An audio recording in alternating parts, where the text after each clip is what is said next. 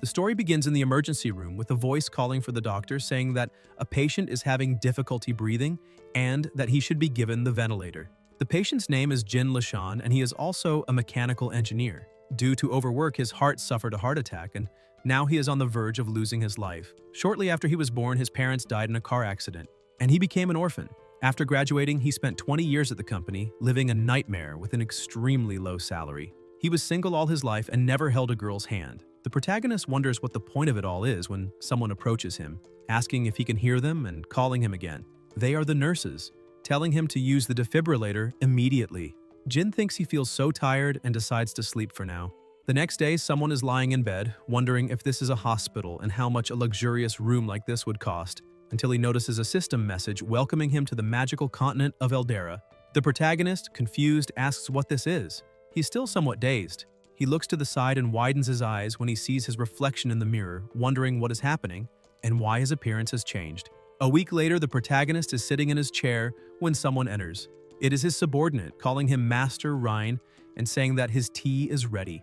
The protagonist thanks her and thinks that after about a week, he has understood his new position. He was reincarnated and became this man named Rhine Edgar. He is the third son of Grand Duke Alfira Edgar, with one brother and one sister, and remembers when they were at the dinner table and his brother insisted on eating and not going hungry while growing, telling him to drink this because he spent a lot on this magical water, and if he drank it, it could increase his magical power. In the present time, a lady arrives saying that this is the new coat his mother made for him and to try it on to see if it fits.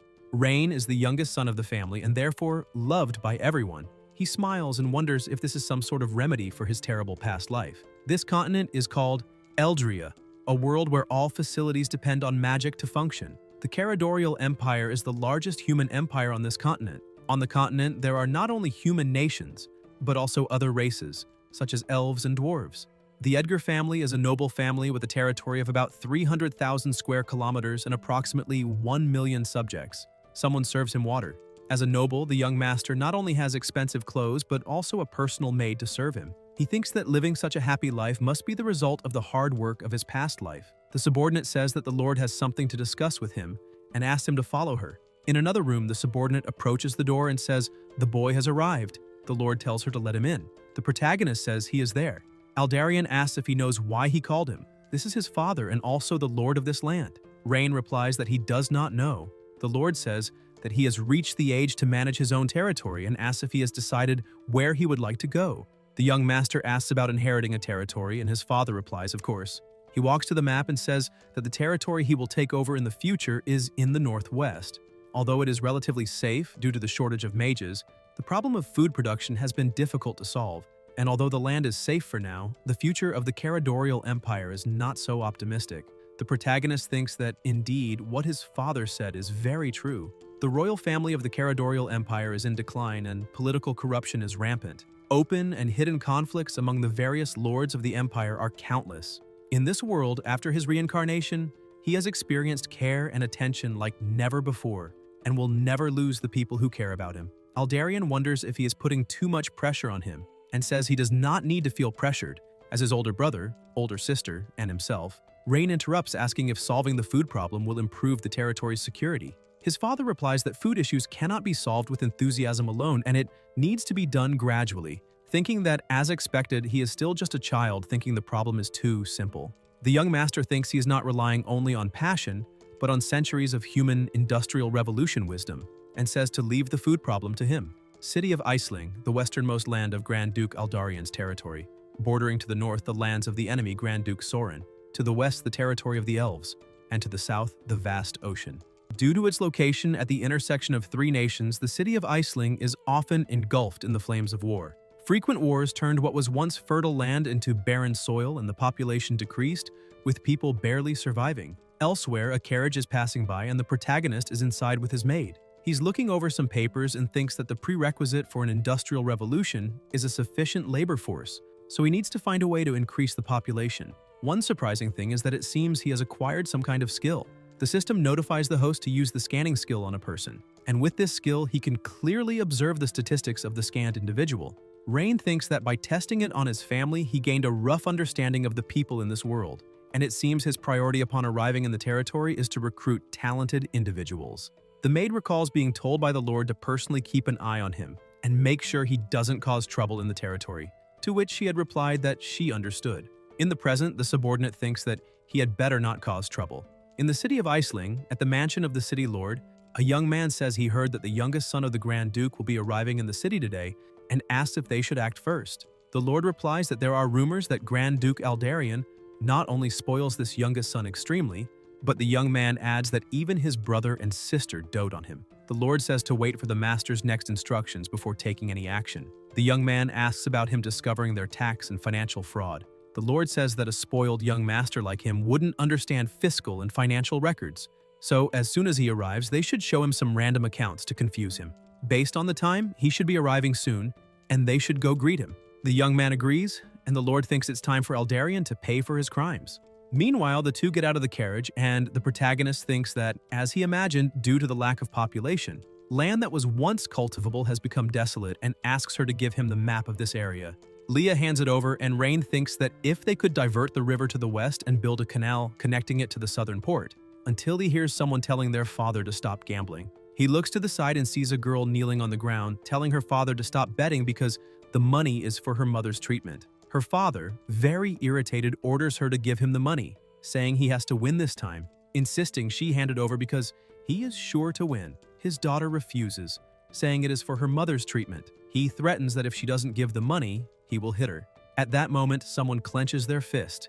It's the young master who punches him in the face, knocking him to the ground. The protagonist stares at him and says that hurt. The maid tells him to wait and that if he intends to hit someone next time, he should warn her in advance so she can prepare protective gear. Rain replies that it was an impulsive act and there was no time to wait, and asks her to check the girl's condition because he's going to have a word with that scum. The man is on the ground holding his face. The young master approaches him and asks about using the money meant for his family's survival to gamble and even hitting his daughter if he has lost his mind. The man asks who he is. The protagonist replies that who he is doesn't matter and warns that if he hears he went to the casino again, he will have someone cut off his head asking if he understood. The man runs away, saying he won't do it again and will never gamble again. Rain asks the girl if she's okay and thinks he'll check her physical condition using the system. The girl thanks him and says that if the money for her mother's treatment had been taken, she wouldn't know what to do. The young master watches her in surprise. Upon seeing her stats, he finds her name is Lillian A. Lore. She is 17 years old, and although her stats are not high, she has a natural affinity for agriculture and needs to be recruited. She will be essential for farming in the future. He tells her that since she is going to the city to find a doctor for her mother, she can ride in the carriage with them, as they are also heading to the city. Lillian says she's dirty and would soil his carriage. The protagonist replies that it's just a few wooden boards put together as transportation. Cleanliness doesn't matter, and besides, he wants to ask her something. How, with such severe poverty, can there be a casino there? Last autumn, the Grand Duke of the enemy nation Soren attacked the city, causing the death of many soldiers. This spring, a major flood destroyed much of the land and crops. The citizens' lives became hell, and even getting a meal became difficult. As they walk through the city, Rain thinks he needs to conduct a census to find out how much productive labor they have. They first head to the property of the lord of the city of Iceling to see how much reserve money is available to use as development funds. He asks if she knows where the city lord's estate is. Ilore replies that the estate is located until someone approaches on horseback, telling them to get out of the way, calling them peasants, and ordering them to disappear from his sight immediately. The maid pushes her master aside, telling him to be careful. The rider speeds past on his horse, shouting for people to move. Leah glares as he passes, then notices she's holding onto him and asks if he is hurt or feeling pain anywhere. The young master replies that, thanks to her, he's fine, and asks if she knows who that was. Lillian answers that the man is the young master of the Edwin family, and that all the casinos in the city of Iceling belong to them. The protagonist asks about all the casinos in the city and whether that means they must be rich. Ilore says yes. Rain smiles, thinking that's great. He was worried about where to get development funds from. He tells her to take them to the casino. Lillian warns him not to go there, saying that if they do, the casino will take all his money. The young master reassures her not to worry, as the casino cannot beat him. Ilore watches him, wondering how powerful he really is.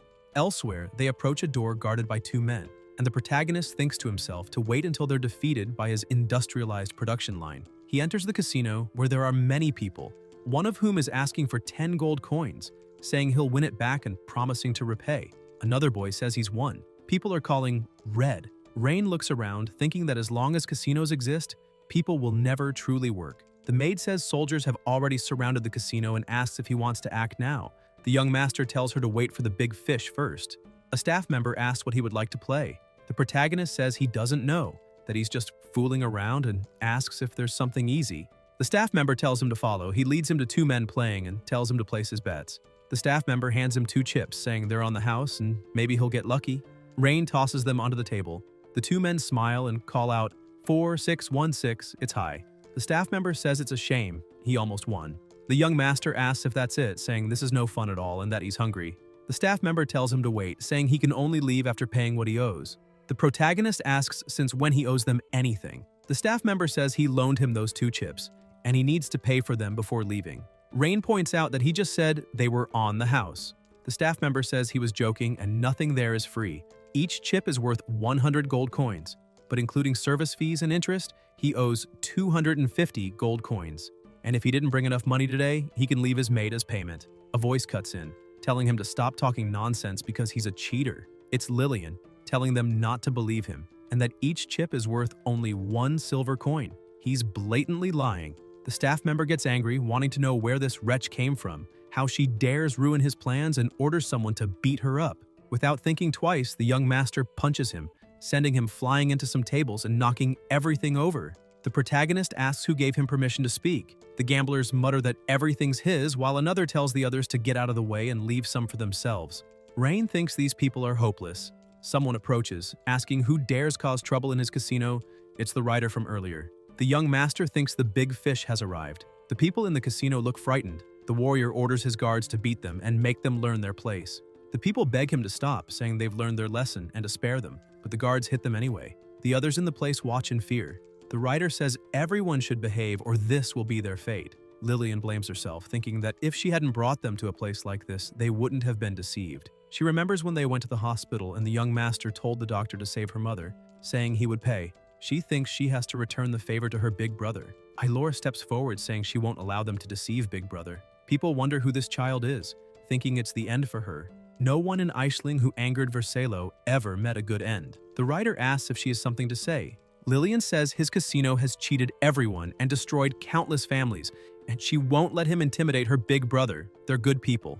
Vercello moves in to attack, and Ailora thinks she's about to be beaten. She slowly opens her eyes, realizing the protagonist has grabbed his hand, stopping the blow from landing. He notes his stats and realizes that not only are his attributes bad, but his loyalty is only 5. This Eldrin family could start a revolt at any moment, and he needs to be careful. The knight asks if he also seems to dislike his attitude. Rain replies that no, in fact, he likes his way of acting. Only the strong can survive in this world, and whoever wins the fight takes everything. Vercello laughs and asks if he still intends to oppose him, and if he knows who he is. The young master replies that he doesn't need to know who he is, only one thing. The protagonist claps his hands and his guards enter. He says that since he has now won the fight, he will take whatever he wants, and his words are the law. Elsewhere, a voice says he hopes Ryan will like his daughter, and another calls him Lucas, saying he heard he made a lot of money recently. Lucas replies that it's all thanks to the city lord. A man wonders if he intends to take advantage of the Grand Duke with his daughter, recalling when he told a subordinate to give him a little scare during tonight's banquet, thinking he's naive. In real time, a girl approaches and offers him a toast. The man thanks her and wonders where Vercello went, since if he were here, they could build a better relationship with the Grand Duke's son and give him some leeway. They can't rely too much on this worthless city lord. Someone says, "Your Highness, Ryan has arrived." He enters, and the head of the Raven family says he bought him some gifts, while the head of the Router family says he brought his daughter and asked him to take a look. The young master says that if everyone is ready, they will begin. The subordinates approach with a poster, placing it on the floor. They look at the image and wonder what it is, asking if it looks like a house. The protagonist says that this is the design for a dam he drew this afternoon, and they will make sure it is feasible during construction. The family heads wonder about baggage and whether it's for catching fish. Rain tells them not to worry, as he will explain now, and asks his maid for the map. He continues, saying that he took a look this afternoon at the geographical location of the city of Aisling. There is a major flood every year due to the river north of the city. If they build a dam there, they can stop the floods during the rainy season and irrigate the crops during droughts. His Highness thinks it's a great idea. If they can really build that dam, Aisling's agricultural production will improve greatly. It seems the Grand Duke's son is no simple man. The head of the Raven family asks what that has to do with them. The young master says he needs money. Every construction requires money. A man says they are poor too. and the Ravenhead agrees. The man thinks that although he's smart, he's also very naive. Does he expect these leeches to finance him? That won't work. The protagonist says not to tell him they're poor. He has a good way to make money and will share it now. He raided a casino this afternoon and won about 50,000 gold coins and asks how many other casinos there are in Iceland and if anyone knows. The family heads wonder if he raided a casino. That means they won't be getting a share this month. They ask which casino it was and hope it wasn't one they invested in. And all the casinos in Iceland are managed by Master Adrian.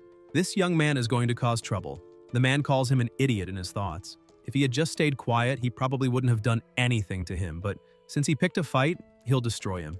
He says that raiding a casino breaks the laws of the Caradorial nation, and the nation's laws must not be broken. People agree, saying it's not right, that Adrian is correct, and those casinos are legal businesses. You can't just rob them because you want to. They ask how he could do such a thing. The man thinks he's very naive and doesn't know how to control people. Rain says that they pretend to be poor when asked for donations and refuse to make up for it, and he knows all about their involvement with the casinos. He'll give them one last chance. Either they give them up now or he'll take them himself. Adrian says that if the Grand Duke learns about his behavior here, he won't forgive him easily. Those around agree, telling him not to play with this and to know his place. The young master says that if he wants to talk about the law, great, then arrest them all and they'll discuss the law today. The casino guards are tied up. The man wonders why these two are here. Weren't they always on Versilo's side? Unless. The protagonist asks if he knows these two. Adrian says he's never seen them before and asks what this means. Rain sits down and tells him not to be alarmed. It's no big deal, they just tried to eliminate him this afternoon. Thinking back, they had said that in the city of Iceland, the powers could darken the sky with just one hand, and that they had someone in Iceland supporting them. The master tells them to untie the two and see if they remember anyone from the group. People watch and wonder if these two aren't Versilo's followers, and Rain has just said they tried to eliminate him. It seems the master's luck has run out. Adrian thinks that if these two say anything, his entire family will be ruined. He grabs a knife, demanding to know how they dared attack the Grand Duke's son, calling them trash and telling them to pay with their lives. The two are struck down, people look on in shock, and with the two defeated, the master feels relieved. He says he was overcome by anger and acted impulsively after hearing about the assassination attempt and tells Ryan to punish him however he sees fit. The young master puts a hand on his shoulder and says that with such a strong sense of justice, Adrian truly is a great noble. Adrian replies that he only did what he should have. The protagonist says to bring in the real culprit, and he'll see if there are more outstanding nobles like him in the group. They bring in Versilo tied up, telling him to take his hands off them and calling him trash, saying his father is the greatest noble in all of Iceland, and when he's freed, he'll tell his father to defeat them all. The Lord notices he's been captured and realizes that's why he couldn't find him. Aloran demands to know how he dares eliminate his servants, saying he's completely done for. He calls him trash and says that once he's free, he'll capture and torture him, making him beg for death. Rain asks if that means he not only wants to eliminate him, but also torture him.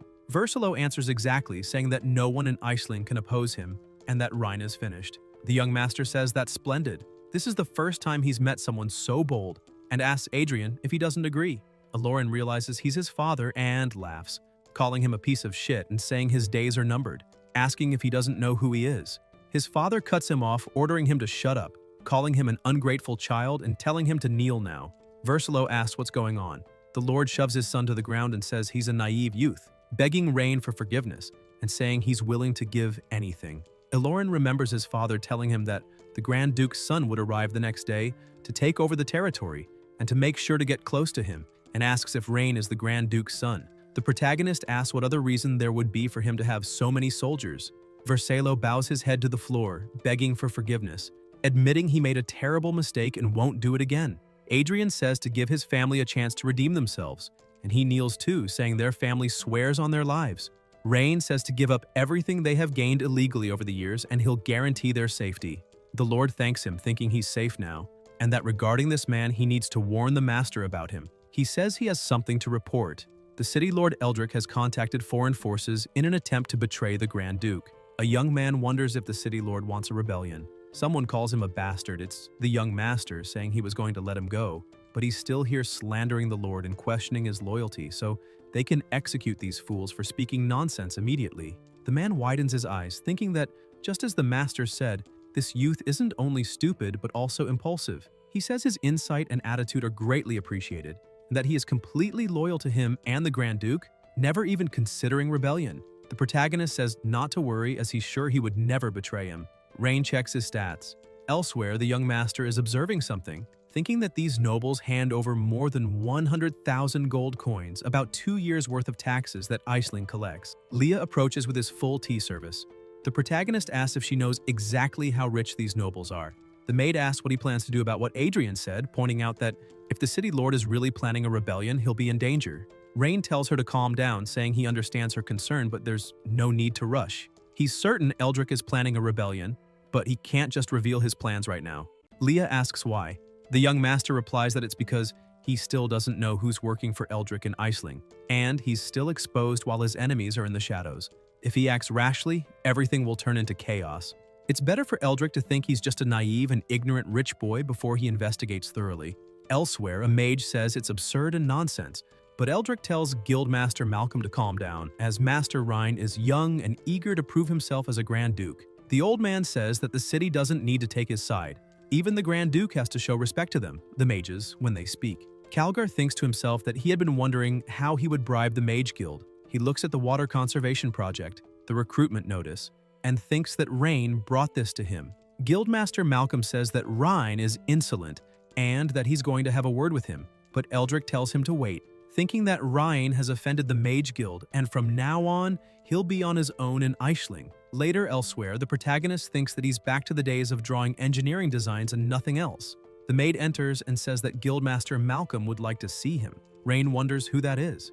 The mage asks what this means and why he is insulting the Mage Guild like this. The young master asks what he's talking about, and when he supposedly insulted the guild, the guildmaster shows him a sheet saying the project does not accept applications from individuals who are mages, physically weak or elderly, and tells him to stop acting like he doesn't know. He's the one who made this recruitment notice. The protagonist replies yes, saying he's building a dam, and asks how that's an insult to their guild. The mage says that the recruitment notice clearly states he is refusing applications from mages, and there's no way that isn't a provocation to the Mage Guild. Rain wonders if the world here is so ruthless that even mages take jobs that require physical strength. The guildmaster says that if Rain doesn't give him a reasonable explanation, all the mages in the guild will refuse to work for him from now on. The young master asks the system to show his stats and sees that his loyalty isn't low, so it seems someone may have provoked him. He says it's a misunderstanding, that he didn't mean to disrespect the Mage Guild, and that there are 3 reasons for not hiring mages this time. First, their mana capacity per day is limited, so they might not meet the deadline. Second, it's simply much more expensive to hire mages. With the same amount of money, he could hire 10 physical laborers instead. Third, most mages live comfortably as part of a guild. Malcolm says that civilians, however, don't have a safety net, and as the city's lord, Rhine should give them special consideration. And, with all due respect, magic is the law in this world. The protagonist says that those without magical talent deserve to be beneath mages, and that's correct, but he doesn't like it. The mage says that starting in Aisling, he intends to make everyone understand that mages are no different from civilians, neither superior nor inferior, and suggests Rain change his stance if he doesn't want to make enemies. Leah approaches with her dagger drawn, and Rain tells him to be careful with his tone. Otherwise, his maid will invoke the law of insulting nobility by cutting his throat. Grimlock says that's absurd, but the young master says it's not absurd. This law really exists. And if he doesn't believe him, he'll have his maid cut his throat and watch the court rule in his favor. He asks, "How about that?" Malcolm apologizes, asking him to spare his life. The protagonist thinks that even in a situation like this, his loyalty hasn't dropped. He really doesn't realize he's being used, and he's naive. Rain tells his maid to let him go, and the mage thanks him. The system notifies him. Beginner mission to use the investigation skill on 10/10 people completed. Beginner reward package for the host is now available. New mission unlocked. Obtain 5 high-level characters. New functions available. Rain thinks that he's finally completed the system mission and will now see what reward he's earned. Elsewhere, Eldrick asks if everything went well. The mage tells him not to say another word. The young man not only didn't listen, but even kicked him out. Calgar says he has an idea. Not only will he change the young man's mind, but he'll also make him more respectful toward him. And when those peasants refuse to work for the master, he'll have no choice but to ask for his help. Malcolm asks why those people wouldn't work for the master when he's offering good conditions. Eldrick replies that the young man will be disappointed in those peasants if they all turn out to be lazy. The mage says no way. He'll just be disappointed in him for refusing to hire mages, and asks why Eldrick would try to sabotage him with that. Calgar tells him not to worry, saying those peasants are useless anyway, and asks why they'd be starving. They don't know how to farm or hunt, and why such useless people would take the idea of helping the master build the dam seriously. Malcolm says they might as well try his idea.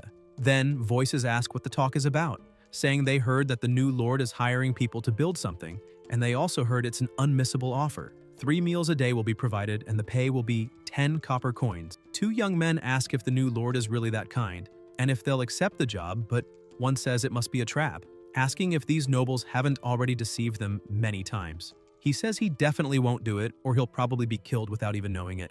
Then someone approaches, telling them not to dare slander His Majesty. It's Lillian, saying His Majesty told her personally that he's going to try to make everyone's life better. People start laughing and ask what a little girl like her could know. They all burst out laughing and ask if she likes that pretty boy. Alora says that she and her father want to join the dam project. The subordinate taking note says her father will be accepted, but not her. Lillian is confused and asks why not, since she's pretty strong too. The subordinate says she's not even of legal age, and the master said minors under 18 can't be hired. If they take her behind his back and he finds out, he will certainly punish them. He says her father can work on building the dam.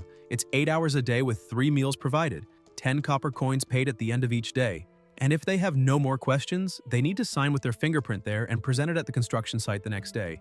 Ilora tells her father he must work hard without slacking off. He replies not to worry, he won't gamble anymore and won't disappoint the young master. She must stay home and take care of her mother since she can no longer work outside because of her illness. The subordinate tells them to wait and come back, so the two stop. The soldier asks if he said his wife is sick. The man replies that his wife is very ill and really can't work. The subordinate asks who said she needs to work. He says the young master declared that family members of any worker on the dam project must be temporarily relocated to the workers' accommodations, which can be considered a temporary residence while they work on the dam, and once construction is complete, they can return home. The man kneels on the ground and thanks him profusely. The soldier tells him to stand up and says he'll send someone to take him and his daughter to the housing, and they can choose where they'd like to live. Excited people tell them to wait, asking if the new lord is telling the truth, and saying they need to register immediately. They can't miss this chance. The soldier tells everyone to form a line, stand in a straight row, and not push. Meanwhile, elsewhere, the protagonist is looking at the system message congratulating him for receiving a lithium iron phosphate battery project and 100 beginner host reward packs. Rain thinks about the battery project and wonders what the hell he's supposed to do with it without an electric generator. Do they expect him to carry the batteries and get struck by lightning to charge them? More notifications arrive telling him to train and obtain 5 high-stat characters. The young master wonders where in the world he'll find 5 high-stat characters, thinking he might train his maid. But after looking at her stats, he sees she can't grow any further. He figures he'll have to go into the city to look for talent again. Then a voice says, Lillian is here to see him. He tells them to let her in. The girl enters and says something strange is happening at the construction site. Everyone is slacking off. The protagonist asks about slacking off.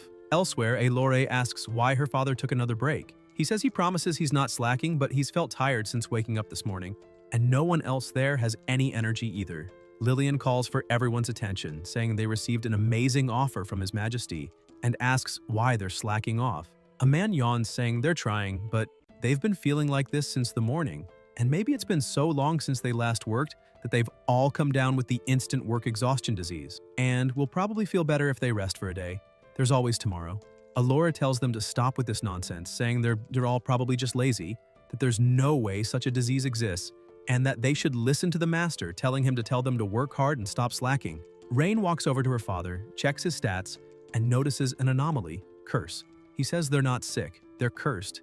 Everyone falls silent. The young master looks at the system's explore function, thinking he had planned to use it when the dam's construction began, but it seems he will test it now. The system shows that through Explore, the host can analyze the condition of rocks, strata, formations, minerals, hydrology, and terrain features in a specific area.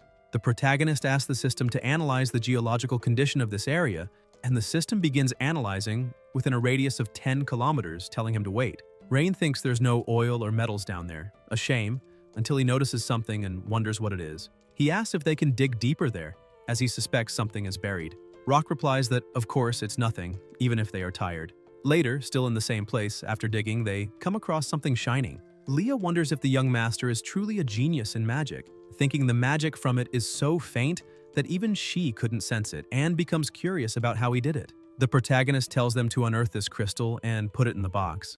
He then asks what people normally do when cursed. The maid replies that they can go to a church and ask a priest to remove it, or they can seek a high-level mage from the Mage Guild. Rain asks if she said Mage Guild. He then tells Lillian to follow him and bring her father, as they're going to find a priest. She asks if her father is really cursed. The young master replies yes, and that whoever did it won't get away with it. Later, at the church, the nun welcomes them. The protagonist thinks that since he's asking her to treat someone, he should first make sure she has good loyalty. The system investigates and shows her stats. Rain is surprised, wondering about her being an elf. She's not even human. The nun says she is Saint Ayuria of the church, and asks what she can do for him. The young master says that the man there seems to be cursed and asks if she can do anything about it. Thinking her loyalty seems good and deciding to let her take a look first. The saint asks to inspect him. She opens her eyes, releasing a bright light, and says, "He's right. The man is indeed cursed." The protagonist asks if she can remove it. Ayuria releases energy, making a magic circle approach and enter his body. Rock, excited, says he feels like a new man, that he's going back to work right now and will do all the work he should have done today and more. Rain tells him there's no rush. It won't be too late to start after they deal with this first, and says they found this at the construction site, asking if she knows what it is. They open the box, revealing the crystal inside. The saint says that black crystal is the most common type of magic crystal. An enormous amount of magic was stored to make the curse effective. However, it seems more like a prank than a true curse. The caster could have killed someone with the same amount of magic, but instead only made people tired. The young master asks if it's very easy to make such a crystal. Ayuria says it's very easy for a high-level mage to make one and hide it daily at the young master's construction site.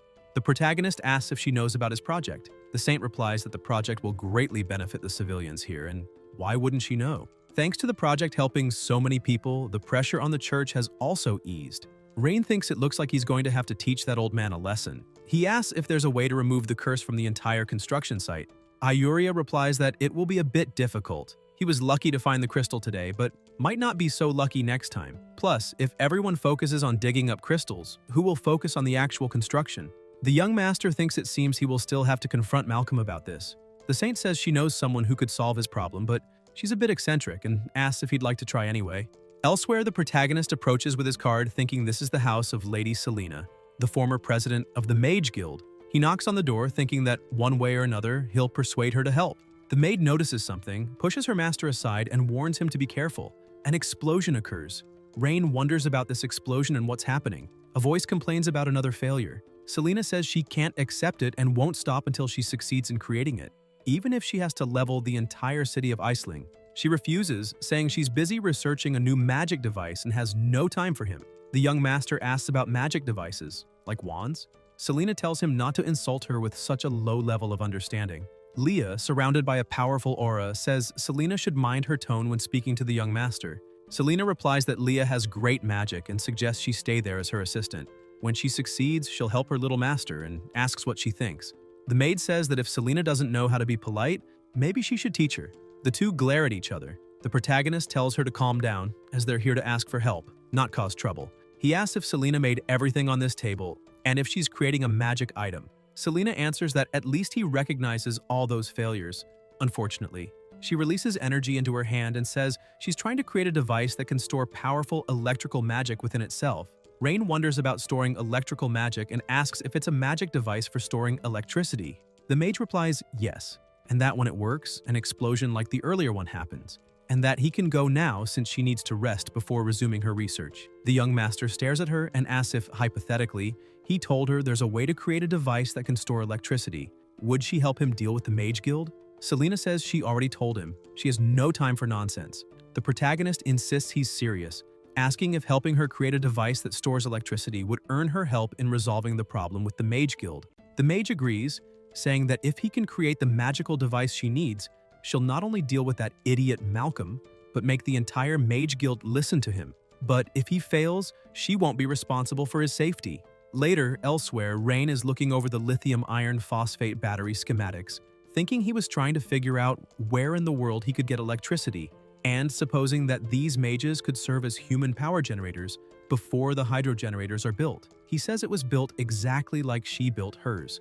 Selena warns him again. There's no way. Those stones store magic and would explode if even a bit of magic were used. The young master tells her not to worry, saying this battery has a capacity of 185 Wh and tells her to show how much she can charge it by releasing electricity. The mage says she'll see if it's truly as powerful as he claims. She touches the battery, releasing her energy, and is surprised, asking if it didn't explode. The protagonist says that's all, and it's not even half of what the battery can take. Selena calls him a brat, saying she'll wipe that smirk off his face. He knows nothing about magic. Later, in the same place, the mage is exhausted from pouring so much magic into the battery without it exploding, wondering if this thing really can store her magic. Rain crouches next to the battery, thinking that's enough to power an electric vehicle for over 3,000 kilometers, and she managed to charge it to 87% on her own. Now he truly has a portable human battery, his beloved portable Mage Guild battery. It's time to show his talents. The mage asks if he can use electrical magic too. The young master says not only can he use electrical magic, but he can also make anyone in the city of Aisling able to use it. Selena calls that nonsense, asking how magic could be learned so easily. The protagonist says he has a magic device even more powerful than this battery, and if she's willing to help him, he'll show her a world where anyone can use magic, and asks what she thinks. The mage repeats his words about a world where anyone can use magic. Elsewhere, Malcolm sits thinking it must be about time for the young man to beg for help. Selena approaches and says it's been a while. The mage asks why she's there. The sorcerer says he's got some nerve, asking if he's daring to stand against the young master of the ducal family, whether he's trying to rebel or something. Malcolm asks what she's talking about, saying he'd never dare think of something so dangerous. Selena grabs his shirt and demands he spill it, asking what dirty tricks he pulled at the young master's construction site, warning him she's short-tempered. The mage says he'll talk and begs for his life. He gathered all the mages from the association and told them the Lord disrespected them, making them furious. Then he had them create crystals that could cast curses and used teleportation magic to place them under the Lord's construction site. This made the common workers exhausted, hoping the young master would think they were lazy and useless. Eventually, the Lord would apologize to him and agree to work closely with the Mage Association from then on. That's all, and he swears he had no other intentions. The mage calls him an idiot and asks if he didn't even realize he was being used. Malcolm asks who used him. Selena says that's enough and tells him to go call those troublemaking mages immediately. The mage replies that he understands and runs off. The sorceress takes out a card and summons the protagonist, telling him she has dealt with the Mage Association's problems for him. Rain thanks her. Selena asks if he needs her to deal with Eldrick, saying she can make him disappear without leaving a trace. The young master replies that's not necessary, as Eldrick is not a threat. In fact, he needs his help to lure in an even bigger fish. The mage says that since everything is settled, she'll withdraw, and asks when they can start working on the new projects he mentioned, telling him to call her when ready. The protagonist says they can have the Mage Association members charge the batteries. Elsewhere, Eldrick says it seems that Brat has taken control of the Mage Association, and asks what they'll do now. The hooded man replies there's no need to rush, as there's little more to worry about with the Mage Association in Aetherland City, and to forget those little mages. The real concern is that mysterious dam project. If dam works, as the young man claims, it could revitalize the people of Aetherland, and they can't allow that to happen. Calgar tells him not to worry about dam, as he has already set a trap for the youth and has been secretly pressuring the grain supply nobles to raise prices according to his wishes. The hooded man asks if he's sure those nobles will help. Eldrick replies that the young man made them spend money at the banquet, but he can make them take it all back. They may betray him, but they will never betray their own money. He flips a coin and says that boy doesn't have enough money to keep the dam project going until it's finished. Elsewhere, a big man kicks a girl, saying that if she can't pay, she has to leave. Lillian on the ground asks how they can set such high prices, saying that yesterday 2 sacks of grain cost 1 gold, and how can 1 sack now cost 2 gold coins overnight? The big man tells her to stop complaining, it's his grain, he sells it for whatever price he wants, and if she can't pay, she should leave. Elore remembers when she told the young lord to leave grain purchasing to her, as she could get the lowest price to save money, and he replied he would leave it to her. Lillian says they're greedy bandits, and asks if they aren't afraid of how the Lord might deal with them. The big man says they are honest merchants and asks what he could do. This is a golden opportunity, and they're just taking advantage of it. The merchant kicks her again, saying if she's out of money, then she needs to get out. At the church, the saint says those humans are becoming more outrageous, thinking that in just 3 days the price of grain has tripled. She tells Ilaria that if the grain is not enough for the people to survive the winter, she should take the supplies inside first, and she'll figure out the rest, telling her to take that money and, when leaving, to collect the usual amount. Ilaria asks if that isn't too much money, saying it normally costs 1/3 of that. Hyuria tells her to do as she's told. Suddenly, someone moves quickly, creating a strong wind. It's the maid. The protagonist approaches with a bag of money, asking if she would like to make a deal. The saint asks what kind of matter he wants to discuss. Rain says she doesn't need to be so tense when it comes to business, calling her an elf. Hyuria asks what he's talking about, saying that's human money. There's no way there are elves here. The young master says she doesn't need to be on guard. He knows they're elves and won't be hostile toward them. The saint asks what kind of business he wants with them. The protagonist says it's about food supplies. The saint apologizes for her bluntness, but says that might be beyond his ability. Rain asks why she says that. She explains that food in the city of Iselin is controlled by the 4 largest noble families, who have held power there for over a century, firmly controlling grain prices in the cities. At the banquet a few days ago, they may have intimidated some people with their iron fist tactics, but those were just small fry in Iselin. The young master asks if she knows Iselin that well. The elf says she has lived there for 120 years, so she knows it well.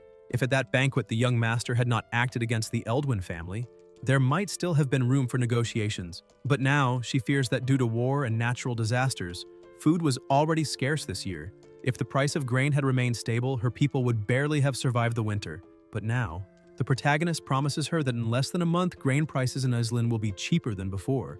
Elsewhere, August laughs, saying it's all thanks to the Lord's support. Klein says that the 4 great Andy families have made an absolute fortune this time. Someone at the table says they should thank the Lord for bringing them into this business. The 2 at the table give their thanks. August says to toast to the prosperity of their business. A subordinate approaches, saying that the young man has sent an invitation requesting his presence at the banquet along with the other 3 lords. The man, startled, asks about a banquet with the young man, wonders if he thinks he's planning to come after them, and asks what they should do, since they only want to profit and not lose their lives. Klein says not to worry, the Lord has already assured them that the grain price increase is completely legal and compliant. As long as they don't provoke the young man, nothing will happen. He bangs on the table and continues, saying that, besides, if all 4 of them go together, there's nothing he can do to them. The grain price is set by them, the merchants. Even the emperor has no authority to interfere, much less the youngest son of a duke. The 3 at the table agree with him, saying he's right, and that if they take advantage of this opportunity, their families won't face poverty for the next 100 years. August says that today they sold a sack of grain for 2 gold coins. If the young man pushes them too much, they'll sell it for 5 copper coins to appease him. If anyone dares to back down, he won't forgive them. They tell him to rest assured, as they'll stand by him until the end and work with him. Klein says that's great, and now they should go change into something more appropriate to attend the young man's banquet. The man asks if they're really changing. Elsewhere, the maid calls for her master. The subordinate says that the lord and the others have arrived. The protagonist tells him to let them in and that he can tell the kitchen to start serving the food. The subordinate replies that he understands. People walk in, entering the room, and it's August and his group greeting them. Rain wonders if they're trying to pretend to be poor in front of him and thinks they still have much to learn, asking if they aren't the nobles who control Iselin's grain supply and why they look so shabby. Klein says they recently heard about his project, which gives great benefits to the people and that they'd also like to contribute. The man says that under their lord's guidance, they not only donated large sums of money to help the project, but also sold the grain from their warehouses at the lowest possible price. The maid thinks these shameless men are trying to deceive her master. The young master says he's touched by their understanding and help in his efforts, and thanks them for their assistance, saying he invited them all to discuss matters related to grain. August says they understand he's been short on money recently, but 2 gold coins per sack is already a loss for them. His group agrees. The protagonist says they misunderstood. What he meant is that starting tomorrow, he's asking if they can raise the price of grain in Iselin to 4 gold coins per sack. They're shocked, and August asks about raising it to 4 gold coins per sack. Rain replies exactly, and that he himself will take a 30% commission, asking what they think. Klein says he's a bit old and his hearing isn't what it used to be, asking if he really just said to raise the grain price to 4 gold coins per sack. The young master says not to forget that he'll take a 30% commission from this deal. August thinks that he believed the young man was just an inexperienced kid, but it seems he's as cunning as they are merchants. And with him being so understanding, this path will be much smoother for them. And if he had known he was reasonable, he would have visited much earlier. But without an official decree, they can't raise the price, because if a rebellion breaks out, they'll only suffer. So he thanks him for understanding and asks when he plans to make this announcement. The protagonist says the documents are already written with the family seal. After they finish the meal, they'll settle it, and he'll make it clear that if anyone dares to disobey starting tomorrow, the fate of the Elderwind family should serve as a warning, and asks if they agree. The group says not to worry, they won't waste his kindness. At dusk elsewhere, the man asks if they shouldn't inform the city's lord about this, saying that raising the grain price beyond the current increase is already unusual. August throws something at him and calls him an idiot, asking if he's gone mad, saying that the more people know about this, the less profit the four of them will make. That brat can't have that much power, and he thinks he's only using them for his own benefit. He says the grain price issue will stay between them. An unimaginable fortune is right in front of them, and anyone who doesn't take advantage of this opportunity is a fool who deserves misery. The man says he's never seen such a good opportunity in his life and feels foolish for worrying too much. So from now on, he'll follow his lead, united until the end. Klein laughs and says that's great. From now on, they'll stick together and he'll act quickly before the announcement is made to collect all the grain from those small merchants outside. This time, they'll profit more than ever. Elsewhere, a voice calls him a traitor and asks if he didn't promise to lower the grain price. It's the Saint, asking why he's conspiring with those idiotic merchants, and says that today she'll show him that elves are no joke. Lillian tells her not to act like that because he promised the price would drop. Iuria says he's conspiring with the merchants and asks how the price will ever go down. Ilora says to trust him and believes he has a plan. The Saint looks down and asks if he's really going to raise the grain price. The protagonist says she doesn't need to worry about that. The price won't stay high for long. In less than a month, the grain market will completely collapse. Iuria says that's typical of an inexperienced youth, and he has no idea how cruel the world can be. She's lived almost 200 years and has never seen grain prices go down after rising that much. Rain says he'll ask her something. If she had pointed a knife at their throats. For now, she thinks the price would drop by a single copper coin, maybe 10. The Saint replies that even so, he can't raise the price to 4 gold coins per sack. When it was 2 coins, some families could still buy and barely survive. If it goes up to 4 gold coins, they won't be able to pay and will be wiped out by starvation. The young master says that at 2 gold coins, they'd starve to death. At 4 gold coins, they'd still starve to death. So, for the peasants of Iselin, there's no difference between 2 and 4 gold coins. Either way, they'll die of hunger. One just takes longer than the other.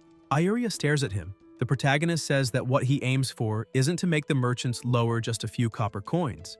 That would be insignificant. He's going to make those merchants lose everything. Houses, families, everything. 7 days later, a voice is saying that during charging, some lithium ions detach from the lithium iron phosphate, and it's Rain, who also says they travel through the electrolyte to the negative electrode and embed themselves in the carbon material present there.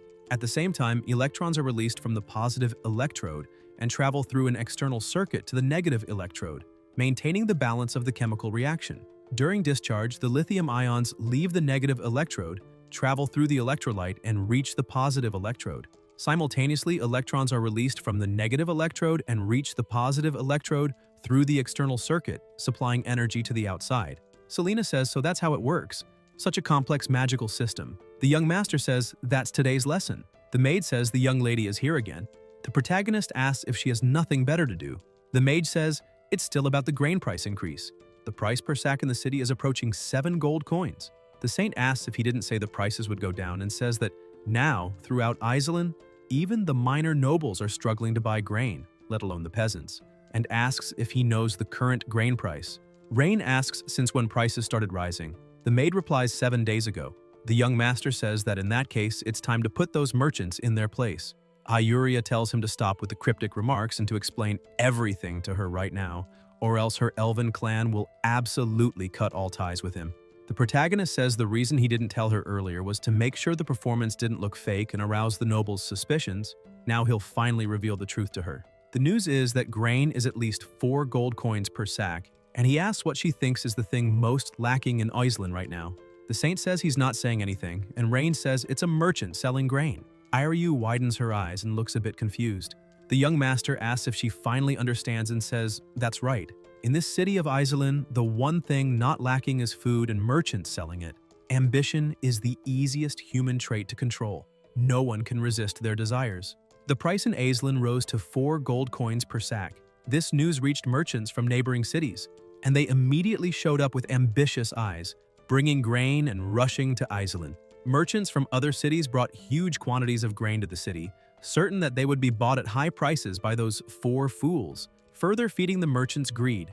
Now, the city of Iselin is the city with the greatest grain empire. All merchants lose their senses when faced with a 10,000% profit, keeping only 2 words in mind: get rich. The protagonist says that after today, the 4 noble families of Iselin will be nothing, and tells his maid to spread the news throughout the city that the Holy Maiden is selling the church's reserve grain because she disapproves of the Lord's methods. The price will be 1 gold coin per sack, and she should make sure everyone knows. Ayuria tells him to wait and asks why he's giving her such a reputation. Rain replies that it's because she doesn't have any grain and asks how she's going to sell it. The saint says she also doesn't have that much grain and asks if he wants her to sell all the grain her people need for winter, saying she absolutely cannot do that as those are the grains her elven tribe needs to survive the winter. Selena says she's being too naive and that if it were her, she'd listen to the young man and sell the grain immediately. Every second lost means money lost. Ayuria says that they elves have no interest in money. They only need the grain. The young master tells her to do as he said, and that her grain will only increase, to trust him, and he counts on the mage and the mage association to seal the city. Selena says not to worry, she won't let a single rat escape from Iceland. The protagonist says it's time to make those greedy merchants pay. Elsewhere, Ryan is reviewing some papers and notices something, asking his maid if there's a problem. She replies that she fears the plan might fail and asks what happens if the merchants hold out for a few days, until all the saints' grain has been sold. The young master says there are 2 types of schemes. One is secret and the other is an open plan. And while you can avoid a secret plan, you can't escape an open one. Those merchants from other cities came blinded by greed, risking everything. They'll fight to get rich overnight. But now, if they learn prices are going to fall, they'll panic and sell everything because being slow means elimination. Elsewhere, a voice says something terrible has happened. The church announced they will start selling their grain reserves to help the people, only 1 gold coin per sack. The man asks what they should do. The merchants say they're screwed. They bought their grain at 2 or 3 gold coins per sack. One of them says not to panic and asks how much grain a church can have, enough for just a few days in Iceland. Klein says to send some people to the church to buy as much as they can.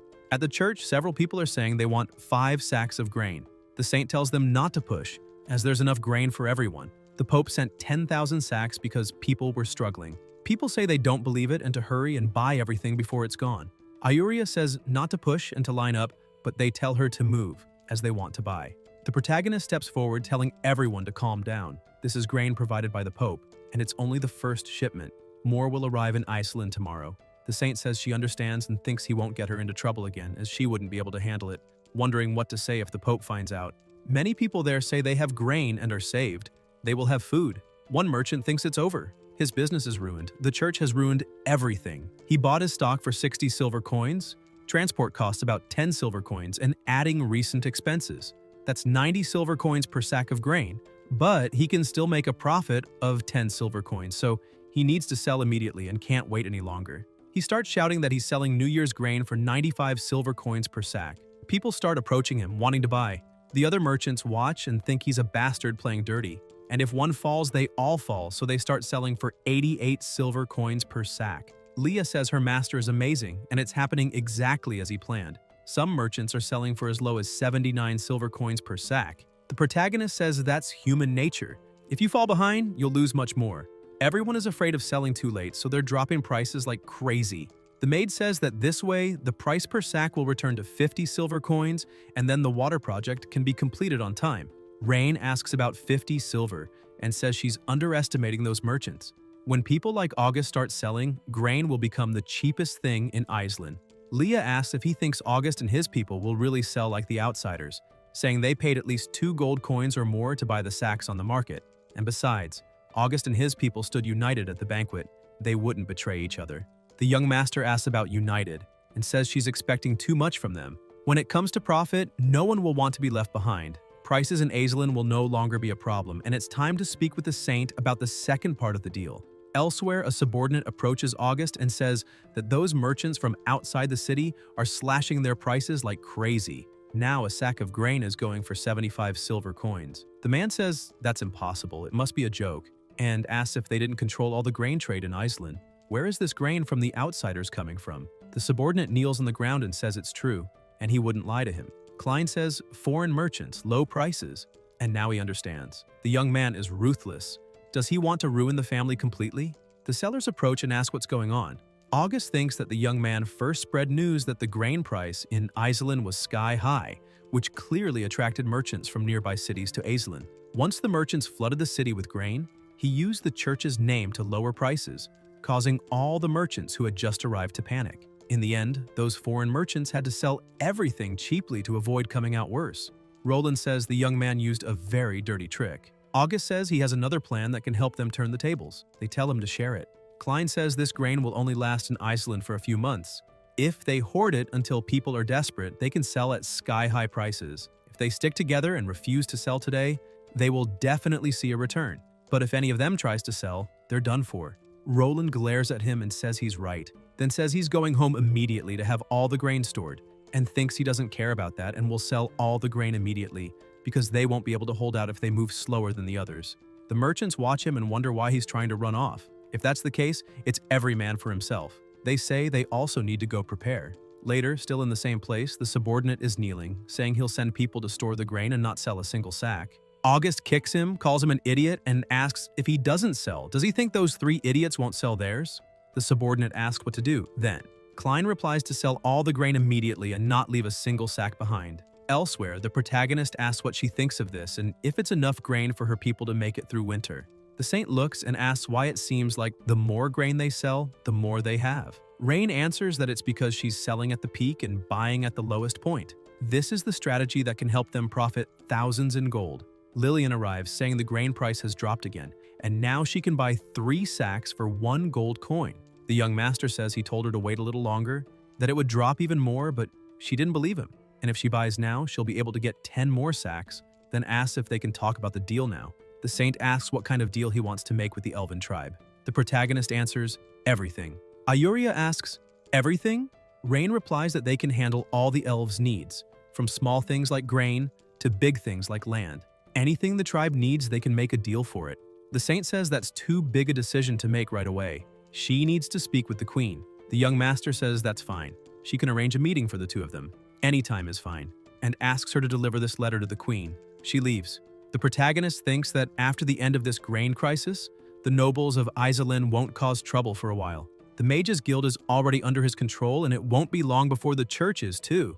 Now the city lord Eldrick only has the army and taxes as his remaining cards. If he can control the military power, no matter when Eldrick tries, he won't be able to escape him, and they need to find a way to infiltrate the military.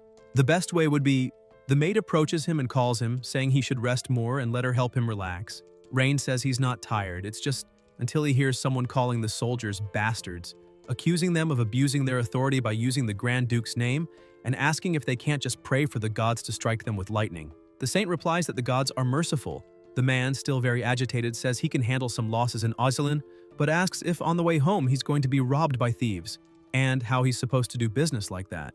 And apparently the Grand Duke, too. The young master approaches him and asks if he's all right.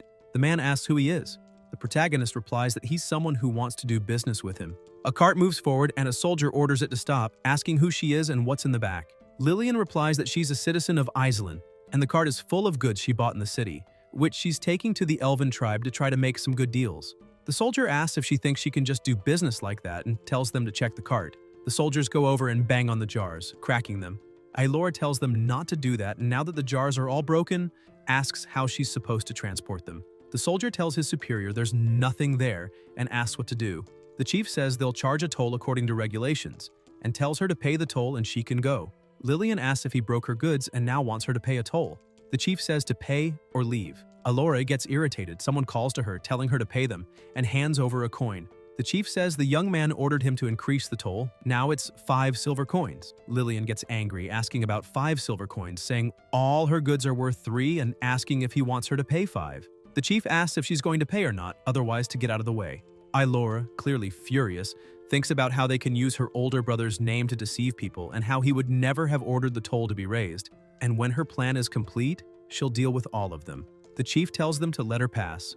The cart moves on. The protagonist says that this young man is impressive, raising the toll that much.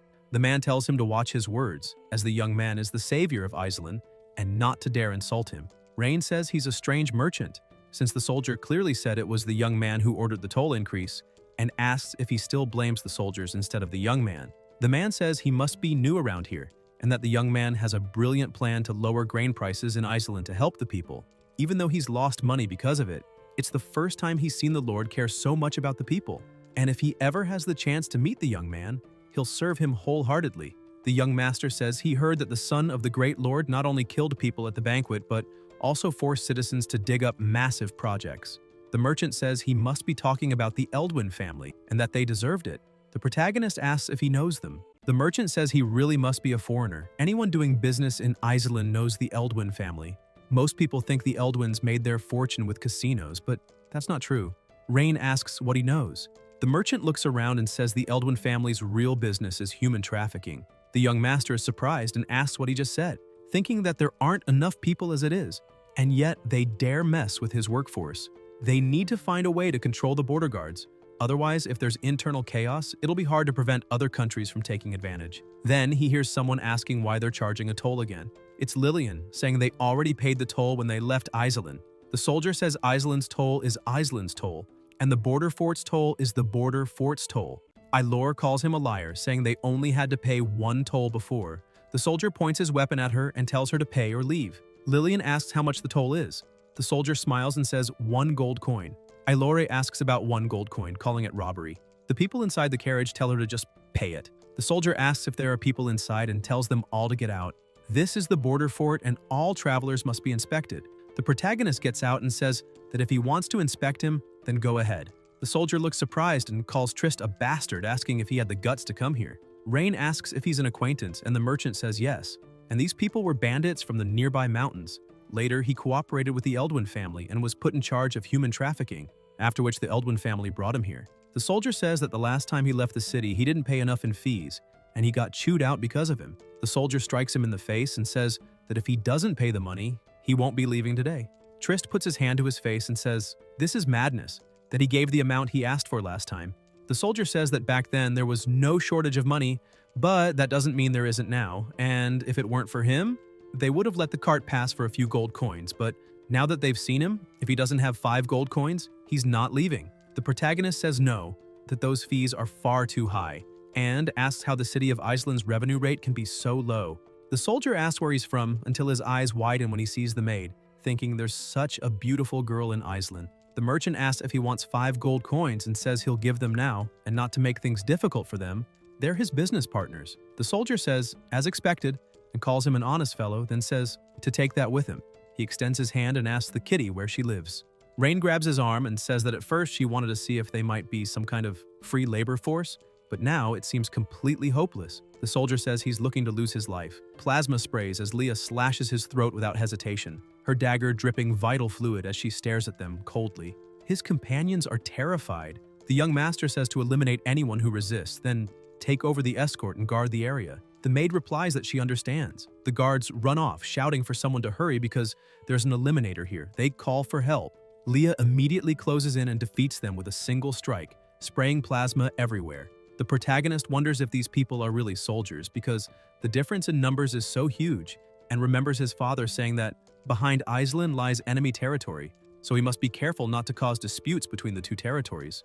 Rain agrees, thinking that fortunately she discovered this major problem. Otherwise, there would have been an imperial dispute and she herself would have only lost. The maid wipes her plasma dagger and approaches the fallen soldiers with the intent to finish them, until someone approaches and asks who dares to cause trouble at Iceland's border. The soldiers brighten, saying that General Caesar is coming and they're saved, and that he can help them. The general asks if they're the ones causing this commotion. The young master looks at the system and thinks that this Caesar doesn't care about loyalty, but he's talented, and asks if he's Caesar from the Holker family with a brother who works in Prussia territory.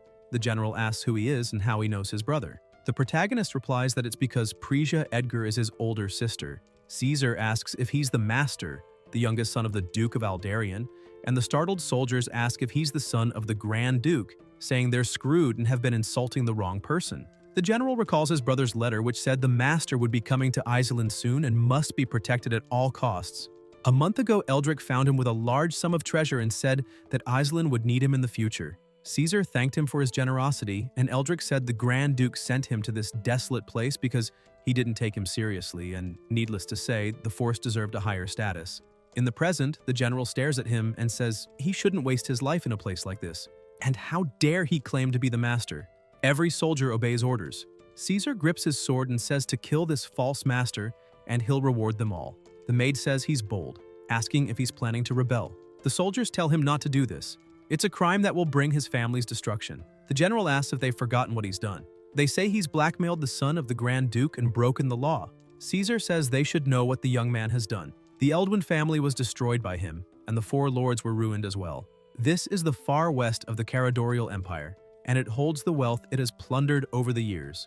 If he takes the young man's head to the Orvis Empire in the north, he could live comfortably as a minor noble. Life or elimination, they can choose for themselves, he won't force them. The soldiers say they should listen to him. The maid thinks these soldiers have already been deceived by him. The soldiers say the general has a point and to follow him. Caesar asks if he has any last words before losing his life. The protagonist says that if they had straightened up, he would have given them a chance at a new life. It's a pity.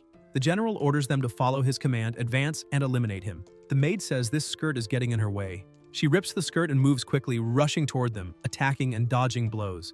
Leah exchanges strikes with the soldiers at high speed until she notices one approaching her master. She immediately attacks. The soldier collapses to the ground. The protagonist tells Caesar this is his last chance and not to be stubborn. The general refuses to change his mind and orders everyone to advance, saying whoever eliminates him will get 1,000 gold coins. The soldiers run as fast as they can, shouting that the reward is theirs, until a bald man is about to strike. He opens his mouth, but the maid kicks and strikes him, taking out everyone nearby.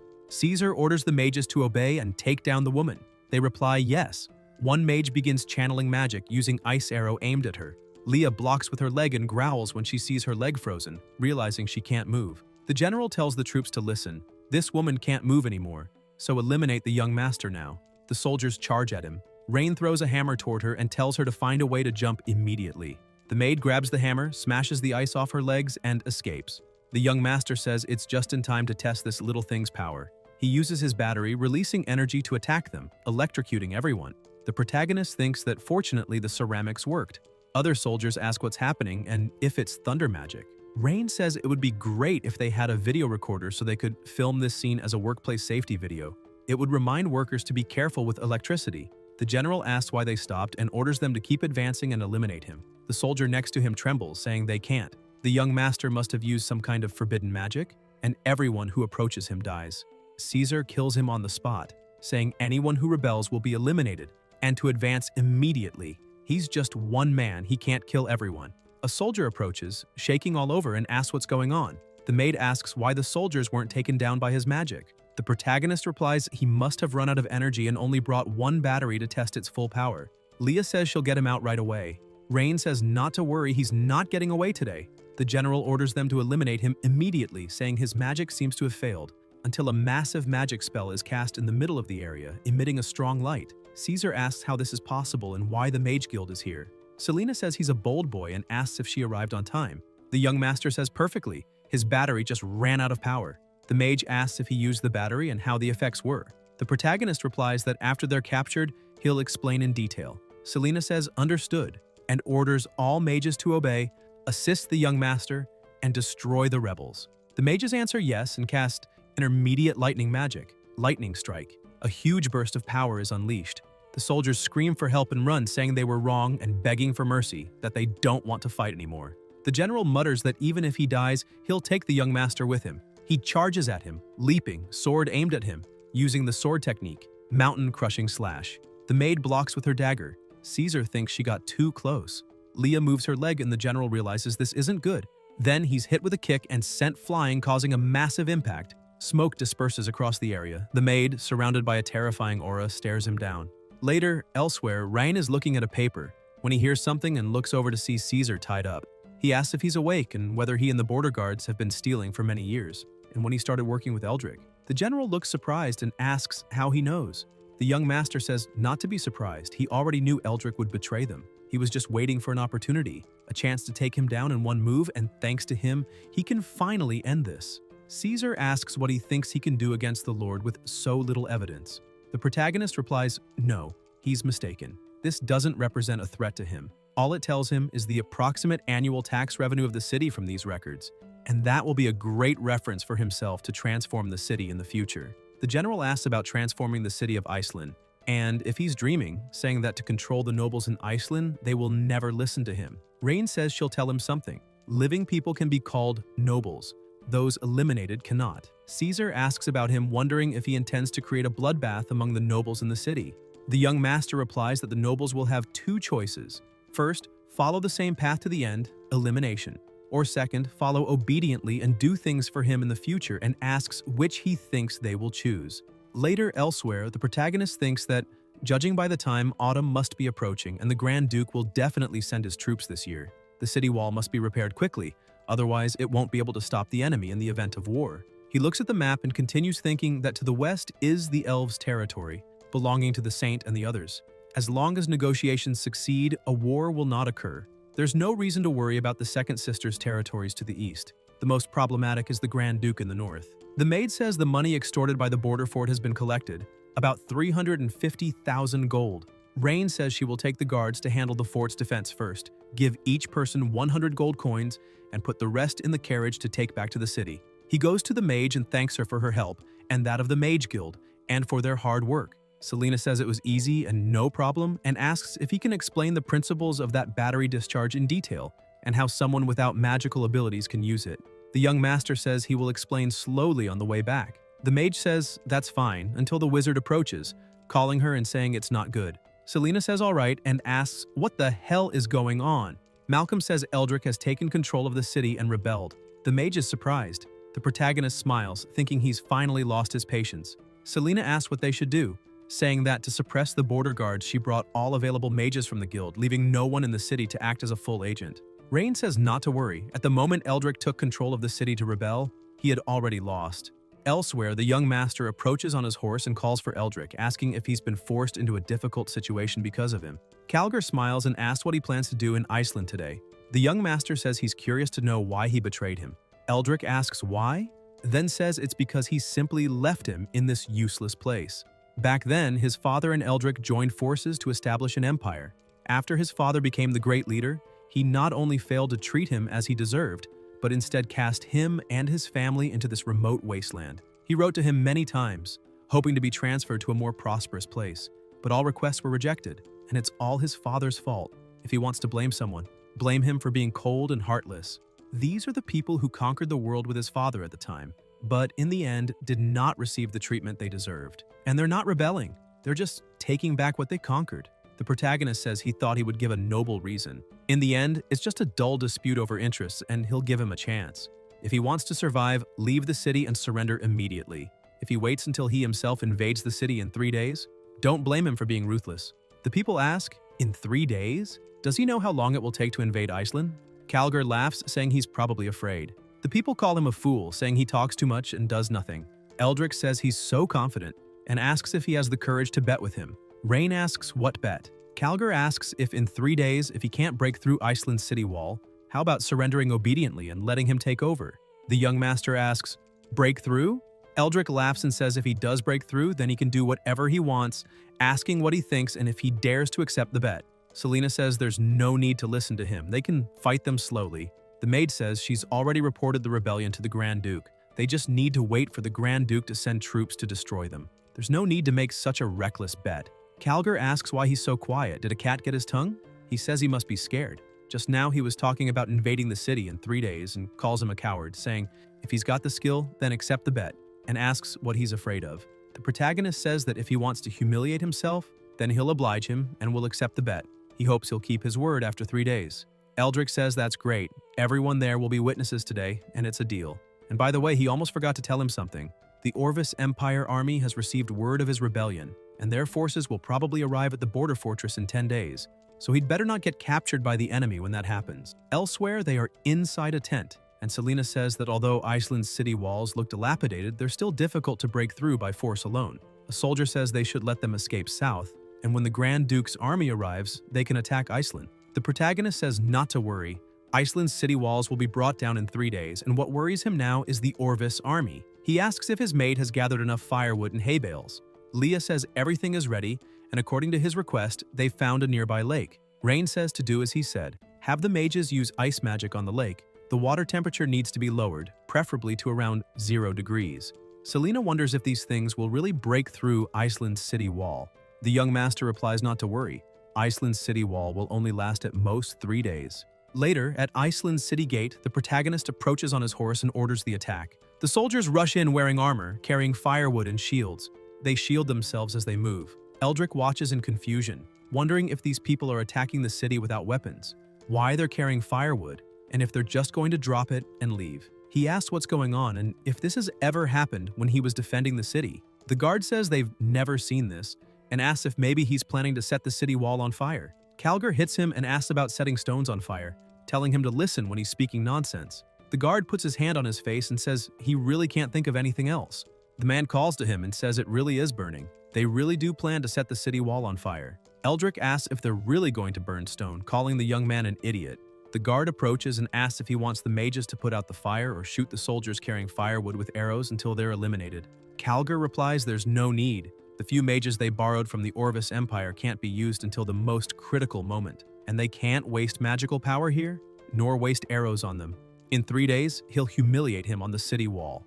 The fire grows more intense. At the city lord's mansion, someone approaches with a report, saying it seems the other side isn't planning to keep setting fires. Eldrick asks if they burned all their firewood for the winter, and tells everyone to come watch the young fool surrender to him. Voices say today is the last day of the bet between the two, and Calgar must have won. It's true. The city wall is blazing hot. Even getting close to it is uncomfortable. The protagonist approaches on his horse with his soldiers, and Eldrick asks if he plans to put out the fire and then surrender. Rain says he's giving him and the other nobles one last chance. Surrender now or lose your lives later. Calgar asks if there's something wrong with his brain, why he thinks they would surrender, and if he's forgotten the bet from 3 days ago. Today is the last day, and if Iceland can't be invaded before sunset today, he must surrender obediently, and asks if he wants to damage his honor in front of both armies' soldiers. An old man laughs and says, that's right, he should be thinking about how to invade the city, and if he'll really go back on the bet. The young master says that in that case, don't blame him, and tells the mage to do it. Selena raises her arm, releasing powerful, intense magic and launching it. Eldrick orders his mages to quickly be on guard. The mage unleashes her strong magic, and the enemy mages cast a magic barrier. A massive explosion occurs. They watch closely, and Calgar laughs, saying this made him laugh. She actually missed her magic shot, and he didn't think she was only capable of that until he notices something, and it begins to rain. The protagonist orders all troops to follow commands and attack. He thanks the mage and holds her, thinking he didn't expect her to be able to cause climate changes. This will help solve droughts in the future. Selena asks if the method will really work. Rain says not to worry. The moment the cold water hits the city wall, Iceland's wall will cease to exist. The maid tells him to look quickly. After the soldiers throw several buckets of water to put out the fire, the wall begins to crack and make noises. Eldrick wonders what's happening, why the city wall is making that noise, and whether this is something only an extremely powerful magic could cause. People ask what's going on and what that sound is, saying the city wall seems to be collapsing. Calgar says it's nonsense and asks how that's possible, until he notices something and they fall to the ground as the wall is broken. The young master says the city wall has been breached and orders all troops to attack. Those who surrender and don't resist can be captured. Anyone who persists in resisting should be eliminated immediately. They may attack. The soldiers charge in with their weapons. Selena wonders if she really caused it to collapse, thinking that even with her full strength, it would be difficult to cause that level of damage. How did the young master do it? The protagonist says it's fine, and to head home. Later, in the same place, with everything destroyed and people lying on the ground, Eldrick thinks he didn't expect him to be so capable and underestimated him, and that he needs to escape quickly. If he can just hold out until the Orvis Empire's northern army arrives, he'll surely survive, until he hears them. The three lords are in front of him, asking where he's going, saying they don't want to lose their lives yet so they can only harm him, and asking if he's trying to escape. People shout that he's truly amazing, that's right. A wall that strong was broken in 3 days. On top of that, aside from a few fools who twisted their ankles while carrying supplies, there were no casualties. The mage says she begs him, please tell her how he did it. The protagonist thinks that if he doesn't explain, she won't enter the city, and says it's based on the principle of thermal expansion and contraction in physics. Selena asks what the principle of thermal expansion and contraction is. Thermal expansion and contraction refers to the property of an object expanding when heated and shrinking when cooled. The principle is based on the law that the state of motion of particles, such as atoms or molecules, inside an object changes with temperature. When the temperature rises, the vibration amplitude of the particles increases, causing the object to expand. When the temperature falls, the vibration amplitude of the particles decreases, causing the object to shrink. Rain says they'll explain the rest after dealing with that idiot Eldrick. After the walls are destroyed, he rides through the area and someone calls out to him, asking to be spared. The young master asks if he's trying to play a trick on him. An old man on the ground calls out, saying he was deceived by Eldrick before being betrayed. His partner agrees, saying they wanted to capture him and make him pay for his crimes. But unexpectedly, he set them up instead. The protagonist says he gave them 2 chances, but it's a pity they didn't take them. The old man says they're willing to hand over all their property, only asking that their lives be spared. Rain says if they eliminate them, the property will still be theirs. The two tremble, and the old man says no one will be loyal after that. That's tyranny. The young master says he's wrong. People aren't loyal to anyone. People are only loyal to their own interests, and they've lived so long, yet still don't understand that. Capture these fools and wait for judgment. Elsewhere, Calgar says he really did break the wall. The masked man asks how he did it. Eldrick replies that it seems the city wall was burned for a few days and then doused with water, making it collapse. The masked man asks what nonsense he's talking about. How could there be such a simple way to siege a city? He says there's no way it could be that easy. He must have used some powerful magic. Calgar says whatever it was, they need to flee. When the young man arrives with the soldiers, it'll be impossible to escape. The masked man picks something up until the protagonist approaches and asks where the two of them are planning to go. Eldrick asks how he got there so fast. Rain says it's thanks to them. When they abandoned the wall and tried to flee, the soldiers following them dropped their weapons as soon as they saw them running away. They didn't resist anymore, so nothing stood in his way. She asks if the masked man is the person behind Eldrick, and if he wears the mask because he's ugly or because his face is scarred. The masked man says he won't be so smug for long. The Orvis Empire's army is already on its way. Originally, if he hadn't destroyed Iceland's city wall, he could have lived for a few more days, but now that the wall is gone, when the Orvis Empire's army arrives, they'll take back all the humiliation from today. The masked man opens an object, and the young master tells his maid to stop him, until he is attacked and his mask is broken. The knife is driven into the wall and pieces of the mask fall to the ground. The masked man stares at them. Leah approaches him and wonders if it's her. The item begins to float. The masked man says his name and that he will definitely return, then disappears from the place along with Eldrick. The maid says she is sorry, it was her fault for being too slow and letting him escape. The protagonist tells her not to worry, as he was certain they would leave an escape route. The problem now is that they don't know his identity.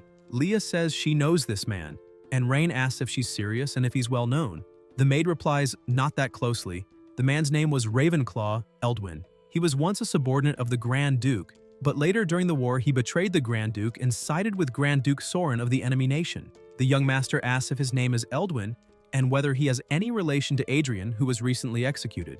Leah answers that yes, originally he was the head of the Eldwin family. Since he did not agree with the master's ideas, he voluntarily left the Eldwin family and joined the Grand Duke. Selena approaches and says the situation is under control, then asks about the Orvis Empire army. She adds that even if all the guild's mages gathered to repair the wall, she doubts there would be enough time. The young man's thermal expansion and contraction magic caused a lot of damage. The protagonist says not to worry about that, he will naturally find a solution. Then they observe the people below. The mage wonders if he really intends to calm the people, but he says he will tell them to avoid panic. Rain uses a megaphone and asks if they can hear him, saying he has something to announce. The Orvis Empire army is marching toward them and will arrive in a few days, and he asks if they heard that correctly. Everyone looks frightened and asks about the army. Selena asks what he's doing. People begin asking if the Orvis Empire is attacking again and if it hadn't ended in the spring, and why they are coming again. Some say to grab their valuables and flee, though they've lived well under the master's rule. The mage says he is too impulsive and that he cannot tell the people such things, and the young master asks why. Selena replies that when people hear someone is coming to attack, they will instinctively rely on the army to protect them. They have no formal military training and it's hard for them to remain calm in the face of danger. The protagonist says she doesn't understand. The ones who must remain calm on the battlefield are the commanders. The ones who least need to be calm are the soldiers. The mage looks surprised.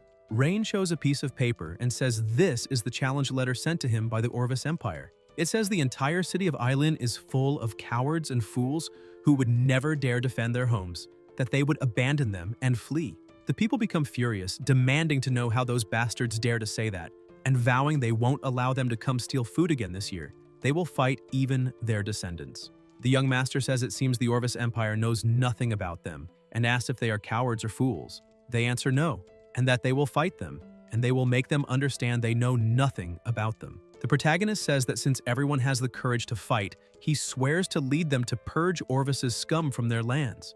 The people cheer. In the Lord's mansion of Iceland City, Rain is reviewing some papers. The maid approaches and tells him to take this cup of tea and rest. The young master replies there is no time to rest. He must find a solution before the enemy army reaches the border fort. Otherwise, the entire city of Iceland will fall into their hands. Leah asks what he said earlier in the day. The protagonist replies that it was a lie to stabilize the city's people. If they panic, they can forget about defending the city. Even an orderly evacuation would become a challenge, and people will do nothing in panic. The maid says to leave the city now and that she can't watch him be in danger. Rain tells her not to worry as he has asked Malcolm and Selena to remove the children, women, and elderly from the city to evacuate in an orderly manner. It is not yet time to give up. He looks at a book and wonders if this is serious, then asks the maid about it. The book's name is Divine Oil, dark green, and he asks if she knows what it is about. Leah replies she remembers it is something that could burn, some kind of material used in witchcraft rituals. The young master notes something. The color of petroleum is quite varied, ranging from deep red to golden, dark green, black, brown, and even transparent. The color of petroleum is determined by the gum and asphaltene content. The richer in content, the darker the color. The protagonist wonders about oil that can burn, and whether it could be the same thing, and he tells them to take him there quickly, as the mansion records say that this oil is in the warehouse. Somewhere else, he orders them to open the warehouse door.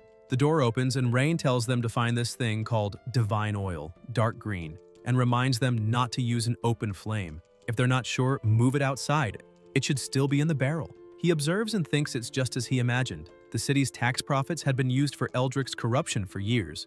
When this crisis ends, that money should immediately be used to fund industry, assuming an engine can be built. The soldiers say they found it. The young master immediately approaches, removes the barrel's lid, and finds a liquid inside. He smiles, thinking the city can be saved. In the Orvis Empire military camp, the hooded man says they failed. Lord Castile says he knew they would fail, but didn't expect them to be so useless. A city lost in 3 days. Eldrick says the young man used a forbidden spell to destroy the city wall, which caused their failure. Otherwise, they definitely would have kept the city under their control. Waldron asks about the forbidden spell and wonders if, to protect his youngest son, Aldarian sent a forbidden spellcaster. The hooded man says not to worry. Such spells cannot be used continuously, especially in such a short period of time, and besides, the city walls were destroyed by the young man and cannot be repaired quickly. Now is definitely a good time to attack. Castile says he doesn't need to be reminded. He is not as incompetent as them, and that they have nothing else to do here. They can return to the Empire and await news. The masked man says he and he himself planned this together, and asks what he means by that. Waldron says he means he is being expelled. The Lord throws the paper to the ground. Ravenlock looks shocked when he sees the paper, says that this war started due to Ravenlock's personal revenge, which fractured the balance, made the people suffer, and covered the territory in plasma. It says they have always aspired for peace, and do not wish to see a scene of desolation for the people of the region. Eldwin grits his teeth and angrily calls him a bastard. Castile orders them to capture this man and imprison him until the war ends. They reply they understand and seize him. Ravenlock says they can't do this. Eldrick trembles in fear, and Waldron asks if perhaps he can say what he thinks. Calgar says to spare his life because he knows the secret and can give him more power in the Empire. Castile looks interested. In the city of Thurland, in the main mansion, Priscilla is focused on some papers when her subordinate calls her and says the letter sent by the young man was written by Leech Alice. Priscilla wonders how her brother is now, as she wants to visit his territory when she has time, until she notices something and widens her eyes. She calls him a bastard, and tells her subordinate to summon that bastard Valus Holker immediately. The subordinate says she understands. Later, still in the same place, a man approaches, kneels on the ground, and asks what happened. The lady says he is bold to dare rebel. Valus asks how that's possible, and how she can believe such an outrageous lie, and whether they didn't open a trade route with her help just last month, saying there's no reason for this. Priscilla throws the paper at him, saying the evidence is exclusive, yet he still dares to make excuses. See for yourself. Holker takes the letter, which says he hopes the letter can be delivered and read without issues.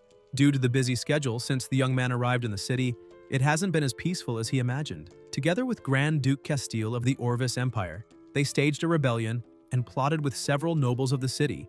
Valus looks shocked, and the lady asks if he has anything to say. Holker replies that this was Caesar's personal foolishness and has nothing to do with their family. He did indeed write a letter to that idiot Caesar last month and made it clear he should pay close attention to the young man's words. Priscilla thinks his actions and connections don't seem false and wonders if he really is Caesar's man. Velas asks her to give the Holker family a chance, and they will prove their loyalty. The lady asks what opportunity he wants. Velas replies he will have his only daughter lead an army to aid the master against the Orvis Empire. Priscilla asks if she hasn't just become an adult, and besides, she hasn't even finished her studies at the Knight Academy, saying that if anything happens, his family will have no heir. Holker tells her not to worry, as his family is willing to sacrifice everything for her, and without her, their family would have ceased to exist a long time ago. He asked her to give them the chance to prove their loyalty. The young lady speaks telepathically with her subordinate, telling her to send someone to keep Roland under surveillance. And if she does anything inappropriate, she is to be eliminated that very instant. In the city of Iceland, near a cliff, Castile asks if this is the city of Iceland. Eldrick replies that it is, and as long as he crosses this point, the city will be his. It seems the young man used magic to urgently repair the wall. Previously, it was in much worse condition. And it looks like he even built another moat. Waldron laughs loudly, saying that it seems this young man is an idiot for spending their precious magical power to repair the wall. Calgar asks if, after they repair the city wall, it won't become harder for them, and why he's so happy. Castile says that if the terrain is easy to defend and hard to attack, building a wall can be useless. But this is flat terrain with only a river in the middle, which will not be enough to stop the army from attacking. If the mages still had magical power, they could prevent the army from advancing. If all the mages used up their power to repair the wall, they won't be able to do anything during the attack. Eldrick says that's exactly right, and that he truly is very wise. A soldier says that if they want to capture the city of Iceland, they don't need to attack this fortress. They can send troops to encircle it, then go straight to the city, isolating the fortress. Waldron asks what he means by that, and if he thinks they won't be able to take the fortress. The soldier replies that's not what he meant. He believes they can reduce casualties after all, it's a siege. Castile says there's no war without losses. And besides, part of the troops they brought are recruits, and they can use this opportunity to train them in combat. He tells them to come with him to show that young man on the other side their strength.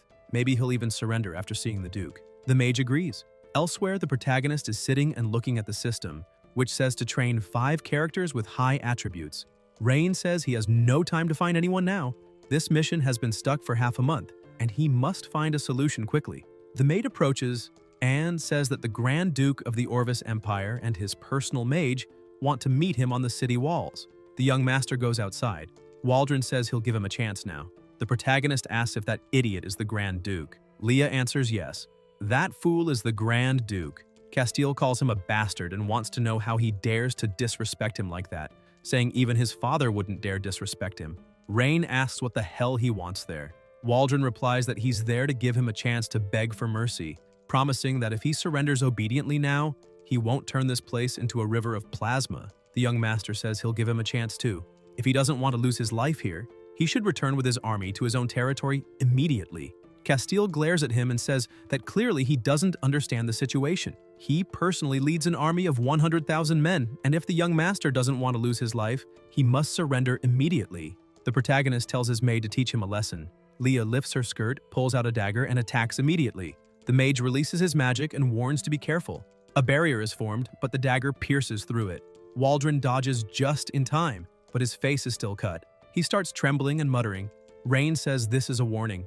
Next time, his maid won't miss the target. Castile says to leave, and the mage replies yes. The young master orders the mage to prepare for battle because they're going to attack the city. They return to the cliff. A soldier asks what happened to the Lord. Waldron replies that he was attacked by that despicable young man and to organize an attack immediately because he will tie him up and torture him tonight. The soldier says they've been marching non-stop for 3 days to reach the Iceland city border and asks if the attack can't wait until tomorrow so the soldiers can rest for one more day. Castile hits him and calls him an imbecile, asking if he's tired after running for 3 days without sleep, and if they're still soldiers of the Great Orvis Empire. The soldier tells him to calm down. Even if the soldiers aren't tired, they still need time to build bridges and prepare their equipment properly. There's no need to rush. All the other soldiers agree. Waldron says they don't know how to fight. Since ancient times, speed has been the most important factor in a beautiful war. The enemy must think they will take another day before attacking. If they strike the city now, they'll catch them by surprise. The soldiers look shocked, and Castile orders them to send word to attack the city immediately. In the Orvis Imperial Barracks, the soldiers are talking about how, after running for 3 days and 3 nights, they've finally arrived and are on the verge of collapsing from exhaustion. Asking which idiot said being a soldier wasn't tiring, his partner asks what he saw and the soldier asks what it was, telling him to stop being dramatic and say it already. The partner replies that he saw some men hunt a sheep and that they'll eat well tonight. The big guy lights up with joy, saying that after running for 3 days and 3 nights, they can finally enjoy a good meal. But then the commander approaches, ordering all men to gather and prepare to attack the city. The soldier asks about attacking the city, saying they've been running for so long without rest and now have no energy left, wondering if they won't even get a meal before battle. The commander tells them to stop complaining As soldiers, all they need to do is follow orders, and to get ready to attack the city now. The soldiers, looking disheartened, reply, yes. In Iceland, the soldiers run toward the wall to attack, and the warrior tells the young man to give the order. The protagonist watches the soldiers crossing the water and asks if any of them have ever fought against the Orvis Empire army. The warrior replies that he once had the honor of fighting them. A voice asks why their troops look like they haven't eaten, or if that's just the constitution of their army. The warrior replies that to answer the question, he believes those men are recruits, and besides, they apparently didn't have time to enjoy a meal. Rain asks if they're hungry and whether they don't feed their soldiers. The warrior replies there are two possible reasons. First, they didn't have much food, so there wasn't enough for everyone. Second, the young master tells him to continue, and the warrior says the Grand Duke is using these men as sacrifices, making them consume the defenders' resources like arrows and such. The protagonist widens his eyes and asks if their emperor doesn't care about him doing that, and if they aren't citizens of the Orvis Empire. The warrior replies that few lords care about their people, like him and the Grand Duke. Most are like the Grand Duke. Rain thinks they're using others as sacrifices and tells him not to blame him for being ruthless. The warrior says they must have enough arrows to finish off these recruits and asks when they should use them. The young master smiles and says they won't be using arrows. The recruits crossing the water are clearly exhausted. The protagonist tells the mage to have the magicians use freezing wind magic. She agrees. Selena flies up and casts basic freezing wind magic. Castile laughs, saying this young man is truly an idiot. The commander asks why he says that. Waldron replies that he sent recruits to make them waste their arrows. But this fool is wasting the mage's magic power to defend against recruits, to preserve arrows. When the mages run out of magic power, they'll send in their own mages and cavalry to attack the city. The soldiers ask if that would make the city easy to take and say he's so smart. As expected of the Lord, he can come up with such a cunning plan. Castile says the young man will soon be his prisoner. The recruits see a large aura in the sky and ask what's happening, shouting for everyone to run because the enemy is using magic. They cry for help, saying they haven't even married yet, that they don't want to be wiped out, begging not to be killed. Then they realize they weren't attacked and ask what happened and whether someone didn't just say magic was being used. The commander approaches and asks what they're doing there, telling them to grab their weapons and start advancing. They advance. Selena says that magic is so basic, asking if it can really stop the enemy army and suggests using lightning magic instead. The protagonist says it's unnecessary. Since ancient times, people have lost the will to fight because of two things: hunger and cold. Their soldiers can barely stand, much less attack a city. The recruits complain that it's so cold, freezing to the bone, wondering how it can be this cold. They say they don't want to fight anymore and want to go home. The commander calls them a bunch of useless weaklings and asks what they're doing, telling them to attack the city, pick up their weapons, and fight. They reply that it's too cold. Their hands are freezing, they can't even lift their weapons, and they're starving and freezing with no energy left. They should retreat because it's just too cold. The commander says they must report the situation to the Lord immediately, and the rest of them should continue the attack. A soldier reports that there's news from this vanguard. The Lord tells him to proceed and speak. The recruit says his name, then looks to the side, wondering why they have to starve and freeze to death out here while those people enjoy warmth and food inside. He says that the attacks on the front lines aren't going well. The young man used freezing wind magic to delay the assault. The soldiers are hungry and cold, unable to hold their weapons, and he begs for an order to temporarily withdraw the troops. Castile calls him an imbecile, saying they're a bunch of damned cowards, unworthy of being noble soldiers of the Orvis Empire. The recruit says they're not afraid of dying but have no strength because of hunger and cold. Waldron orders that the useless man who dared talk back be eliminated, and says he'll lead the attack himself. The commander says he doesn't need to risk himself. They're willing to give their lives for the duchy. Castile says he has no objections to his loyalty. He just wants his generals to understand what a genius Lord can do. Then Waldron walks to the wall and calls for all mages' attention, telling them to use earth magic to build a bridge so the cavalry can cross. They reply yes, and begin casting, creating a passage over the river so they can pass. Castile orders all troops to advance, saying he will reward the one who captures the young man alive, and to advance and wipe them out. The cavalry charges. The warrior approaches the young man, saying it looks like the Orvis Empire is ready for a direct assault. The protagonist calls his maid and tells her to order that thing be dumped into the moat and at the same time block the passages on both sides of the moat. Leah replies, yes. A liquid is poured into a pipe, falling directly into the water. The cavalry keeps advancing. Meanwhile, in the forest, a unit approaches along with Rosalind Holker, and she urges them to go faster, as nothing must happen to the young man. She remembers her father telling her that the rise and fall of the Holker family lies in her hands, and she reassured him she would make sure the young man wasn't harmed. The soldiers asked to take a break, saying they've been marching for 3 days. And even if she can endure it, the horses can't. Rosalind asks how long until they reach Iceland. A soldier answers they're now 1 day away from the city. She tells him to project the map in front of her, as she wants to see the next marching route. The soldier agrees and says she can take a look. Rosalind thinks the border fortress of Iceland must have been invaded, and now the young man is trapped inside the city, recalling her father, telling her that he had done something in the city a few days ago that made the food supply abundant. Then she notices something, stops her horse, and says she knows Nox is there and needs him to show himself so they can discuss countermeasures. The soldiers look surprised, and a portal opens from which a mage, Nox Ald, steps out. The commander tells them to protect the lady and asks who he is. Rosalind stops him and asks if he's Nox. He says that if she has something to say, she should say it quickly. The girl says she will send her men to count the Orvis Empire's food supplies and take advantage of the situation to capture the troops besieging the city, adding that she knows she was sent to spy on him but needs his help. Ald replies that his orders were to eliminate her if she did anything to harm the young man on days. He received no orders to help her. Rosalind says she knows, but neither of them wants anything to happen to the young man. Nox asks what she wants him to do. The girl says she'll lead her men around the mountain to attack the Orvis army's rear, then go forward to block the upper access of the fortress moat with her magic and wait for the signal from her mage.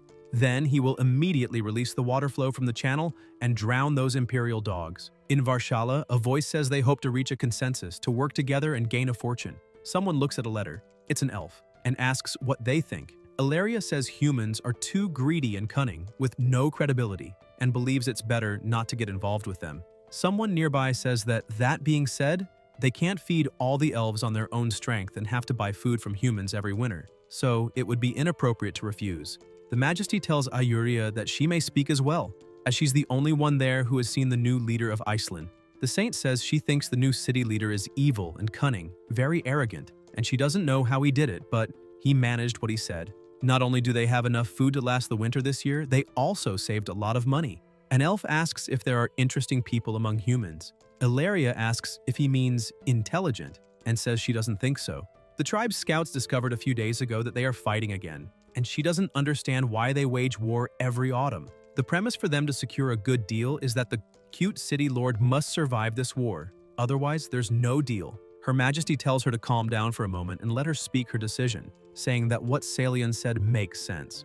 If the new city lord loses his life, then all agreements will be in vain. So, she has decided to go to the battlefield and see for herself. Meanwhile, in the battle, a voice shouts to fire arrows quickly, not to let them climb the wall and to shoot. Selena asks if they can't do it now. The protagonist replies there's no need to rush. They should wait for the lord to personally lead the troops, as they can only use this trick once, and they can't let him escape. The mage says, right now.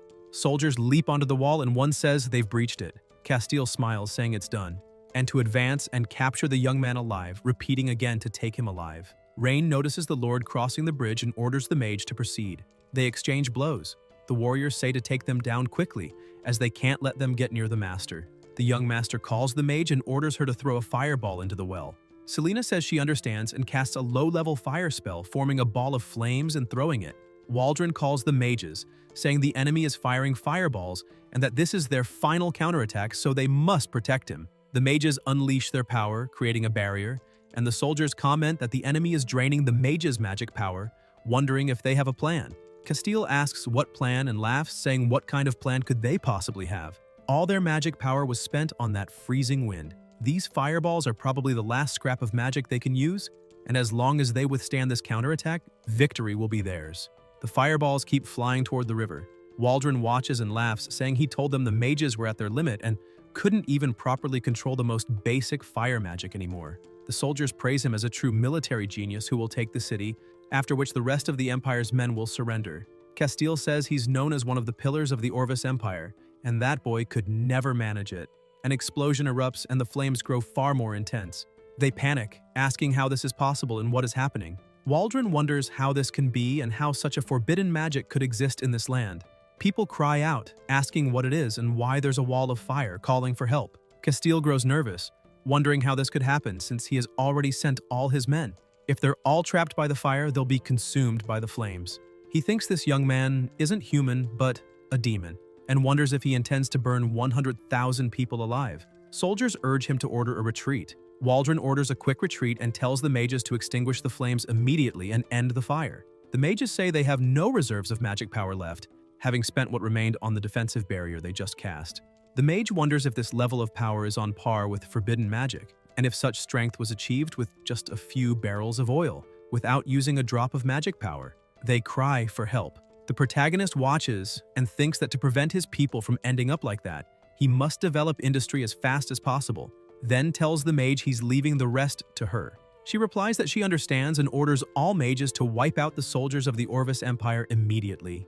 Later, still in the same place, the fire is still raging, and a voice tells the Lord to go that way. Castile is feeling unwell. Then they head to their tents, and Waldron asks where the guard soldiers are. He notices something above, widens his eyes, and a sword is driven into the ground in front of him as someone lands there. Castile asks who it is. Rosalind says that judging by his clothing, he must be a noble of the Orvis Empire, and she's been looking for him for quite some time. Waldron falls to the ground trembling, asking what she's going to do. The girl asks where the main force is. Holding a whip in her hand, she asks if the young man is safe. Rosalind strikes him and orders him to speak. Castile says he'll talk. The main force was burned alive by the young man's forbidden magic, and that he himself is the Grand Duke, and she can't treat him like this. The girl calls him a bastard and asks how he dares tell such an absurd lie, asking if he thinks she's a fool. She orders them to take him away and beat him until he tells the truth. Later, still in the same place, Rosalind asks how things are going. A soldier replies that the pig is a stubborn man who insists he's the Grand Duke, and also said the 100,000 strong army was completely burned at the fortress of Iceland City by the young man using forbidden magic. The girl slams the table and says to keep beating him until he tells the truth. She also orders the entire army to rest there for now. At nightfall, they will advance to the border fortress and relieve the master's situation. The soldier answers yes. Rosalind walks away thinking that according to that pig, there is an earthen bridge across the moat of the border fortress that was left behind when they attacked the city, making it easier for cavalry to cross. But if they want to invade the fortress, they first need to lure them out and then cooperate with the mage sent by Lady Priscilla. If they bypass the fortress and head straight for the city of Iceland, then, still in the same place, the girl notices someone approaching and orders an attack on the enemy. The soldiers tell her to be careful and to reveal themselves, and the entire army is on alert. There's no chance of a surprise attack. Someone approaches. It's the elves. Rosalind watches them, wondering if they really are elves, and whether the elves are conspiring with the Orvis Empire. She says these elves are despicable, that they really have allied with Orvis to harm the young man. Ilaria says it's ridiculous. It was that so-called young man who asked to meet the queen, and now they're slandering them. The girl asks if she really expects her to believe such a crude lie, saying she bets they're accomplices of the Orvis Empire. Ilaria demands how she dares insult them, noble elves, and orders the archers to prepare. Rosalind tells her knights to raise their shields and watch out for arrows. Someone casts a spell, creating a spatial barrier. The queen tells them to calm down and explains that the reason she's there is because a young man wrote a letter wanting to discuss a business proposal. If she is his ally, there's no need to fight. If she's his enemy, they'll leave immediately and talk after the war. She asks what she thinks. The girl asks what evidence she has to prove what she's saying. Her Majesty orders Ayuria to bring the letter. The saint hands over the letter, saying it's the handwritten one given to them by the young man. Rosalind wonders if it's really from him, thinking that family crest seals have special magical marks that cannot be forged. She says that until she meets the young man, she will trust them for now. But along the way, she will have someone watch them at all times. The queen says, that's fine. Caution is good for everyone. The girl orders everyone to return and continue resting. The original plan remains. She also orders a few people to watch these elves, and if they make any suspicious move, to report to her immediately. The soldiers answer that they understand. Ilaria says that if they don't even believe them, why do they still want to negotiate? Her Majesty replies that if they trusted them, they wouldn't be human. She thinks to herself that she hopes this young man doesn't disappoint her. The elves' future of destruction needs to be rewritten. The troop moves, and the soldiers say the scouts have returned. The flag at the border fortress is not Orvis's, it's still the Edgar family's banner. Rosalind wonders if everything that man said is true, and thinks there's no time to hesitate. Whatever happens, they must get to the young man's side as soon as possible. She orders them to raise the flag now. Whether the fortress troops are the young man's or not, they must know reinforcements are coming. Everyone must keep advancing after crossing the earthen bridge, heading to Iceland City. No matter the cost, they must reach it tonight. Meanwhile, in Iceland City, all the enemies are defeated. The protagonist clenches his fist, thinking that such a powerful army could have been squeezed to the last drop in an underground factory. The maid calls to him, thinking he's truly kind-hearted, and feeling sad about the elimination of these invaders. She says he doesn't need to feel pity for them. They deserved it. Rain says she misunderstood. A warrior approaches, saying cavalry is coming from this direction of the empire, and the flag they're waving seems to belong to the second lady. Later, in the same place, the young master is explaining that in the future, Iceland will become the fortune of this continent. And as long as she is interested in investing now, she will not only be the builder of this legendary city, but also one of its founders. The queen says that this business plan he mentioned is indeed interesting, but such things make no sense to them elves, who are used to living in coexistence with nature. Even without those things he mentioned, they live well. The protagonist says no. If she thinks that way, her vision is too limited. Demand is never natural, it is created. Her Majesty says that some human needs mean nothing to them elves, and asks his forgiveness for speaking bluntly, but many human empires have been destroyed by their desires. Rain says that what she said is true. In the end, the fall of the human empire will indeed be caused by desire. But desire is also what drives the world forward. Humans wanted to fly, so they invented airplanes. Humans wanted to dive into the sea, so they invented submarines. Humans wanted to explode into the universe, so they invented spaceships. One day, she will be in a skyscraper in the city center, looking down at all that life below, and he guarantees she will experience a satisfaction she has never felt before. The queen thinks she doesn't understand anything he's saying and wonders what airplanes and submarines are. She says his confidence is rare among the humans she has met, but reminds him that they elves are different. For thousands of years, they have not been slaves to desire, and asks if they can change that just because of these commercial districts he mentioned. The young master replies, "Of course," and says that if she is willing to invest, she will see a different future. Her Majesty thinks about the future, the elves' future, and wonders if cooperating with this human could prevent the future she foresaw. She says his eloquence is truly impressive, but such reasons alone aren't enough, and she needs time to discuss it with her tribe. The protagonist says there's no problem. He will await the investment, and asks them to bring the things. He hands her a paper. The queen asks what it is.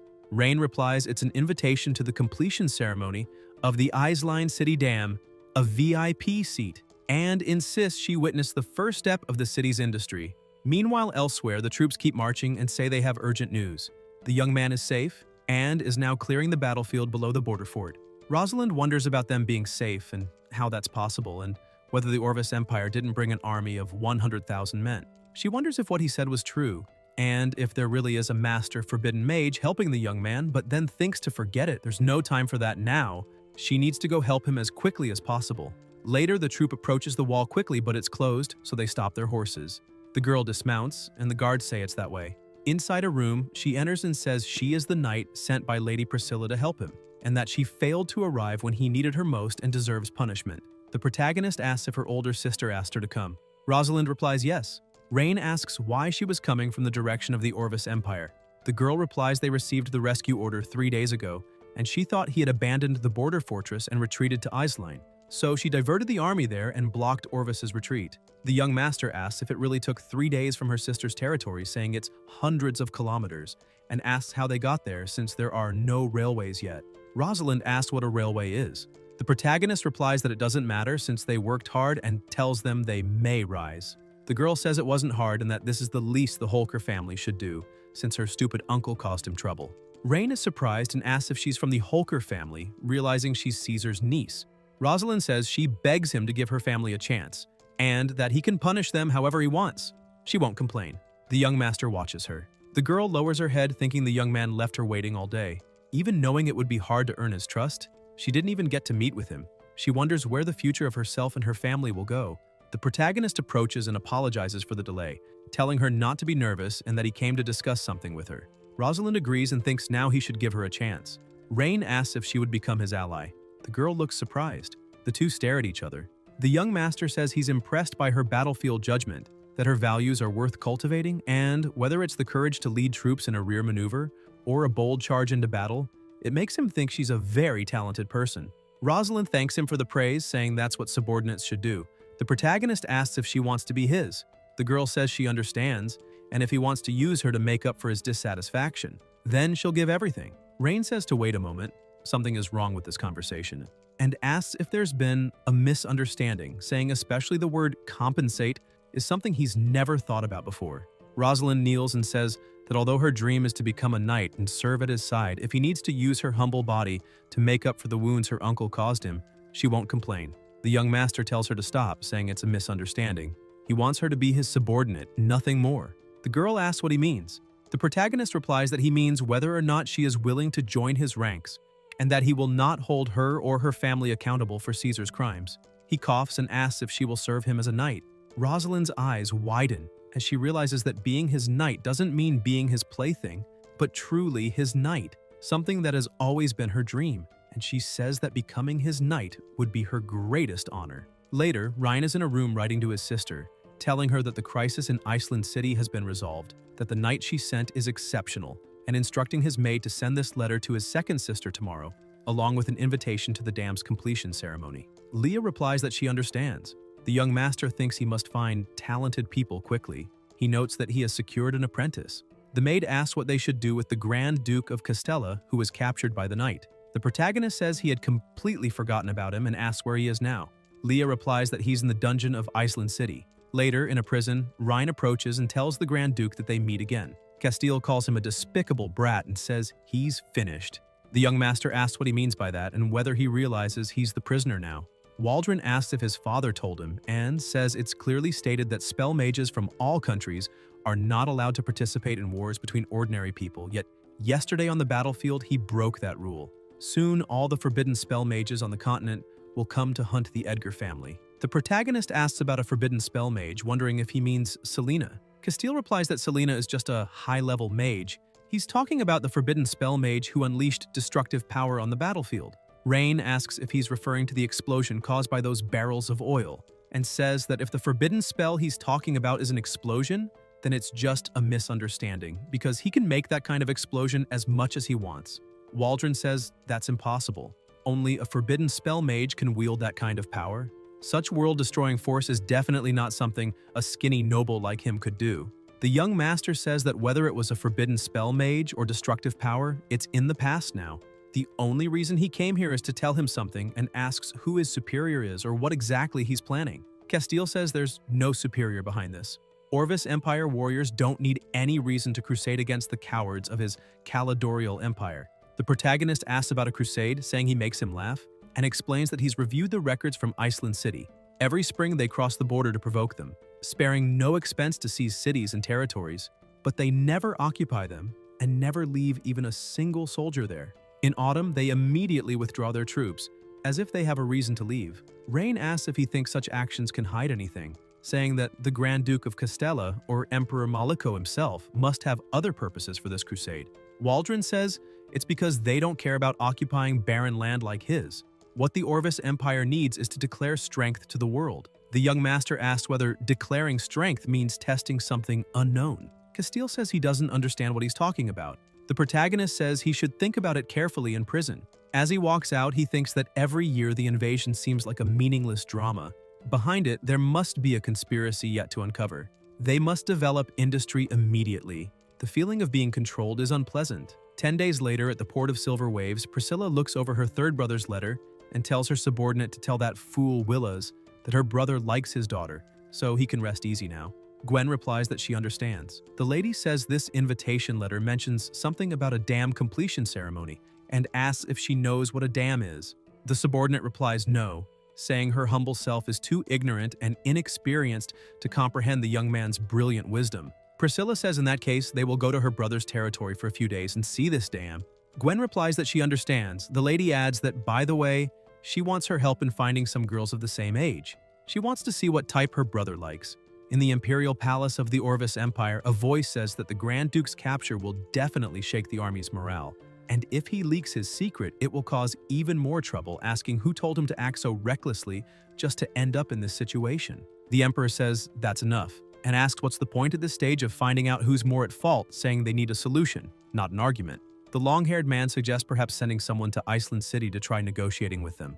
Two men call him a scoundrel, asking how the Orvis Empire could even consider negotiating peace with such a barbaric nation, and whether bowing to the Caledorial Empire wouldn't be a disgrace to their own empire. The long-haired man replies that if Castile leaks the empire's secrets, all the plans they've been preparing for years will be ruined, and urges the emperor to make the right decision.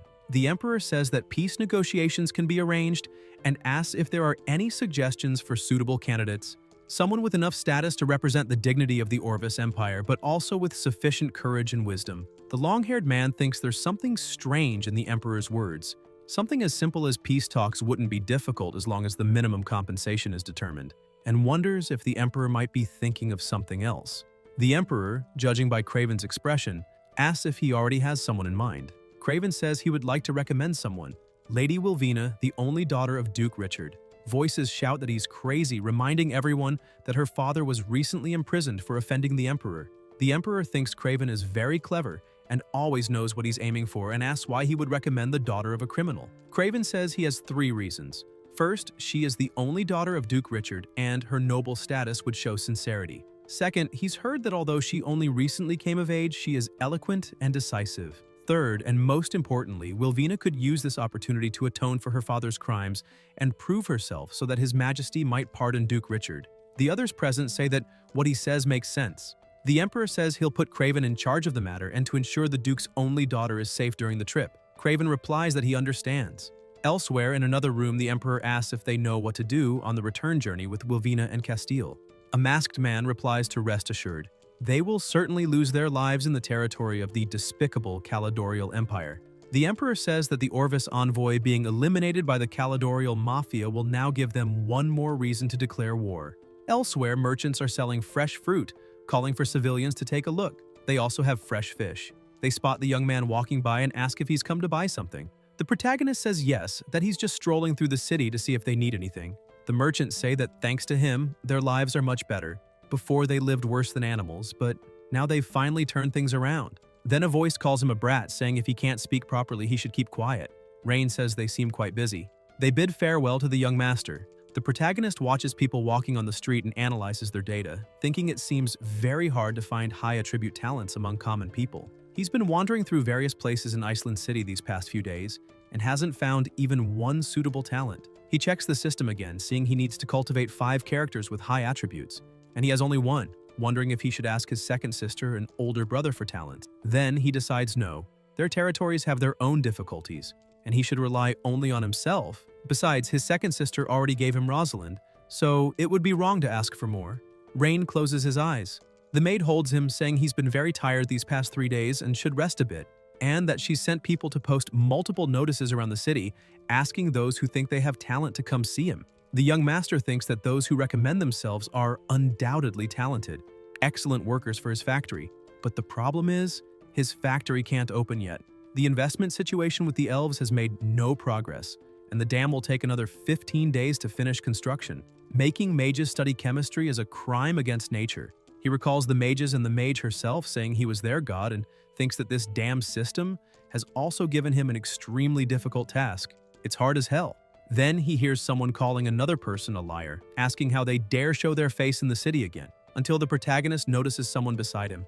The boy says to trust himself and that this time there won't be any problem. The young master opens a system message, checking the boy's data, and gets excited, thinking, finally. Armando is holding a potion in his hand and says he promises it will work this time. Just drip a drop onto food and he can preserve fruits for a year. The attendant tells him to stop talking nonsense and calls him a liar, saying that last time he tricked him into buying insect repellent and he lost an entire crate of apples. Cresta says that was an accident. His insect repellent is not suitable for soft fruits like apples. The merchant says not to lie to himself because he won't be fooled again. Armando tells him not to push the boy and to just listen to what he has to say. Rain thinks he never imagined such talent could exist in a place like this.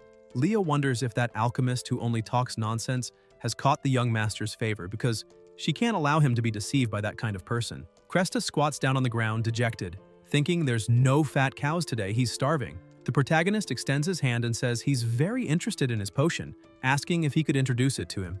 Armando gets excited, thinking the heavens have smiled on him, and says he can tell from afar that he's an expert, asking what kind of medicine he'd like to acquire because he has everything. The young master asks who he is and why he's never seen him in the city of Iceland. Cresta introduces himself and says he's an alchemist who rarely comes to the city. Rain asks if he's here today to promote his products. Armando says if he has any request, he can count on him, as he promises to make a potion that will satisfy him. The maid tells her master not to believe in people like alchemists. Most of them are liars. The protagonist says not to worry, it's still unclear who's deceiving who. Leah is confused, and the young master asks how much those potions there cost. Armando says he really knows his stuff, that one there can make objects glow at night, another lets whoever drinks it run faster, and the last one brings joy to him and the maid all night long. Rain says it's all garbage and asks if there's nothing good there. Cresta says he can insult him all he wants, but if he insults his potions, he can't complain about what happens next. Leah's aura changes and she asks what he just said, and Armando says her master's maid is making him a little scared. The protagonist says that the potion that makes objects glow at night is actually zinc beryllium silicate phosphor, which has low luminous efficiency and is toxic, suggesting he use calcium halophosphate phosphor instead, which is the opposite. Cresta asks how that's possible, how could he know the recipe, saying that recipe is his ultra secret and he's the only one in the whole world who knows it. The young master asks about ultra secret recipes and says it's a joke because that's basic chemistry knowledge. If what he calls alchemy is only at that level, then he thinks alchemy isn't anything special. Armando asks about basic and if he's kidding, asking where he heard all that, saying he must have taken a look at his alchemy notes. Rain finds it hilarious and asks what could possibly be so important to read in the notes of an alchemist who will starve if he doesn't sell potions, and offers to give him a chance. If he swears loyalty to him, he'll make him understand real alchemy. Cresta asks about swearing loyalty and who he is. Leah answers that the person standing before him is the new lord of the city of Iceland and the second son of the great Duke Aldarion of the Caledonial Empire. Armando says it looks like he caught a big fish, but he'd rather starve than become a noble's dog. The protagonist says it seems he's very bothered by his identity. Cresta says this humble servant wouldn't dare be dissatisfied with a noble lord. After all, you shouldn't get angry with a dog. The maid tells him to apologize to the master immediately. Armando asks if that doesn't happen, will they eliminate him? Saying the noble's way of solving things is really primitive. Leah says he's courting his end. The young master steps in front and tells her to stop, saying he doesn't know what he suffered because of the noble class in the past and doesn't want to know. He'll give him a choice. He can offer him well-developed and comprehensive knowledge of chemistry and physics, and he'll have the opportunity to change the world. Cresta stays quiet, listening. Rain says, of course, if he wants to waste his life in some alley in Iceland, he wouldn't care. Armando says they're all liars, only caring about their own pockets, and he'll never agree with them. The system notifies that his loyalty toward the host has decreased. The protagonist thinks this is bad. Not only did he fail to convince him, but he also made him hostile toward him. Cresta says that as for nobles, he wouldn't believe a single word they say, until a voice calls him brother, and it's a little girl. Armando runs to her immediately, asking why she's here, saying this isn't a place for her and she should go hide.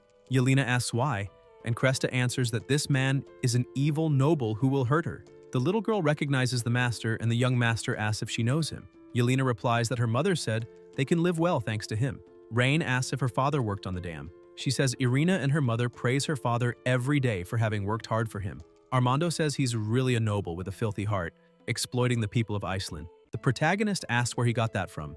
Cresta says she's wearing such worn-out clothes, obviously being exploited and oppressed by him. The nature of nobility really hasn't changed. The maid says he's the person who cares most for the people in all of Iceland and asks how he can slander him. Yelena asks what nonsense he's talking about, saying the master is a great lord. He not only hired everyone to work, but also provided food and shelter so no one would go hungry or cold. And if he doesn't know anything, he shouldn't talk nonsense. The young master says the main reason she and the others can't wear nice clothes is because the light industry hasn't developed yet. Once it does, people all over Iceland will be able to wear beautiful clothes. Armando says that although he doesn't know what light industry means, he's sure no noble would care about the people. They, corrupt nobles, are only trying to fill their own pockets. The little girl asks how he can say that about her brother. Cresta turns his back, saying he's not interested in seeing nobles pretending to be good lords, and that he should be careful with him too. Rain thinks he can't let this guy walk away. This kind of talent can't be lost, until the protagonist feels something strange and asks what happened, and the young master ends up collapsing on the ground. Later, somewhere else, Rain is lying down until he wakes up. His maid is beside the bed and says he's finally awake. The protagonist says he's fine and not to worry. Leah asks how he can be fine. He's been overexerting himself, hasn't been resting well, had to go out looking for talents, and got so tired he fainted. The young master touches her hand and apologizes for making her worry, saying he'll be more careful from now on, and asks where Armando is. The maid says that after he fainted and she immediately brought him back to the mansion, that alchemist Armando started to leave, but came back after seeing him collapse. Rain asks if he returned. Leah says he gave him some medicine, saying it would cure the illness, and then left. The protagonist asks if it was his medicine that lowered his fever. The maid asks how she could let him take medicine made by someone of unknown origin, saying she only placed the medicine Armando prescribed on his table and the one who cured him was a doctor from the city. The young master says he'll take a look at the medicine he prepared. Leah tells him to wait there, as she'll go get it. She shows him the medicine, and Rain says that judging by the color and texture, it looks quite professional. Tomorrow he'll meet a doctor and ask how good it is. The maid asks if he really wants to recruit that boy, since he seems hostile toward nobles and has an extremely unpleasant attitude. The protagonist says he not only has talent, but is also a rare genius, thinking the problem is that he's so prejudiced against nobility, it would be good to know the reason. Later, in a cabin, Armando walks to a counter, picks up a frame with a photo of when he was young with a woman. He runs his hand over the frame, calling her teacher, and says he met a strange noble today. Not only can he analyze alchemical formulas just by looking, but he also explains a lot of things he doesn't understand, and even Yelena likes him a lot. Cresta opens a notebook and says not to worry, because he'll never be fooled by nobles. He'll complete his research and then avenge his teacher for good. He'll make those greedy nobles pay. Liesel Grant was the most unconventional alchemist in the city of Iceland 15 years ago. Liesel was not only a genius in the field of alchemy, but also an idealist who firmly believed that the purpose of alchemy was to benefit the public rather than serve the powerful. Liesel adopted the orphan Armando, and not only did she raise him, but she also taught him all her knowledge of alchemy. Cresta's relationship with Liesel was more than just master and disciple. He considered her his own mother. Liesel didn't just teach him how to make potions and design complex mechanical devices, but also how to find a balance between humanity and morality. Liesel's alchemy research displeased a noble in Iceland at the time, and that noble broke into her house with guards. He stole her research results and slandered her for studying forbidden alchemy. One day, Liesel lost her life in a deliberate accident. Armando was only 15 years old that day. After that, he gathered all the unfinished notes and research Liesel had left behind and vowed to complete her work. Armando still carries the heavy burden of the past and the lonely responsibility. After the saint tells the master what happened, the protagonist says his story is very moving, but it has nothing to do with his problem and asks if she knows where she is now. The irritated saint asks if he can't show a little empathy, but the young master replies that empathy is not edible and doesn't solve problems. People must always move forward. No matter what happened the day before, they still have to go to work as expected the next day. The saint says he should go to Liesel's former residence, the place he visited most often. Not only are her research notes there, but also the remaining research equipment. Rain says it's simple, now they know where he is, so they should go there without wasting time, and asks again if she knows what Liesel was researching. The saint says she remembers it was something about steam. The protagonist's eyes widen immediately, and he asks what she just said, telling her to say it again. The saint repeats that it was something about steam, though she doesn't remember the details, and asks what's wrong. The protagonist says that if what she remembers is the same as what he's thinking, then from today they will be able to completely change the way this world produces and lives. Ayuria asks if it's really that amazing, because she heard it was just a toy or something like that. The young master pulls her and tells her to take him there immediately, and the saint says she understands and tells him to stop pulling. She's going. Rain thinks it can only be a steam engine. If Liesel really researched that, she must have had detailed diagrams and experimental records. The steam engine was far too old-fashioned in his past life for him to have studied it in detail. He only knew the theory and some historical knowledge. As a mechanical engineer, he has an almost innate understanding of mechanical structures. Although he had always wanted to recreate the grandeur of the steam engine in this world, he had always lacked the main diagrams and key ideas. If he can obtain the notes Liesel left behind, he will be able to build upon her research and restore the glory of the steam engine. The industrial age begins now. Elsewhere, in the cabin, Armando is working on some things until someone calls him. Cresta immediately covers the engine with a cloth, thinking he can't let this guy see what his master left behind. Then the protagonist approaches him, and Armando asks what he's doing there, saying he's not welcome.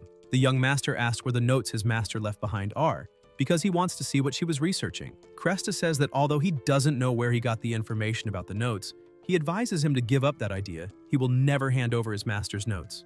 The saint says they're not there to steal anything, and adds that the young master just came to see if there's anything in Miss Liesel's alchemy notes that could make life better for everyone in the city. Armando steps closer to the master, points a blade at him, and tells him to leave because this is no place for filthy nobles. The maid thinks she can't allow this fool to hurt the master. She approaches with a blade to his back. Rain signals her to back off and says to leave it to him, and calls Armando an idiot. He says he has no idea what a steam engine is, let alone its true significance, and asks if he thinks this is how he will fulfill Liesel's last wish, saying no. He's wasting her great research. Armando asks who he thinks he is to lecture him, saying he doesn't understand her research at all. The protagonist proposes a bet. Cresta asks what kind of bet. The young master replies that if he can make the alchemical device Liesel left behind work successfully, Cresta will have to work for him obediently.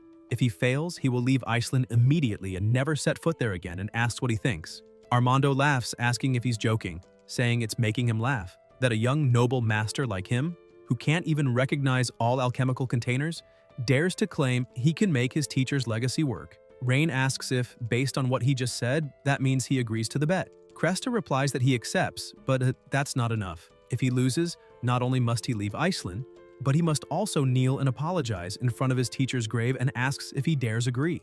The saint says that's too much. After all, the master bears him no ill will.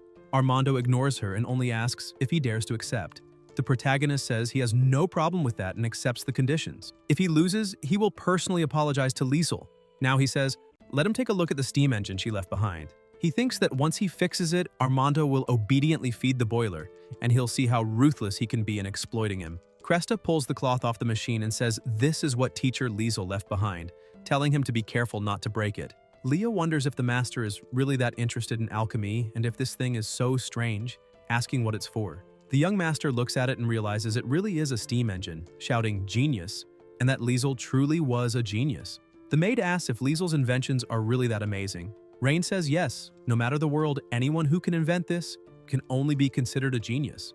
Armando says of course, and that teacher Liesel was different from other alchemists with undeserved reputations. She was a great person. The protagonist asks if he's been coming here just to keep this machine running. Cresta replies yes, but teacher Liesel never told him how to make it work, and it wasn't written in the research notes.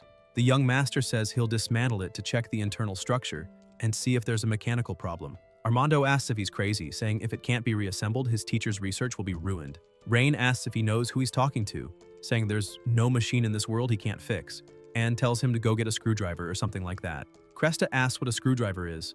The protagonist asks if he's joking and says if he doesn't even know what a screwdriver is, how was this thing assembled? Armando replies that of course he used magic, asking how he could not know something so simple, and says everything there was made by a master dwarven craftsman hired by teacher Liesel. This device took an enormous amount of her hard work. It's not something a pampered young noble like him could understand. The young master says that since there's no screwdriver, the maid should let him use her dagger. Rain takes the dagger to work on the machine. Later, still in the cabin, the protagonist says it's so beautiful, so delicate, and that she was a genius, but wonders why parts are missing and asks where the internal components are. Armando wonders how he knew there were still parts inside and asks what nonsense he's talking about, saying the machine is like that, and asks where the spare parts are, adding that if it's not working and he admits defeat, he'll take him to kneel at his teacher's grave right now. The young master tells him not to try fooling him. He knows there must be a central piece used to control the operation of the entire machine, and demands to know where it is. Cresta stays silent for a moment, then says the contents of the machine were taken by a noble. Rain asks why a noble would want a few sets of gears. Armando says those parts were forged from an extremely rare type of dragon crystal ore. When the noble found out, he forcibly took the parts, melted them down, and made a statue of himself. The protagonist asks about the statue, melting down key components just to forge proof of his own stupidity, and demands to know the name of that idiot noble. Cresta looks to the side and says he's a big shot, someone he can't afford to offend. The young master asks if there are some big shots he can't afford to offend, saying he wants to see who would dare obstruct his path to industrialization. Then, still in the cabin, a trembling Armando replies that it's Duke Oscar. The saint is surprised and asks if it's really him. Rain asks if she knows where this Duke Oscar comes from. Ayuria answers that Duke Oscar was actually once a minor noble in the city of Iceland. His achievements in alchemy as a young man were remarkable. Later, he even won the championship at the Imperial Alchemy competition and received recognition from the Emperor, who not only gave him many resources but also granted him the title of Duke and a territory. The protagonist asks where his territory is. The saint answers that it's in Gronsel, on the upper side of the city of Iceland. Leah says the region of Gronsel belongs to the domain of Grand Duke Teleros Elroy, and that territory is not under the jurisdiction of House Edgar. The young master asks about Teleros Elroy and recalls that his father mentioned that things weren't going well between him and the Grand Duke. The maid says yes, and that his father has different political views, having clashed with Elroy several times in the Imperial Council, part of the Emperor's deliberate strategy to maintain balance. Rain says it's fine, and there's no need to worry about such troublesome matters for now, and asks about Duke Oscar, saying he'll remember this. The loss of those melted gears will cost him 10 times, 100 times more. Ayuria asks if he's going to confront Duke Oscar directly, and if that wouldn't be dangerous. The protagonist asks dangerous, saying he's the dangerous one. Since he dared destroy something so valuable, he must pay the price. Armando asks if he really intends to go against Duke Oscar. The young master tells him not to worry. Not only will he get the steam engine running again, but he'll also show Duke Oscar what true value is. Then asks if, since the core parts have been destroyed, there are any design drawings for them in Liesel's notebook. Cresta says no. His teacher didn't leave any drawing of that in the alchemy notes. However, he remembers that she was supposed to have discussed the production of the parts with a dwarven master craftsman. Rain asks if that means the dwarf knows about them. Armando says yes, but that he's gone there several times and the craftsman refused to meet him. The protagonist puts a hand on his shoulder and says that since the craftsman won't meet him, he'll try himself. Cresta says not to get his hopes up. The guy has a strange temper. Elsewhere, a voice tells them to get lost. He doesn't have time to entertain them. The saint calls him Uncle Bram and says the master has done much for the people of Iceland, so he shouldn't treat him that way. The dwarf says he knows what he's been doing recently and asks if he's eliminated some corrupt nobles and solved the people's food problems. The saint says yes, that the young man is a rare good lord who loves the people as if they were his own children. Bram asks what there is to boast about. Shouldn't that be what a lord is supposed to do? Just as he, as a blacksmith, must forge iron for others. The young master says that's right. As a lord, he should manage his territory well and ensure the people have enough food and clothing, which is why he's here today. The dwarf wonders how this boy can say such a thing and asks if that means he's here to request something be built.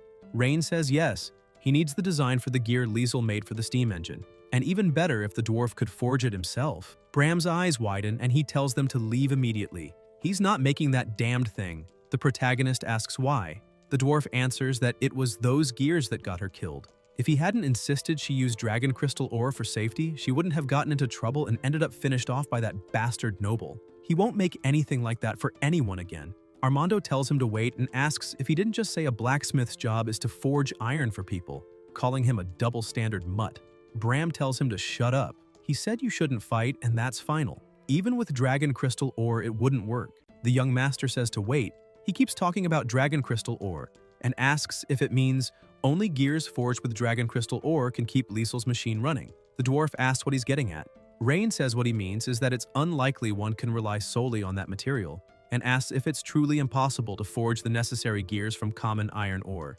Bram slams the table, calling him a foolish brat, telling him to stop talking nonsense, melting common iron ore into liquid. Only dragonkind in the entire continent can do that. The protagonist thinks it's just as he suspected, and asks if his furnace's temperature isn't high enough to melt iron ore. The dwarf says there isn't a single furnace on the continent capable of melting iron ore into liquid iron, and asks if he didn't know that. The young master asks if he said he could build a furnace capable of melting iron ore. Would the dwarf believe him? Bram's eyes widen, and he tells him to stop bragging. If he could really build such a furnace, the forging level of the entire empire would be turned upside down, and he's just a brat from a noble family. How could he speak with such audacity? Rain says to leave aside whether it's audacity for now. If he can build a furnace that melts iron ore, will he agree to forge Liesel's gears? The dwarf says fine. If he can build such a furnace, he'll forge them. The protagonist thinks he's finally accepted and says it's a deal. Bram says if he fails, he'd better disappear immediately. The dwarf slams the door and the young master thinks that iron ore's melting point is 1,538 degrees Celsius. While this furnace's current temperature is far from that, it also lacks a secondary oxygen supply system, meaning the fuel's thermal effect isn't maximized. Rain takes a hammer, examines it, and begins dismantling the furnace. The saint and the alchemist shout at him, and Iuria asks what he's doing. Armando asks if he's lost his mind. He's just destroyed the old man's furnace, so how will he forge the parts now? The protagonist smiles and tells them not to worry. He's not just messing around. These two openings are secondary oxygen supply channels he's specifically designed. With them, the furnace's combustion efficiency will at least double and the temperature will reach what's needed to melt iron ore. The saint asks if this will really work and if such simple modifications can truly raise the temperature that much. The young master says not to underestimate the power of science. Once they add fuel and try it shortly, this furnace will certainly melt iron ore into liquid iron. The dwarf says iron ore is tough. Then Bram notices his broken furnace, rushes over, and asks how he dares destroy it. Does he have any idea how much effort it took to forge? He says he'll teach him a lesson today. Rain says he knows Bram is furious, but guarantees this new furnace can melt iron ore. The dwarf asks if he thinks forging is a game, if he really believes he knows more than this old man, if he has any idea how hard iron ore is, saying a normal furnace's temperature isn't even close. and now he's made 2 holes in it, which will only cool it faster. The protagonist says the iron ore is right there. The fuel isn't lacking. Just put it in and see if the furnace works. Bram says this old man wants to see his trick. If it can't melt the ore, he'll beat him up today. Then, still there, the dwarf puts the ore into the furnace, waiting to see if it works. Bram's eyes widen. How is this possible? The ore has melted. The saint, surprised, asks if it really melted, saying the iron ore was indeed turned into liquid iron. Armando, shocked, says, "This can't be. What's going on with this furnace?" The young master smiles and asks, "Well?" The dwarf keeps staring at the furnace, astonished, asking how he did it and why it could melt iron ore just because of 2 holes. Rain replies that it involves the principles of pneumatics. If he wants, he can explain in detail another time, and asks if he can now forge the gears Liesel left. Bram sighs and says he's won.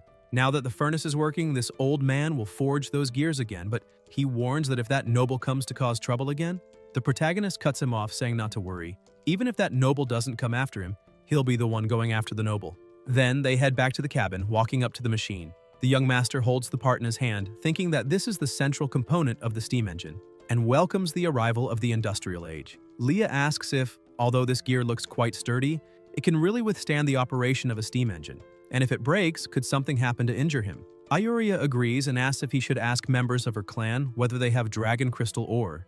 Rain replies not to worry. Lysander used dragon crystal ore because industrial knowledge was insufficient at the time. Cresta tells him not to speak ill of his master. The protagonist says he should worry about himself, because once the steam engine is fixed, according to their bet, he'll have to become his subordinate. Armando says to talk about that after it's repaired. The young master opens the machine, places the part in its rightful spot, and tells them to now witness a miracle. He moves a lever and the machine begins releasing smoke. The saint is impressed that it worked. Cresta sees that it succeeded, calls out for his master, and remembers her telling him to follow her. While Armando carried a box, she told him to wait for her, and he also recalls sitting and trying to assemble something. His master tapped him on the head, saying she'd told him many times, and he still assembled it wrong. She patted his head and said that if they succeeded, people's lives would be very happy. When his master lost her life, her last words were that she would leave the machine with him. In the present, Cresta is kneeling on the ground, saying that her last wish, her dream, has come true. The boy cries heavily, and Rain says to let him cry for a while, as those tears are the emotions he's suppressed over the years. 3 hours later, the dwarf looks at the machine and says he didn't expect him to actually fix the thing, then asks if it's just a machine that makes smoke. The saint agrees and asks what, besides releasing smoke, this thing can actually do. Bram wonders if this contraption only serves to puff out smoke and scare people while sitting there. The protagonist explains that a steam engine isn't just something that produces smoke, it's the foundation of industrial society. The dwarf asks about the foundation of industrial society and what that means. The young master answers that it can make gears turn and thereby power other machines, whether mills, textile machines, means of transportation, or even future war machines. The steam engine can play an irreplaceable role. The greatest invention of humankind is boiling water. Ayuria says that's amazing. The dwarf says it sounds impressive and asks if it's really as miraculous as he claims. Rain replies that soon they'll understand its true value. The protagonist declares that from now on he will guide things step by step into the world of industry and show the power it can offer. At that moment, someone approaches in a hurry and dismounts from a horse. It is Rosalind, who announces that his sister has just arrived in the territory. The young lord is delighted by the arrival of his second sister and thinks she came at the perfect time, since the dam is almost finished and he can take the opportunity to ask her to invest a little in his project. Holker intervenes, saying that the sister sent word that she prepared a special gift for him. Rain asks curiously what kind of gift it could be, imagining that if it were gold or something like that, there would be no need. Rosalind replies that the gift is a group of newly adult girls, leaving Edgar embarrassed. At the Lord's mansion of Etherlyn, Priscilla runs up and hugs her brother, saying she missed him very much. The protagonist returns the affection, but soon asks why she brought those girls. The older sister questions whether he has no taste for women, but he replies that this is not the problem, rather the fact that because of them, people have begun to look at him with suspicion. Priscilla is surprised and asks if anyone dares to disrespect the Lord. Rain thinks the situation has become complicated since even the maid now seems to be judging him. Edgar whispers to his sister that the maid's expression changed, since before she was gentle and now looks at him as if she wanted to kill him. The older sister interprets this as a sign of concern, but the irritated protagonist insists on knowing the reason for so many girls. Seeing his nervousness, Priscilla reveals the truth. It was all because of a letter. He is shocked, and his sister shows him a note stating that he was interested in Rosalind. Convinced that she was only thinking about his happiness, she brought several young women to see which one he would choose. The protagonist retorts that he never said that and that it was a misunderstanding. Priscilla admits she may have misinterpreted it, but highlights Rosalind's beauty and asks whether he should not consider it. The older sister then teases him by asking whether the maid would mind if he had more wives. Rain reacts, telling her to stop talking nonsense. Leah, serious, declares that she's only a maid and has no right to give an opinion, and that the number of wives is his decision. Edgar ends the discussion by saying not to pay attention to such talk, and Priscilla, sensing the mood, decides not to provoke further, asking Gwen to take the girls to rest. In another place, the protagonist comments that in a few days the Etherlyn Dam will be completed, emphasizing that it will control the water supply, enable agricultural irrigation, and even have the potential to generate energy. The older sister finds the term strange and asks whether a dam and energy generation would be magical formations. The young lord explains that no, it is about using the force of flowing water to move a mechanical device and thus generate energy. Priscilla connects this to the earlier comment about food, and Rain confirms it, explaining that it may sound abstract, but it is neither magic nor a simple mechanism, but another type of technical system. The sister asks where he learned something like that, remembering that he always preferred sword training over studying, and questions who her brother really is. Edgar realizes that he had forgotten this detail and remembers that when he arrived there, he was gravely injured, imagining it had been an accident during sword training and that he needs to come up with an excuse. He replies that after waking up 15 days ago, he was in so much pain that he could only stay at home reading, and that was when he found those books. Priscilla recalls that they wrote this in the letter about how he began devouring books nonstop and asks whether they were from the family library. The protagonist points to Liesel's notes, saying they were like those. The older sister flips through them and is surprised, recognizing that the knowledge truly exists, and concluding that it is worthy of him to turn theory into reality based only on books. The young lord says that is why he cannot practice martial arts. Priscilla replies that she knows how much he went through, understands that he stopped training to save his own life, but asks him not to push himself so hard. She says she was only worried that someone might hurt him and that she will no longer doubt him. Rain assures her that he is fine, and that, as she can see, he is still able to accomplish all those things. The older sister thinks that is good and states that no matter what happens, she will stand by him. And if there is anything in the territory that needs help, he just has to ask and she will support him fully. Edgar thinks that it was she herself who insisted on that and says that, coincidentally, there is a place where he really needs her help. Priscilla asks what it is, and the protagonist explains that he hopes she will invest in him, since it is an important plan for Etherlyn's future development. The older sister asks whether the noble's resources are not enough, but Rain says it is not about money, but about people. He explains that the city lost many people to wars and disasters, and that skilled workers are rare. Priscilla understands that he is asking for people, and Edgar confirms it, asking her to transfer some artisans, farmers, and administrators from her territory, guaranteeing that they will live well there and learn new technologies. The older sister replies that the plan is not bad, but reminds him that those people are pillars of her territory, asking whether he thinks she will release them so easily. The protagonist says that she herself promised to fully support him and asks whether she will go back on her word, adding that when Etherlyn develops, she will also benefit. Priscilla asks him not to judge her so quickly, agrees to transfer some people, but demands that he show results first to convince her that the effort will be worthwhile. Rain replies that she does not need to worry because he will show the power of industry. Later, Priscilla goes to another room and tells her subordinate that what she feared did not happen, that he is still the brother she remembers, not the Emperor's puppet. Gwen comments that he is naturally intelligent and now so dedicated that he will certainly make Etherlyn prosper. Priscilla states that she will not let the poisoning of her brother go unanswered, and says that if the Emperor made him unable to practice martial arts, it is only fair to make him lose a son, ordering an investigation of the princes and to choose the easiest target, promising that the Emperor will pay the price. Gwen replies that everything will be resolved cleanly and efficiently without her needing to worry. The older sister thinks that the Emperor touched the person most precious to her, and therefore, it is not her fault to want retaliation. Next, wagons advance full of bound people. A young man comments to the boss that they captured high-quality goods this time, and that the sale will yield a lot of money. The brute complains that most of the profit goes to old Eldrick, asking why he earns without doing anything.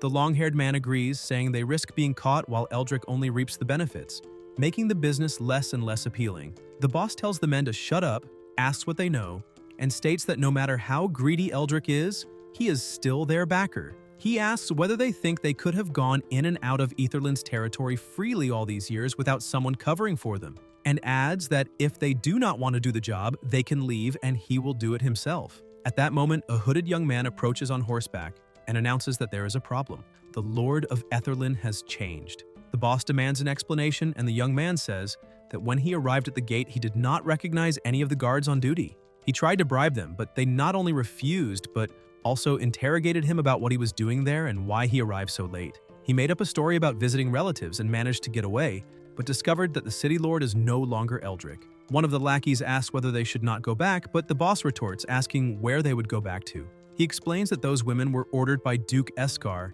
in an agreement with traffickers from the Orvis Empire, and asks who would pay them the 3,000 gold coins if they did not deliver the merchandise. He emphasizes that without that money, how could they present themselves before Duke Eskar? Another lackey fears that the new lord might not allow them to leave. The boss replies not to panic. No matter who it is, he will not refuse money. At worst, they will profit less this time, but they can rest there for one night. The next day, they will disguise themselves as a merchant caravan, taking fewer women to test whether they can blend in. If it works, they will make more trips. The brute asks whether they can have some fun that night. The long-haired man adds that they do not know if they will be alive tomorrow and asks to enjoy themselves before dying. The boss orders them not to touch the redhead, but says they can use the rest as they wish. The men cheer and look at the wagon full of women. The boss then tells the two to hurry up and spend the night in the cave. One of the women, trembling, begs to be let go. The brute pretends to reassure her, saying he will be gentle, while dragging her by force as she begins to scream loudly. At that moment, a firm voice interrupts, telling them to stop and asking who they are. It is Rosalind. The brute, surprised, comments that it is a woman. Holker accompanies her and asks who they are and what they intend to do with that girl.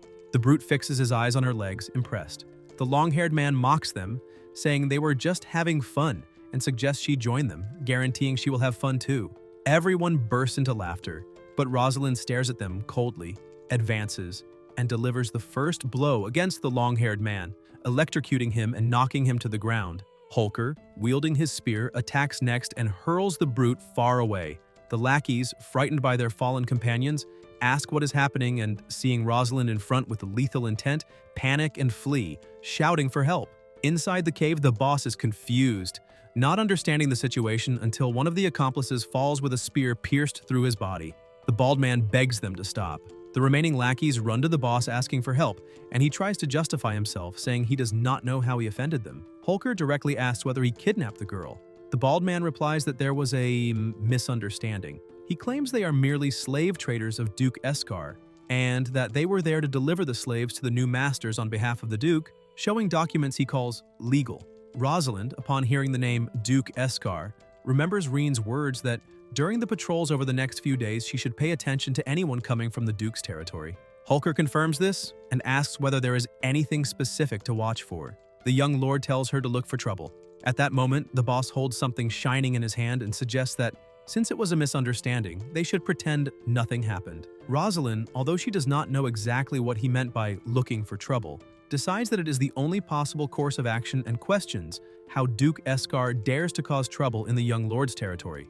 She orders everyone to kneel or not blame her for being blunt. The boss grinds his teeth, curses, and warns them not to push it. He asks whether she really thinks she will leave alive when facing so many men. Holker plants the spear into the ground, spinning it, and repeats that they should surrender or be eliminated.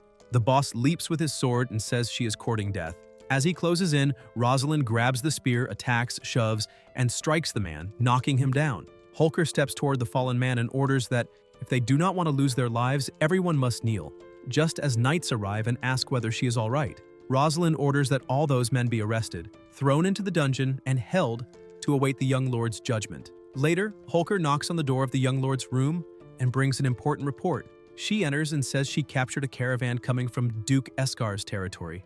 Rain comments that she really does find trouble easily and asks what the caravan was carrying. Holker replies that it was transporting slaves, that they carried Duke Eskar's documents, and that there was something strange about them. Edgar, indignant, asks how they dare sell other people's labor and says those scoundrels deserve death. In a cellar, the bald man is shackled to a chair and the protagonist, accompanied by the maid, approaches. The young lord accuses them of audacity for selling people in his territory. The bald man retorts that it is also audacious to oppose Duke Eskar, Although he does not know how Eldrick was replaced by the new lord, he advises them to cooperate or face a miserable fate. Rain asks whether the former lord cooperated for a long time. The bald man confirms it, saying they sold many women to the Orvis Empire over the years, and that what they saw today is only a part. Edgar asks whether there are more women hidden and where they are. The bald man mocks them, laughs, and demands that they kneel and beg to get an answer, but refuses to speak. The young lord warns that the bald man's life is in their hands and that if he remains obstinate, he will regret being alive. The bald man invokes Duke Escar's protection, warning that counterattacks will come, but the young lord states that the Duke's protection is worthless in his territory. Leah strikes him so hard that the chair falls, and he finally confesses that there is an abandoned hunter's cabin in the forest to the south where the rest of the victims and the goods are hidden. Rain instructs the maid to tell Rosalind to gather the cavalry and depart to rescue those girls, warning that if it is a lie, they will make the bald man regret living in this world. The bald man, in despair, claims that Duke Escar's elimination squad is at the cabin and that everyone will be executed. Soon after, Holker spots signs of occupation near the hunter's cabin and announces to the young lord that he did not lie. Edgar orders an ambush to be prepared and that no one be allowed to escape. Rosalind approaches the door saying she will open it. When Holker pushes it, both are shocked by the scene. Several injured women beg not to be beaten anymore, saying they would do anything not to suffer again. All of them appear terrified. The protagonist orders them to be taken out of there. Rosalind walks toward them, but suddenly a weapon appears aimed at her. Holker reacts quickly, barely deflects the attack, and shouts for the young lord to be careful, warning that it is an ambush, and orders the cavalry to protect him. The soldiers advance with shields raised. Some men appear and ask whether they are subordinates of the great Duke Ardalian, saying they do not want unnecessary conflict and asking to talk. Rosalind replies that there is nothing to discuss. Rain interrupts and asks them to wait, asking what they want to discuss with him. The bandit explains that they have sold slaves to Duke Escar for years. A high-quality slave can be worth more than 1,000 gold coins. Even the worst goes for no less than 100, and if he is willing to cooperate, they can give him a share of the profits every year in addition to offering products of interest to him for free. Holker thinks to himself that they are despicable. Edgar, in a cold tone, says it sounds like a good offer and asks how much they would give. All the bandits' accomplices stare at him, tense. The man replies that it would be 10,000 gold coins per year. The protagonist repeats the amount with disdain, asking whether he thinks he is dealing with a beggar since his sister gives more than that every month. The bandit asks what amount he expects. The young lord answers that it is 100,000 gold coins per month. The bandit becomes angry, says it is absurd, that they do not even earn that in a year selling slaves, and accuses him of joking. Rain ends the conversation by saying that if they do not want to pay, then forget it, and orders that they be turned into porcupines. The archers ready their bows.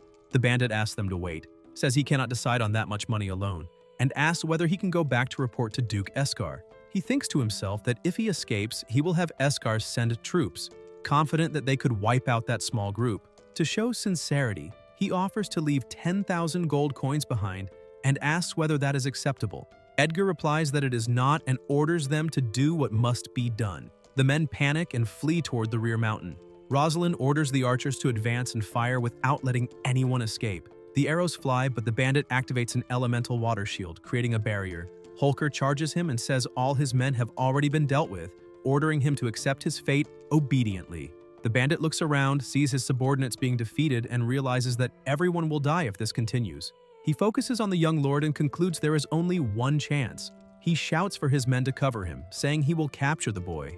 The men protect him, and Rosalind warns the young lord, ordering everyone to defend him and prevent those beasts from getting close. The bandit roars that they asked for this. Suddenly, a voice echoes saying that he is courting the finishing move. A devastating punch hits him, hurling him away. It is Leah. The impact is so strong that the wounded bandit questions whether that woman is not supposed to be just a common maid. Grumbling, he gets up and charges again, but the maid strikes him once more, throwing him to the ground. The soldiers state that they have finally captured him. Leah walks up to him and stares, asking how he dared try to touch the young lord. The bandit opens his eyes and launches a long-range attack. Leah reacts, warning her master to be careful. The enemy blade strikes Rain. The companions grow worried, but Edgar remains calm and orders them not to panic, telling them to maintain formation. Rosalind shouts that he is wounded and that they need to protect him. The bandit thinks of taking advantage of the chance to escape. Holker runs to the young lord and orders the soldiers to stop the pursuit and escort him back immediately, asking the maid to quickly bandage his wounds. When Rosalind looks around, she does not see her and asks where she went. In the forest, The bandit runs desperately, thinking he must survive and deliver the message to Duke Eskar. He asks who is ahead. It is Priscilla. The bandit hesitates, thinking it is a woman, and that she does not seem like a great threat. The older sister introduces herself as the daughter of the great Duke Ardalian and states her name. The bandit is startled, asks whether she is truly the eldest daughter and why she is there, imagining that Duke Eskar's actions have been discovered. Priscilla explains that the other group in the valley was the great Duke's youngest son, her brother, and comments that tonight's harvest was plentiful, that her brother's performance was a pleasant surprise. The bandit does not understand and asks about the surprise. Priscilla praises her brother, saying he did not disappoint her, that he remains intelligent and calm, capable of keeping his composure even before a despicable fellow like him, and assures him that he can relax, because today he will not be moving. The bandit, confused, asks whether he really will not move. The sister merely watches. After all, he provoked the strongest person he could meet today, and Leah appears behind him. The bandit feels something strange, senses his body trembling, turns around and asks if it was her. The maid, releasing energy through her eyes, asks whether he truly thinks he will escape after injuring the master. The bandit begs them to spare his life. The strange sensation intensifies until he is struck and hurled away. He asks what is happening, why he cannot breathe, and what kind of magic that is. Leah extends her finger, releases her powerful magic that distorts his body in waves and makes him explode, scattering energy around. The maid states that he was courting the finishing move and reminds them that the master is wounded and needs to return quickly. Priscilla urges her to move on. Leah approaches the wounded young man, and the older sister suggests to the subordinate that she remind her brother not to irritate Leah. An energy emerges and Gwen steps out of a portal, telling Priscilla to be at ease. Whatever happens, Leah will never touch him. Priscilla comments in a teasing tone that this makes her brother seem like a scoundrel.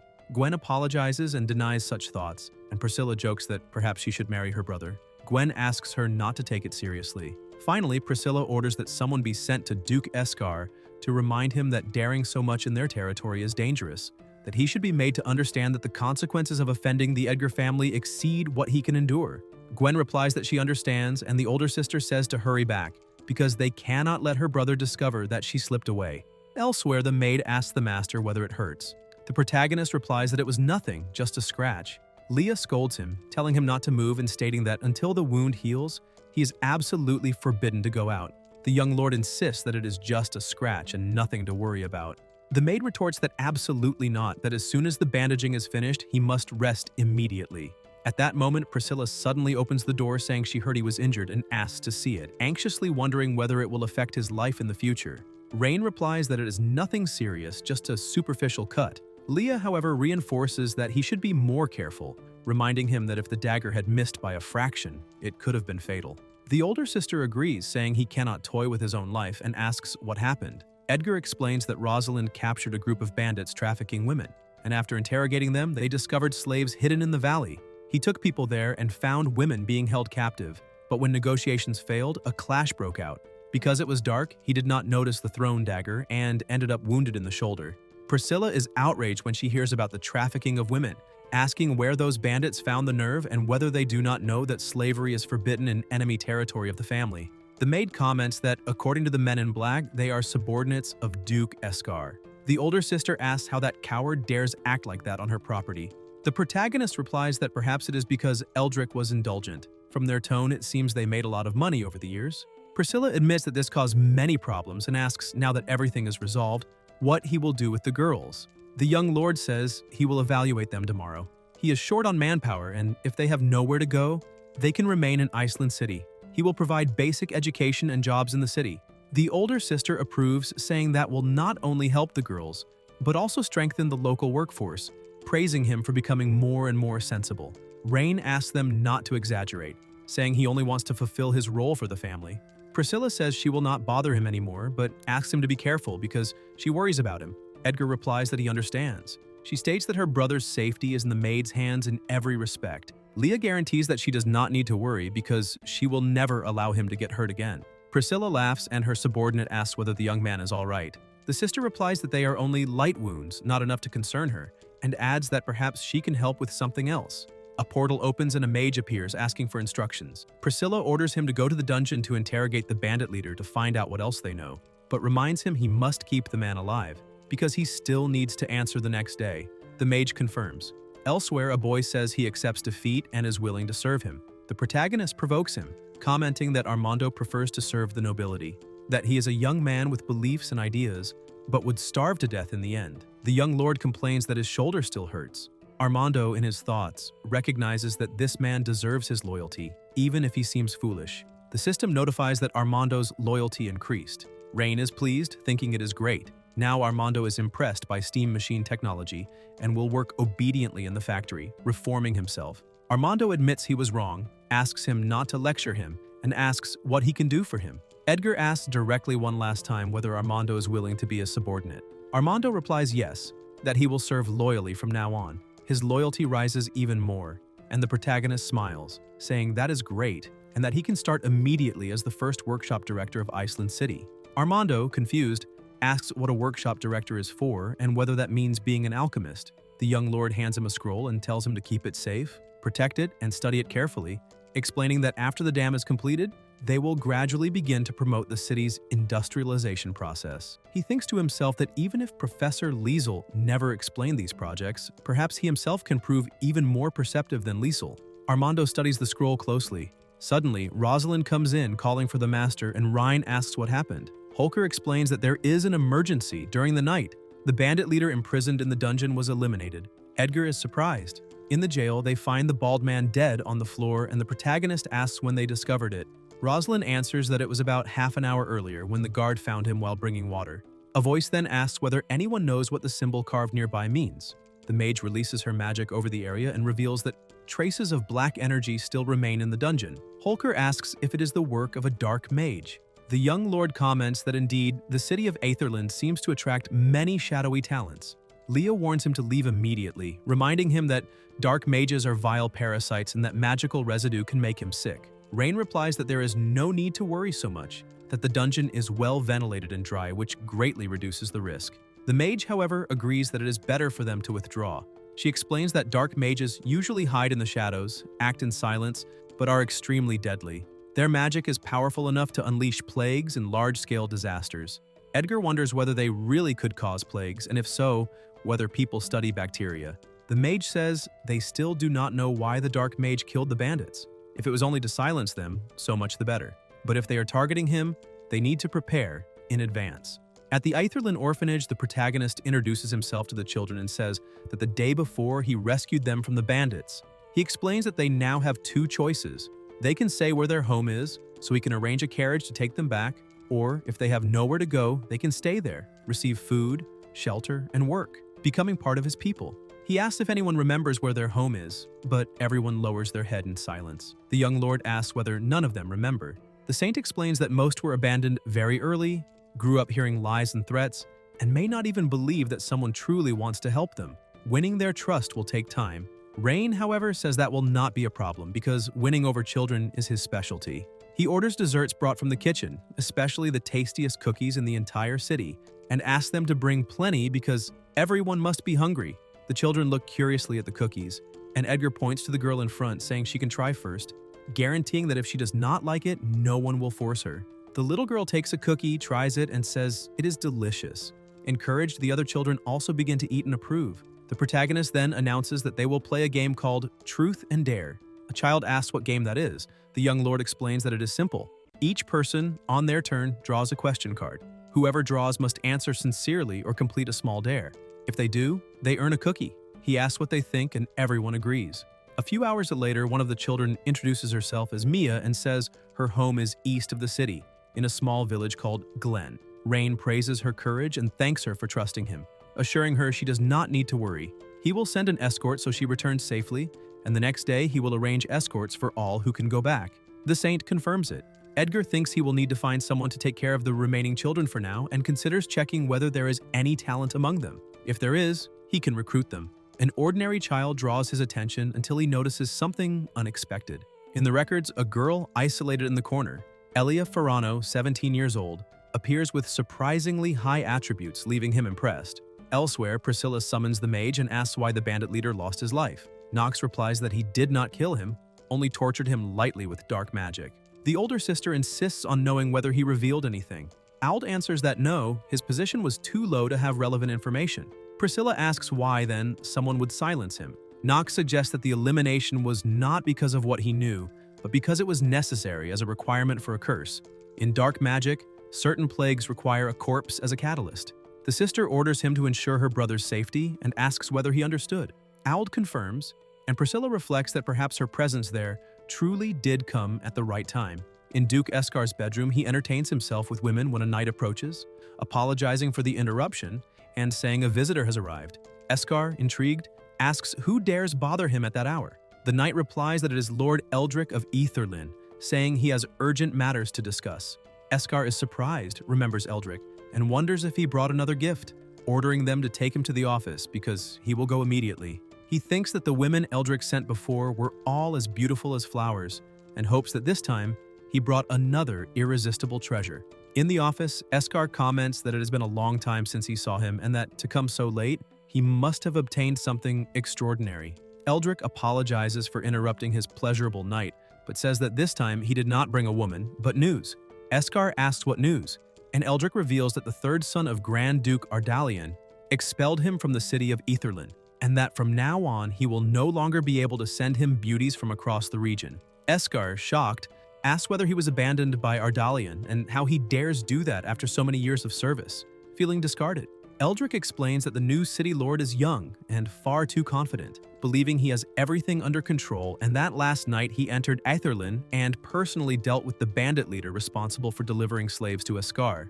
The Duke asks whether the boy uncovered the scheme, and Eldrick admits it is quite possible, and that is why he risked coming to warn him in person. Escar asks whether Eldrick is implying that the boy might come after him directly. Eldrick replies that they both know the Empire forbids cross-border slave trafficking, and since the young man's position already has old conflicts with his father's, he suspects the boy will use it as an excuse for an attack and revenge. Escar thinks that if the Emperor discovers his involvement in this business, he will certainly be eliminated, and asks whether Eldrick has a better idea. Eldrick says that as he left Aetherlyn, he heard the news that the dam was completed, the perfect opportunity for them to act. Escar asks what exactly this dam is. Eldrick explains that he heard the boy explain it. It is a structure that can store water, and that the Aetherlyn Dam could flood the entire lower district of the city. He suggests using the dam to create a disaster, destroying both the city and its people. During the chaos, Escar could send troops to occupy the city and solve the problem once and for all. Escar hesitates, asking whether he truly expects him to eliminate the son of the great Duke Ardalian, immediately refusing, because if the Grand Duke found out, he would be a ruined man. Eldrick retorts, saying that if the boy reports his activities to the Emperor, the end will be the same. In that case, they could simply blame the dam for the accident. Not even the Grand Duke would have grounds to accuse them. After all, who really knows what the dam is for? He adds that once they take the city of Aetherlyn, Escar will never again have to depend on anyone to send him women. Escar smiles, satisfied, and agrees to move forward with the plan.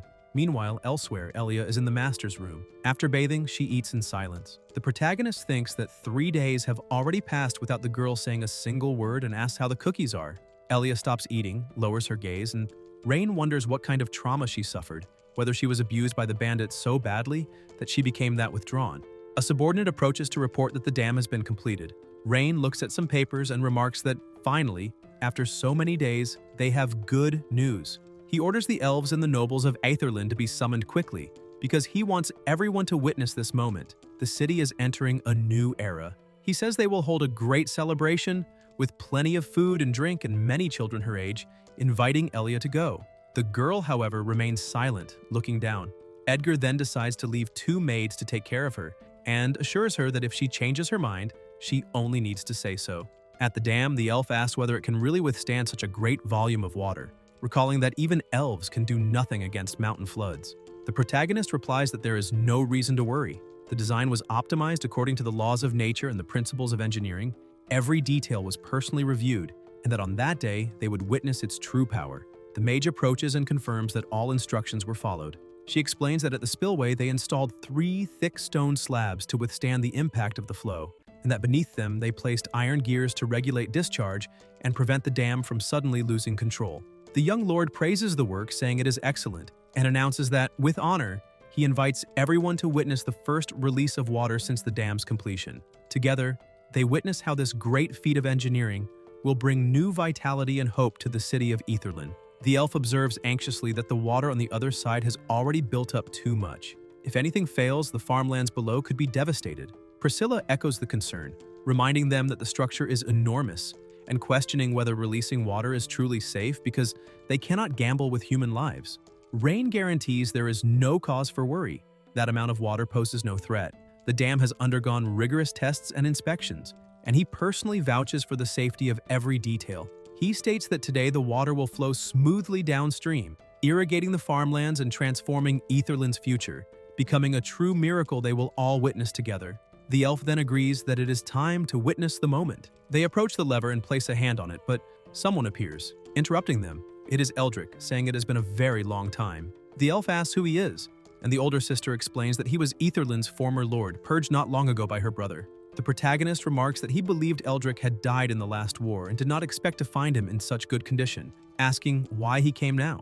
Eldrick replies that ever since he entered the Empire and became a noble, the young lord cuts him off, asking whether he is not the very same one dissatisfied with how the Orvis Empire treats its nobles, who came crawling back. Eldrick grinds his teeth and says he is there for revenge. Rain sneers, asking whether it is only against him and whether he happened to eat something rotten that made his brain rot. Eldrick laughs and asks whether they really thought he would come alone to invade Etherland, calling them fools. He reveals that he positioned a squad of powerful mages above the dam and that, with a single command, they will unleash devastating water sorcery. The wave formed upstream will carry the magic along the currents, destroy that miracle dam, and swallow the entire city of Etherland.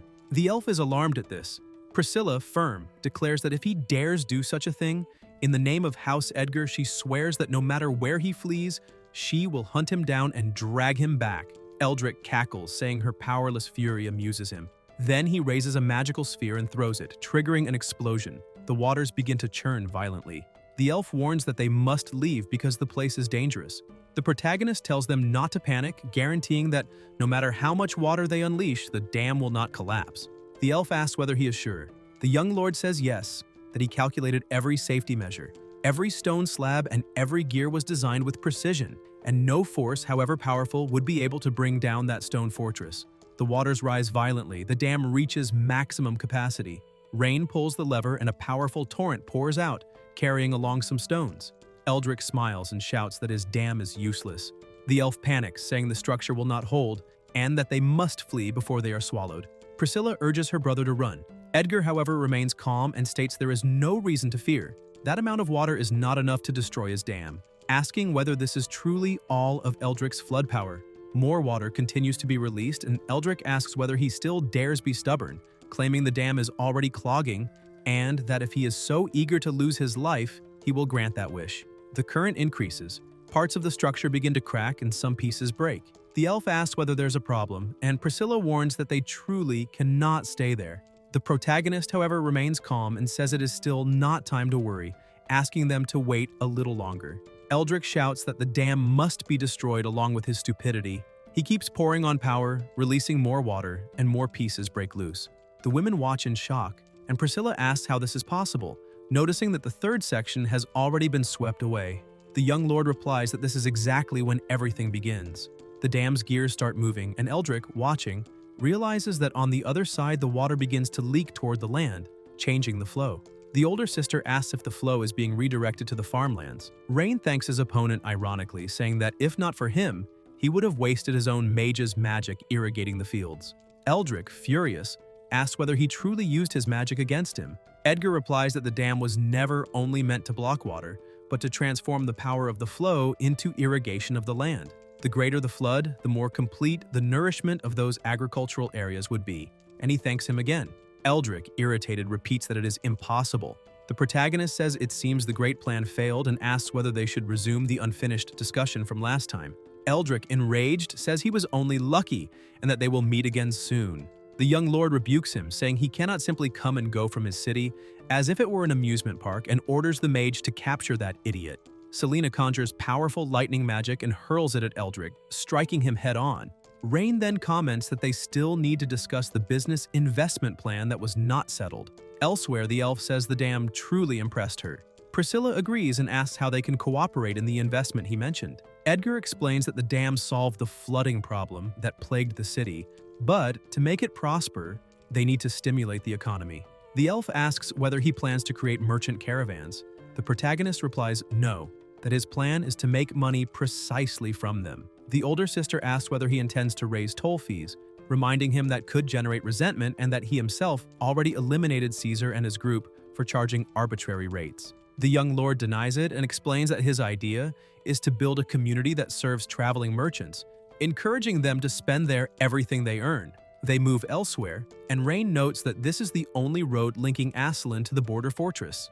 He points to an old abandoned gambling house and explains that, because of the strategic location, if a service area is established there, caravans will inevitably stop to spend. The elf retorts that the place is in complete disarray and asks that if it was as good as he claims, the casino would not have gone bankrupt. Edgar thinks the former owners did not even bother maintaining the place and explains that the bankruptcy was the result of poor management. He guarantees that under his control they will do better and that this time there will be no bankruptcy. The elf watches him closely and asks what exactly this service area is that he mentioned. The protagonist opens the map and explains. It will be a comprehensive facility, including rest stops, shops, stables, and more, offering special services for caravans and travelers. A commercial hub integrating rest, supplies, trade, and communication. The elf admits it is a very good idea. The young lord continues, saying that trade between Aslan and the border fortress is frequent, with countless caravans passing every day. Moreover, people from neighboring areas will gather there because of the convenient transport. Establishing this service area will boost consumption, investment, and the development of other industries. The elf, however, asks what the benefits would be for the elves, since everything she has seen so far favors only humans. Rain replies that the service area will not only offer convenience to human caravans, but more importantly, it will serve as a food distribution hub. From that point on, elves will no longer need to worry about food. Surprised, the elf asks whether it is truly a food distribution hub, and whether he is serious. Edgar confirms. As the number of caravans grows, grains, spices, and agricultural products from all over the world will continuously pass through there. Thus, the elves will not only have enough food, but will also be able to acquire agricultural goods from across the country at accessible prices, ensuring their granaries are never empty. In this way, not only Aslan, but also the elven border will become a thriving trade channel, and the elves will have inexhaustible food reserves, solving their subsistence concerns once and for all. The elf thinks that if what he says is true, then her people will no longer have to fear hunger. The protagonist states that, as the saying goes, to get rich, you must first build roads. Only by opening trade routes do resources circulate and everyone benefits. The elves, he says, will experience unprecedented prosperity, and this is only the beginning. Convinced, the elf says she trusts the plan. If this road can bring food and prosperity, the elves will support him as well. The young lord thanks her for the trust and asks how much she intends to invest, adding that as soon as the money is available, they will begin construction immediately. The elf replies that she will start with 150,000 gold coins. If it works, she will continue cooperating. Rain thinks, surprised, that this woman is truly rich, since she invests 150,000 right from the start, calling the elven tribe a fat sheep. The elf stresses that she wants a detailed plan for the construction and the use of the funds, because she will send people to supervise. Edgar guarantees that he will personally supervise and ensure that every stage is done to the highest standards. Later, elsewhere, the protagonist calls for his maid and announces that the elves agreed to invest, and that the city of Aslan is saved. Leah replies that it was thanks to his wisdom and persistence that the city's future became bright. The young lord, however, says that although the investment issue is resolved, the management of the funds needs to be organized carefully and asks her to look for Selena. Leah confirms that she understands. Selena approaches curious and asks what it means to mess with the records, but the young lord in an ironic tone says she is so smart and still does not know, asking if she has never opened a book or learned mathematics. The maid shamelessly admits that she truly does not understand those things, saying she only masters spells and enchantments, and that math and worldly matters are a mystery to her. Amused, Rain asks whether the boy at least knows how to cook the books, and Armando replies that he still has not figured it out, commenting that the workshop director was the one who helped him last time. Edgar rubs his forehead and thinks he is doomed, since the two smartest people around him cannot even do basic calculations, and he wonders if all the elves' money will end up wasted on unnecessary construction, deciding he needs to keep something in reserve for hard times. Leah, worried, asks if it is a financial problem and suggests he ask his sister for help, reminding him that her territory is full of business geniuses who would certainly understand what it means to deal with fake accounts. The young lord immediately refuses, saying that this kind of matter must be handled by someone trustworthy, and that the fewer people who know, the better. Then orders that all the merchants of Aslan be summoned the next day, because he wants to find out whether there is any sly profiteer among them. Elsewhere, a red-haired woman walks along the road and looks into the distance, wondering if that really is the city of Aslan. Determined to make the young lord promise to free the Grand Duke of Castella, no matter the cost, because she must rescue her father. Inside the city, she keeps walking and asks a young man whether there is any celebration in Aslan that day. He replies that the city lord is holding an accounting exam and that everyone went to watch and have fun. Intrigued, the redhead asks what that exam is, and the young man says he is not sure, but he heard that whoever passes will get the chance to work for the master and will also be able to make a request, any wish they have. She wonders whether, if she passes, she could ask for the unconditional release of the Grand Duke of Castilla. People start running, saying the test is about to begin, and she decides to see what is going on. In the hall, the candidates sit down and begin answering the questions. The young lord watches with satisfaction, thinking the exam was tailored for the new service area that will be built, considering himself a genius for creating problems that ordinary companies could not solve, and imagining that this way, Aslan will attract the best accounting talents. Suddenly, a man comes running in, and someone remarks in surprise that he finished far too quickly, recognizing him as the owner of the local brothel. Rain grumbles that he thought it was impossible for any genius to exist in Aslan. Edgar takes the paper, sees it is blank, and asks what happened. The man, embarrassed, says he did not understand the title of the exam. Edgar, irritated, asks why someone who understands nothing came to take the test, and the man replies that he does not understand terms like balance sheet, depreciation, amortization, or working capital, and asks them to write it in a simpler way. The young lord thinks that if they make it clearer, they will be incriminating themselves and end up arrested in the imperial capital. Another man appears with a sheet and asks them to look at his answer, and the young lord reads that he has an 8-year-old daughter still unmarried, and that if the master has time, he could visit them and even take her. Outraged, Ryan thinks about having him arrested for a good ideological lesson, wondering whether there is not even a single decent accountant in that city. Watching from afar, the redhead notices the young lord's displeasure and wonders what kind of problem has left everyone in Aslan so lost, deciding to try it herself. As she approaches, she asks the guard whether she can still take the exam, and he asks who she is. She replies that she is just a tourist, and if the rules allow it, she would like to participate.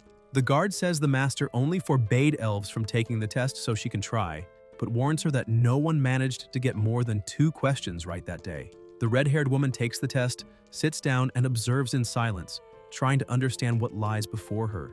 After reading the situation described, she wonders whether the lord of that city is really hiring someone to manipulate records, and concludes that the young master is no different from the corrupt officials of the empire, all greedy and ambitious. Even so, she decides that if she can answer perfectly, she will gain bargaining chips, and her father's life is worth more than her own pride. Since he wants someone to handle the numbers, then it will be done with enough precision to satisfy him. Meanwhile, the young master continues observing the exams and wonders whether there is not even a single competent accountant in all of Aslan, until someone approaches with a completed paper.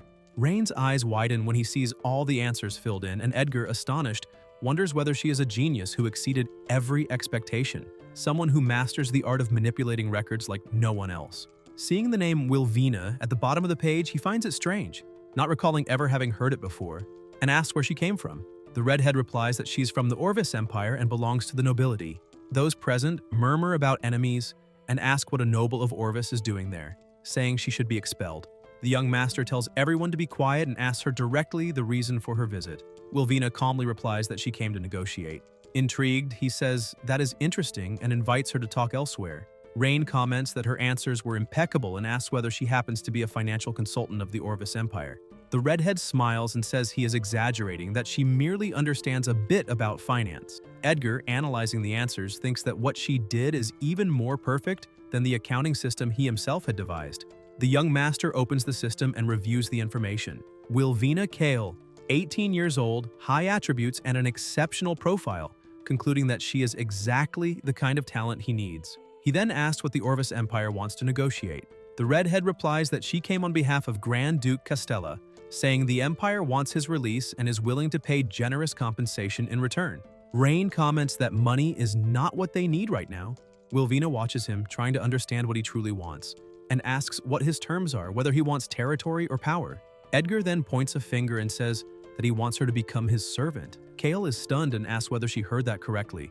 The young master confirms it and says it is a reasonable request, stating that she is far more valuable than the Duke. The redhead becomes furious, thinking it must be a joke, and says he is insulting a noble of the Orvis Empire, declaring that she would never bow to an enemy. The young master replies that he does not joke about serious matters, especially with talented people like her, and that he would not waste someone with such ability.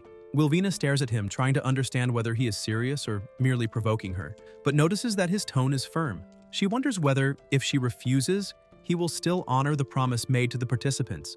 And before she can say anything, Rain comments that perhaps this is not the end of the negotiation. Edgar adds that she already solved a major problem for them, and that Aslan needs talents like her to grow and prosper.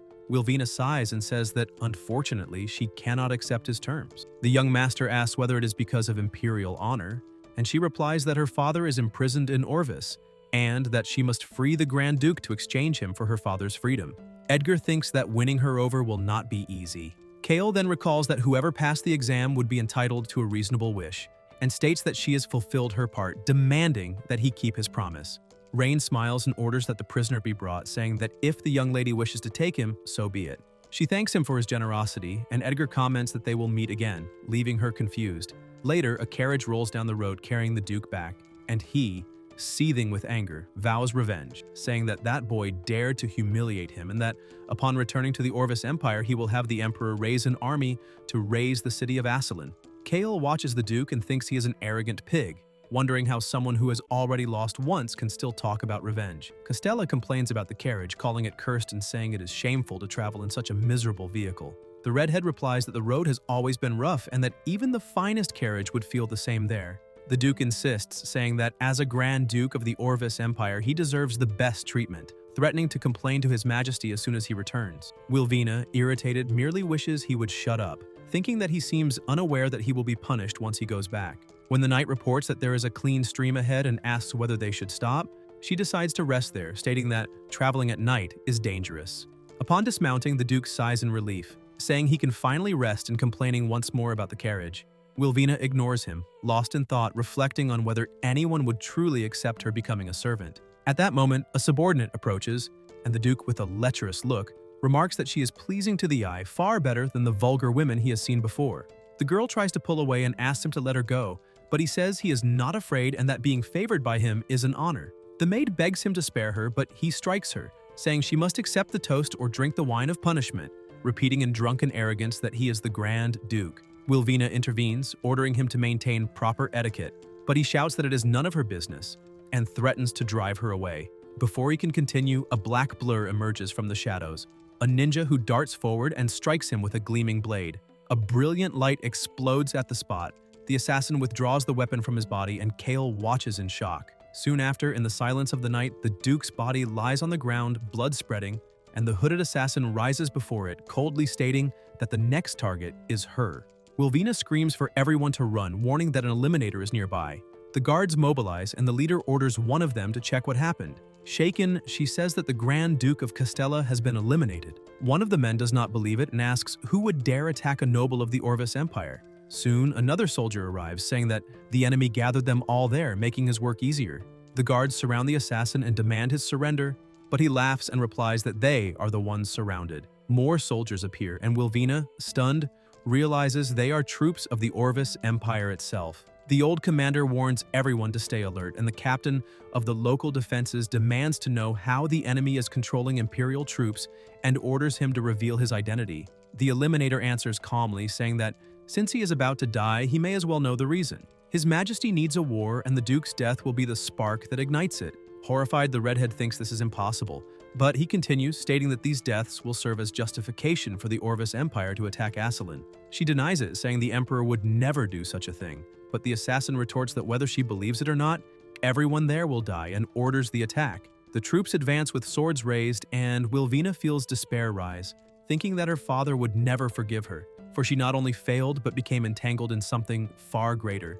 In her mind echoes her father's warning to never get involved in imperial politics, saying she was too kind-hearted. Now, amid the chaos, she finally understands what he meant. The enemy cavalry closes in, but suddenly a firm voice rings out. The young master appears, saying that the Empire's dogs have gone too far. Wilvina recognizes the tone and realizes it is him. Rain steps forward beside him, furious, saying that invading their territory to eliminate people is far too audacious. The guards exchange looks, confused, thinking it impossible for this to be an ambush since they had patrolled the entire area. The young master observes and remarks that the methods of the Orvis Empire are always direct and brutal. Wilvina approaches and asks what he is doing there. Edgar replies that she could not have been naive enough to believe she could escort the Duke back to the Empire safely.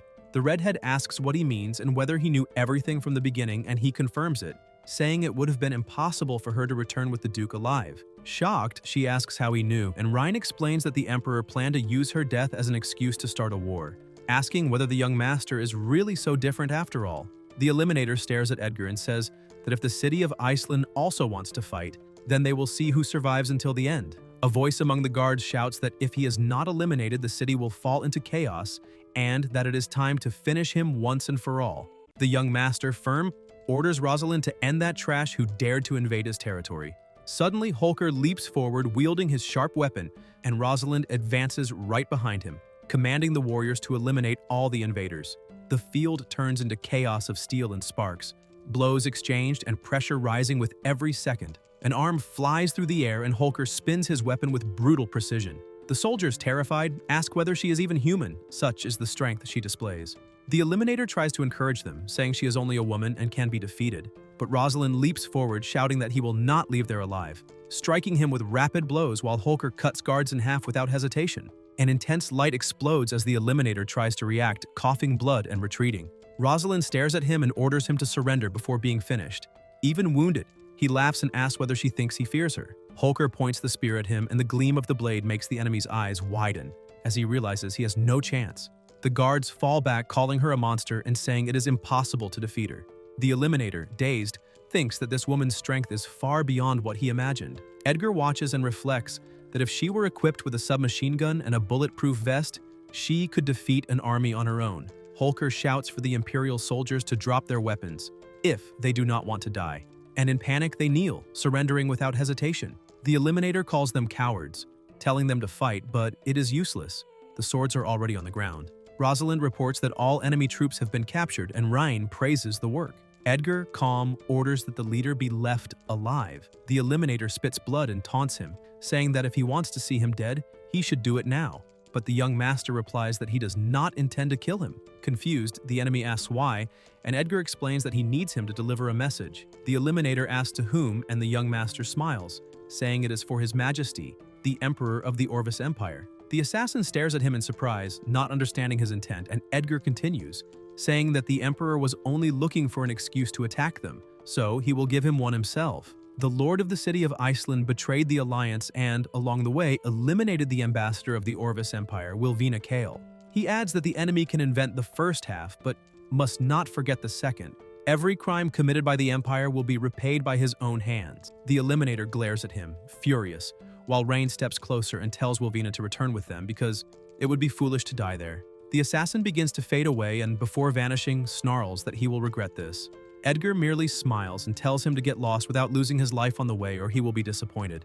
Wilvina looks at him and asks whether he is not afraid that the Orvis Empire will attack with full force.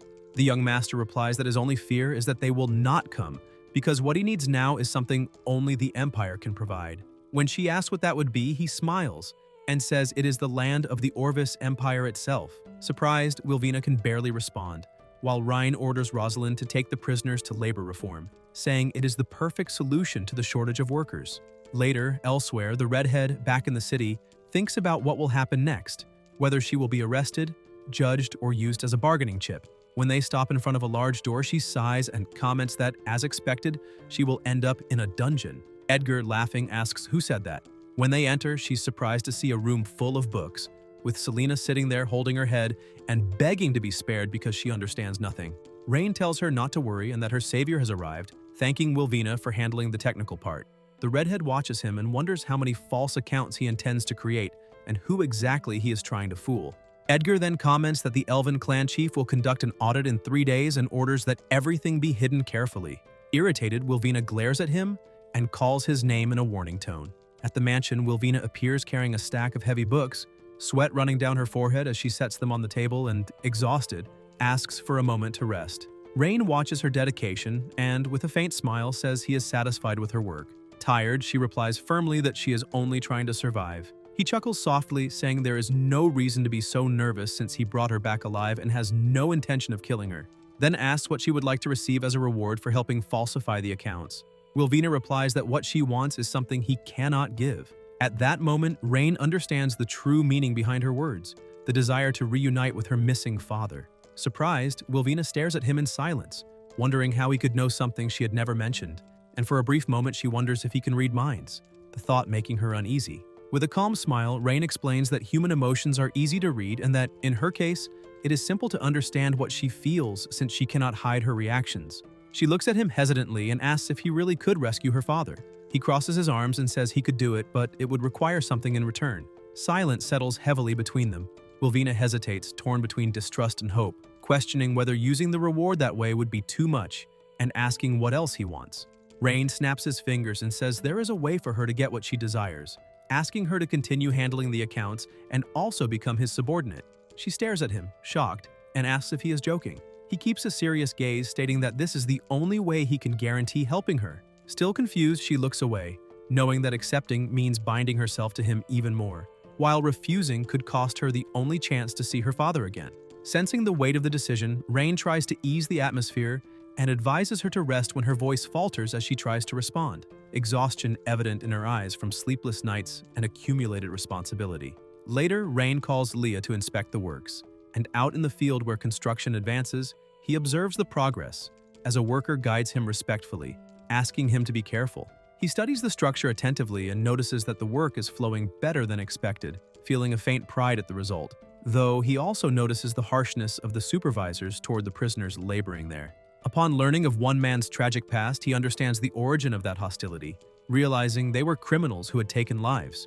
The guide promises to speak with the supervisor and ask him to be more lenient, fearing delays, but Rain tells him to wait and asks why they should feel compassion for those men, reminding him that when they invaded Iceland, they showed no restraint at all. The guide is confused, but Rain simply orders him to ensure that no one dies before the area is repaired, and the man smiles, saying he understands. Rain then asks how many hours they work and how many meals they receive, and the guide answers that they work 8 hours a day and get 3 meals. Rain reflects that, with autumn approaching, this seems too easy, and orders the workday increased by 2 hours.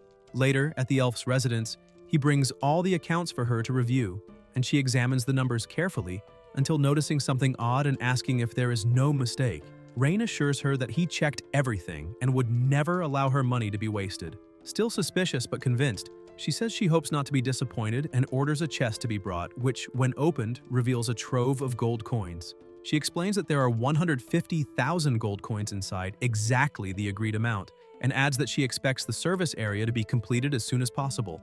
Rain holds one of the coins and, with a confident smile, promises that she will soon see a prosperous commercial center rise from the ground. Her Majesty remarks that she has heard rumors of friction between him and the Orvis Empire and asks whether that could lead to a new war and harm their cooperation. With a faint smile, Rain replies that there is no reason to worry, extending his hand and saying he has prepared a splendid spectacle for the Orvis Empire, and that when the time comes, everyone will benefit. Meanwhile, in the Orvis Empire, tension grips the castle, and in the throne room voices echo through the corridors as the Emperor announces the death of Grand Duke Castile during his return journey. Shock spreads among those present, and a counselor, incredulous, asks how such a thing could happen, suggesting that the city of Iceland might be behind the crime. With a severe gaze, the Emperor raises a blood-stained letter and says that a spy risked his life to deliver it, then coldly orders his aide to read it aloud. The man's voice trembles as he reveals the contents, the letter accusing Rhine Edgar and Miss Wilvina of treason, claiming they ambushed the Grand Duke in the forest and massacred his guards, ending with a clear demand that the Empire avenge the noble's death. The Emperor slams the arm of the throne in fury, calling Wilvina's betrayal despicable, as the nobles erupt, clamoring for Iceland to pay in blood. Turning to Craven, the Emperor looks at him with contempt, reminding him that he was the one who suggested the peace treaty, and now, with the Grand Duke dead and the Empire humiliated, demands an explanation for his failure. In silence, the blonde man curses the old Emperor, convinced that the crown-wearing demon had planned everything to justify an invasion. Yet before everyone, he kneels and takes the blame, saying he was deceived by the traitor Wilvina.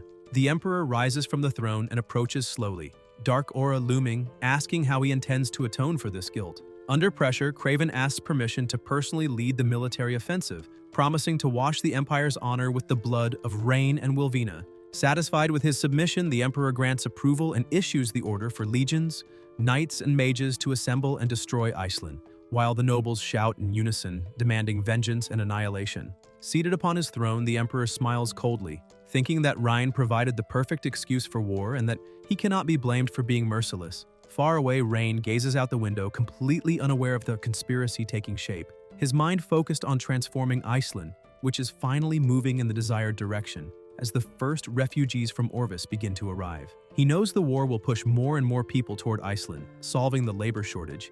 And more than that, he plans that after victory he will expand his dominion into the lands he desires most. Leah approaches and reports that the first group has already been settled and that the logistics department is distributing food and clothing. And when Rain asks how many arrived, she answers that there are about 3,000 refugees, including 800 men fit for labor and 1,400 women. Satisfied, he concludes that at this pace, Iceland will no longer face a worker shortage and orders extra food for the newcomers, noting that the elves' money is still abundant and has notices spread along the borders promising tax exemption and free housing, since the elves paid dearly and he intends to make use of every coin. Leah agrees immediately. Shortly after, Wilvina asks to see him, and with a simple nod, Ryan and Leah authorize her entry. She enters determined, tension heavy in her gaze, confronting him and accusing him of being responsible for the war, saying she could stop it if she returned to the Empire. Rain doubts her influence and replies that he has already prepared for any outcome. Indignant, Wilvina accuses him of sacrificing innocence for ambition and calls him selfish, but he remains calm, remarking that it is curious to see her so shaken over the people, something that, in his view, makes her too kind. Angered, she tells him to stop mocking her, saying she hates those who start wars. And Rain smiles and calmly replies that they have something in common, because he also hates wars. Confused by the answer, Wilvina asks what he means, and Rain stands up slowly, gaze firm, stating that the worst people in the world are those who start wars, and that is precisely why he must fight. The words sound like a paradox, and Wilvina stares at him, incredulous, thinking it all absurd. Rain then explains that if everyone fears and hates him, no one will dare start a war while he exists, because it is not reason that prevents conflict, but strength. His cold, rational tone leaves Wilvina speechless as he mocks the idiots of the Empire, saying it would be boring to face them directly. His plan being to let them sink on their own, trapped in swamps and scarcity, until they lose supplies and the faith of their own people. Stepping closer, Rain places a hand on her shoulder and tells her to rest well in the coming days, promising with a gentle smile that she will soon see her father again. And for a moment, Wilvina remains motionless, unable to react, realizing that this was something she never would have expected to hear from him.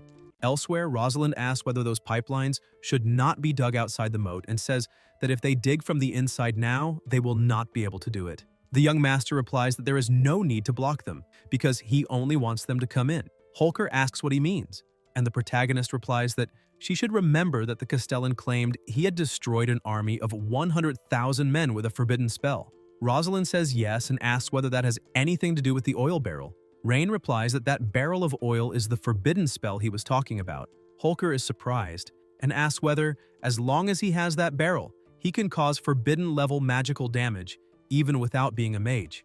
The young master says that from 80-year-old grandfathers to 8-year-old children, as soon as someone lights a bonfire, that thing will explode. He adds that when the Imperial army comes to attack, she will not be able to win. Rosalind asks why they will not be able to win and says that this is a once-in-a-lifetime opportunity. If they can inflict heavy damage on the Imperial army at the border, they can consolidate their defenses.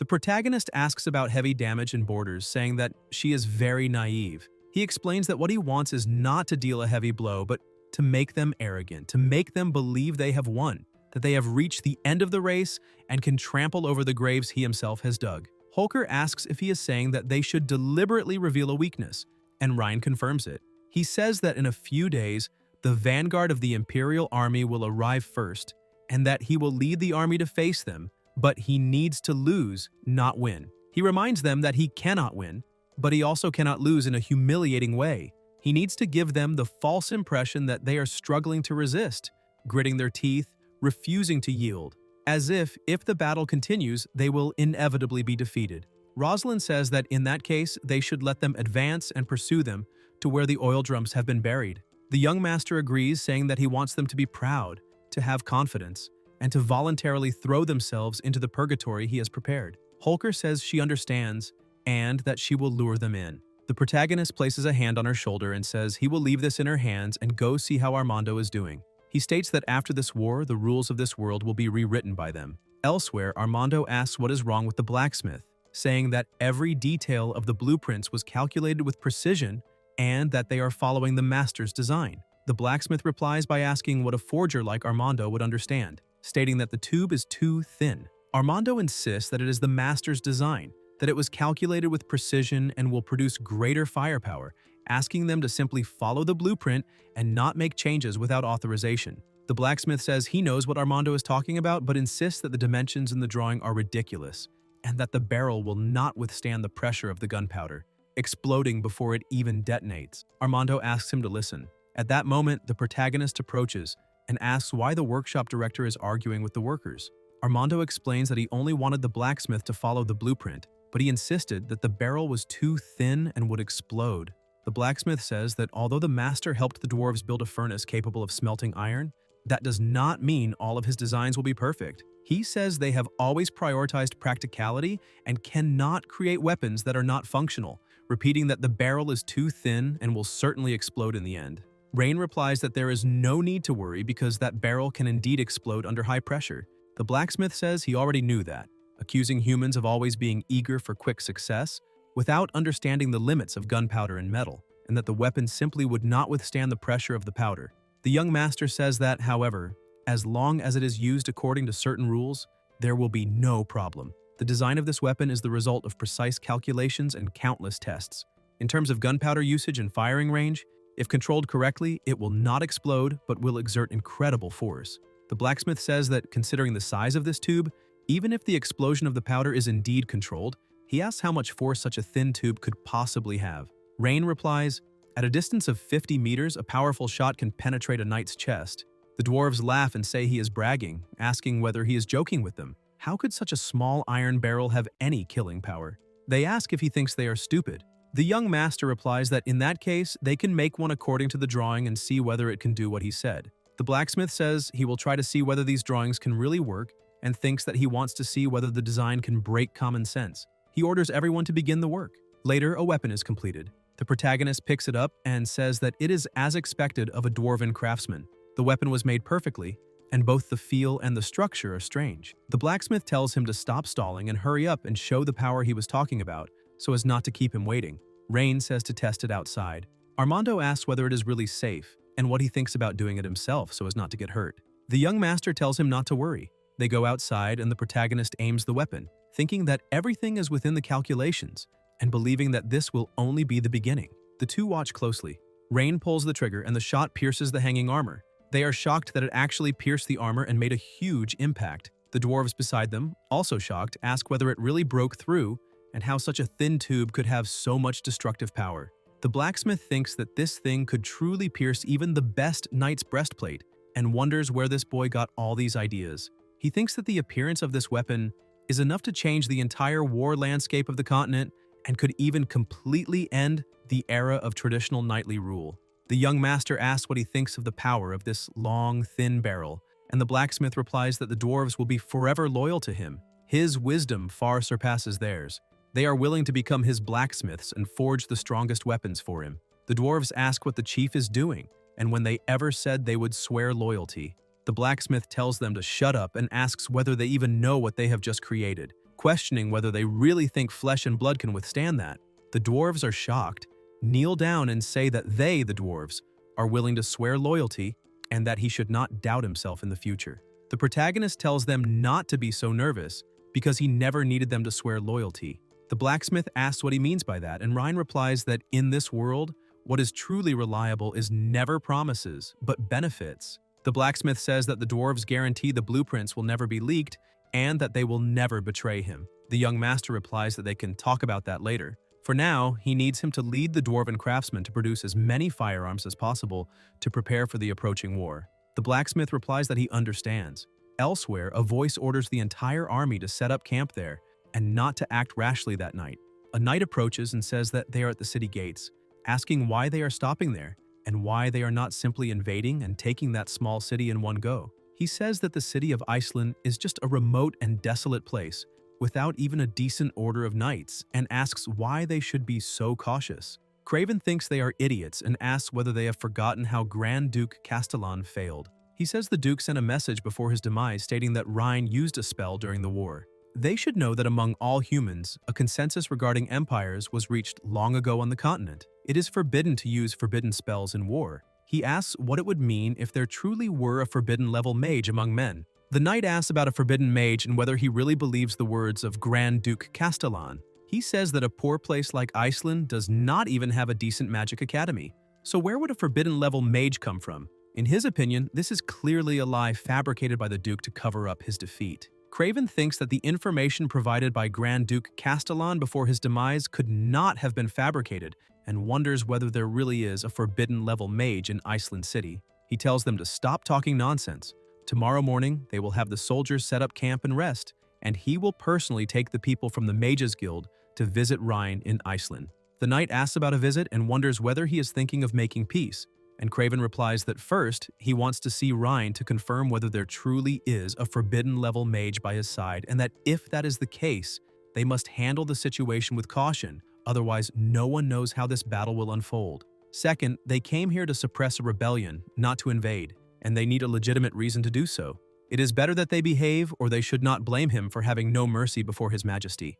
Elsewhere, a young man says that Marshal Craven of the Orvis Empire would like to speak with him, and that he also brought people from the Mages Guild saying they want to investigate the previous incident involving forbidden spells. The protagonist says it seems the Orvis Empire has some intelligent people and that they can let them in as well.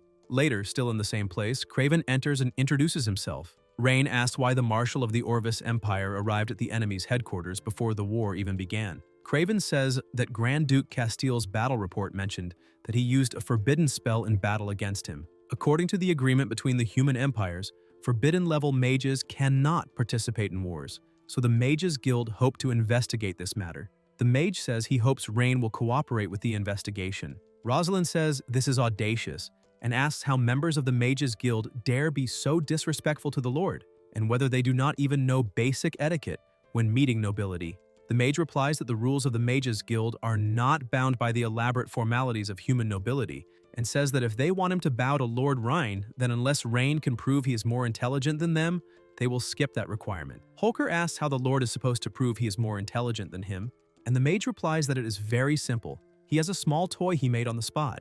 As long as anyone can place the white wooden pieces into the frame, he will immediately bow and admit that Rain's wisdom surpasses his. The young master wonders if that is not a children's educational toy, and thinks that at most it is for 4-year-olds.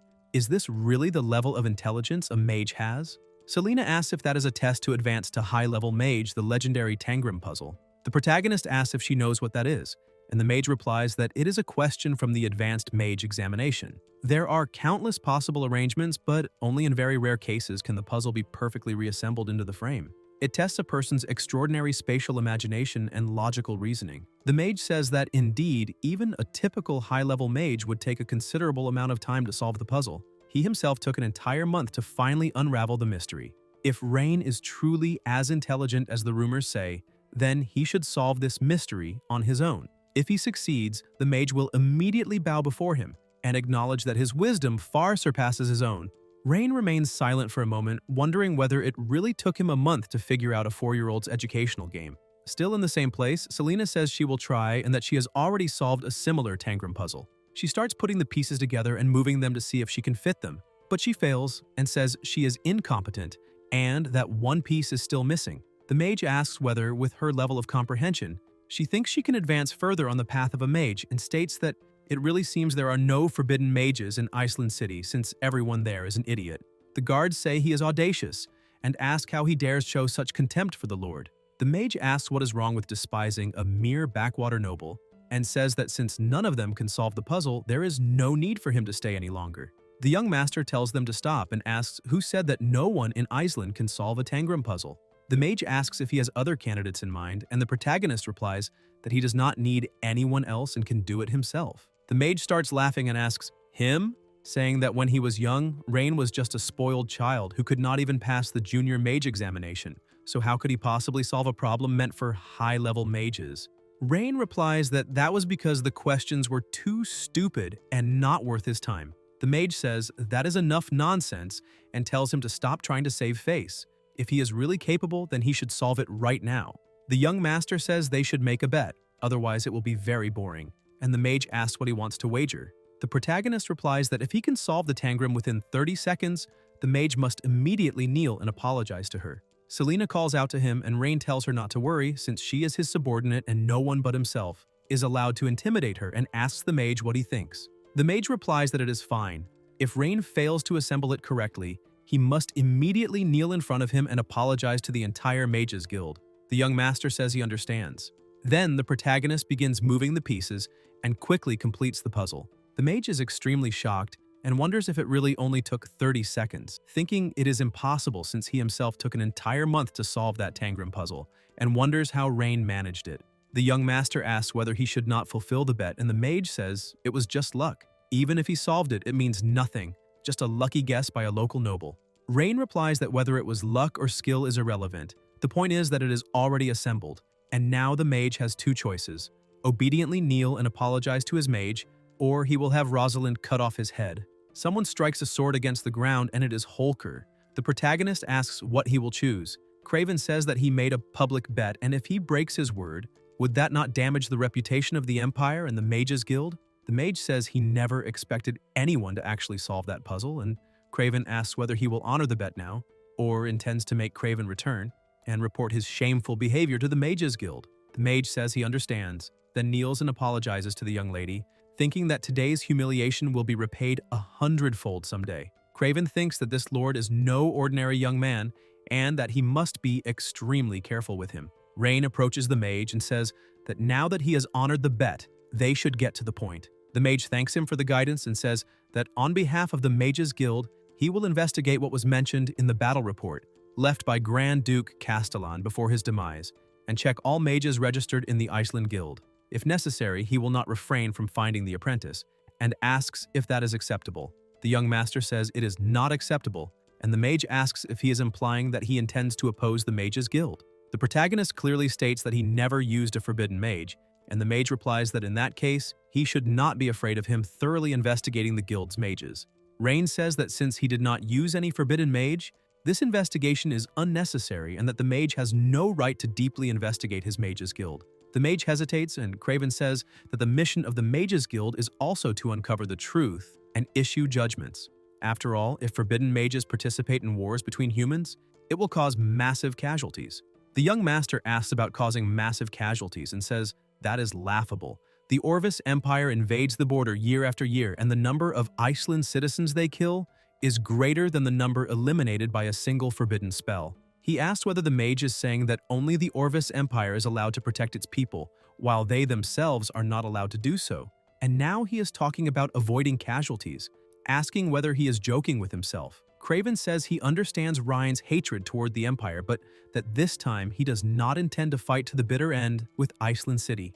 Even if Ryan does not believe it, he came today with a genuine desire to avoid this war. The protagonist asks about avoiding the war and says it is easy. First, he can bring Miss Vielvina's father there to reunite her with him at the border. Second, if the Orvis Empire cedes 3 cities to him, peace will be achieved. Craven says he must be joking and that such a condition is impossible, and Ryan replies that then there is nothing more to discuss. Craven turns his back and leaves. The next day, elsewhere among the tents, Craven stands there and says that it seems that in the end, this war is inevitable. The knight says that if he allows it, they will launch a full-scale attack tomorrow and should not let Iceland City defeat them first. They need to figure out how to deal with that moat, because if it remains as it is, the army will not be able to advance, and asks what its weak points are. Craven replies that they should not underestimate the enemy. The Grand Duke led an army of 100,000 and still failed to capture the city, so they must be careful in everything they do.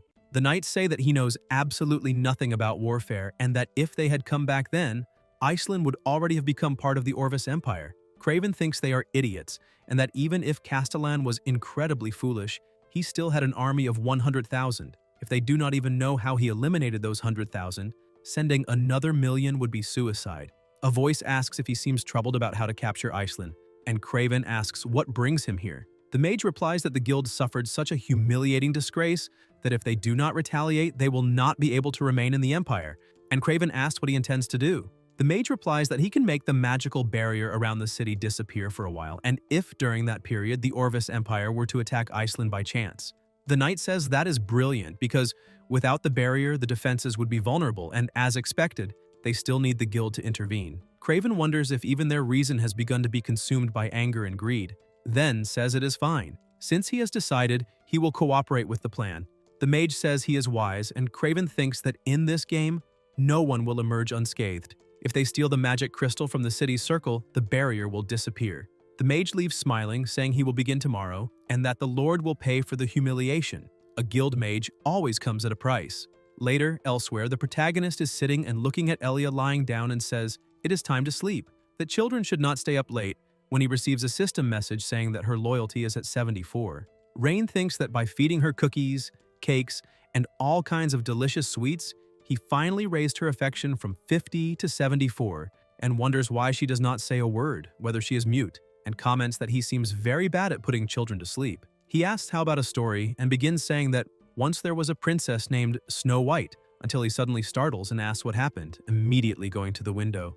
The protagonist keeps staring out the window until Leah and Selena arrive, calling for the young master, saying that the magic circle in Iceland has gone out of control and that the entire magical barrier of the city is unstable. He asks when it happened, and Selena explains that the soldiers guarding the circle reported being attacked by a powerful mage dressed in a black cloak that hid his face, and they speculated it might be the dark mage who killed the bandits in the dungeon a few days earlier. Rain thinks for a moment and realizes it has nothing to do with any dark mage, even wondering if it was that idiot mage instead, while Leah, deeply worried, says that his safety is the most important thing right now, and asks him not to leave that place. Selena offers to go to the center of the magic circle to see if she can fix it, but the protagonist tells her to stop talking nonsense, and emphasizes that he is not one of those nobles who hide in palaces, nor a useless person who needs women to fight for him. The two girls are shocked to hear that, and without hesitation, he opens the drawer, grabs the point 3-8 along with his coat, and leaves, saying he is going to see who is causing trouble. A short time later, at the site where chaos has taken hold, people try to help one another until the protagonist arrives. One of the knights goes to him, kneels, and apologizes for failing to protect the formation.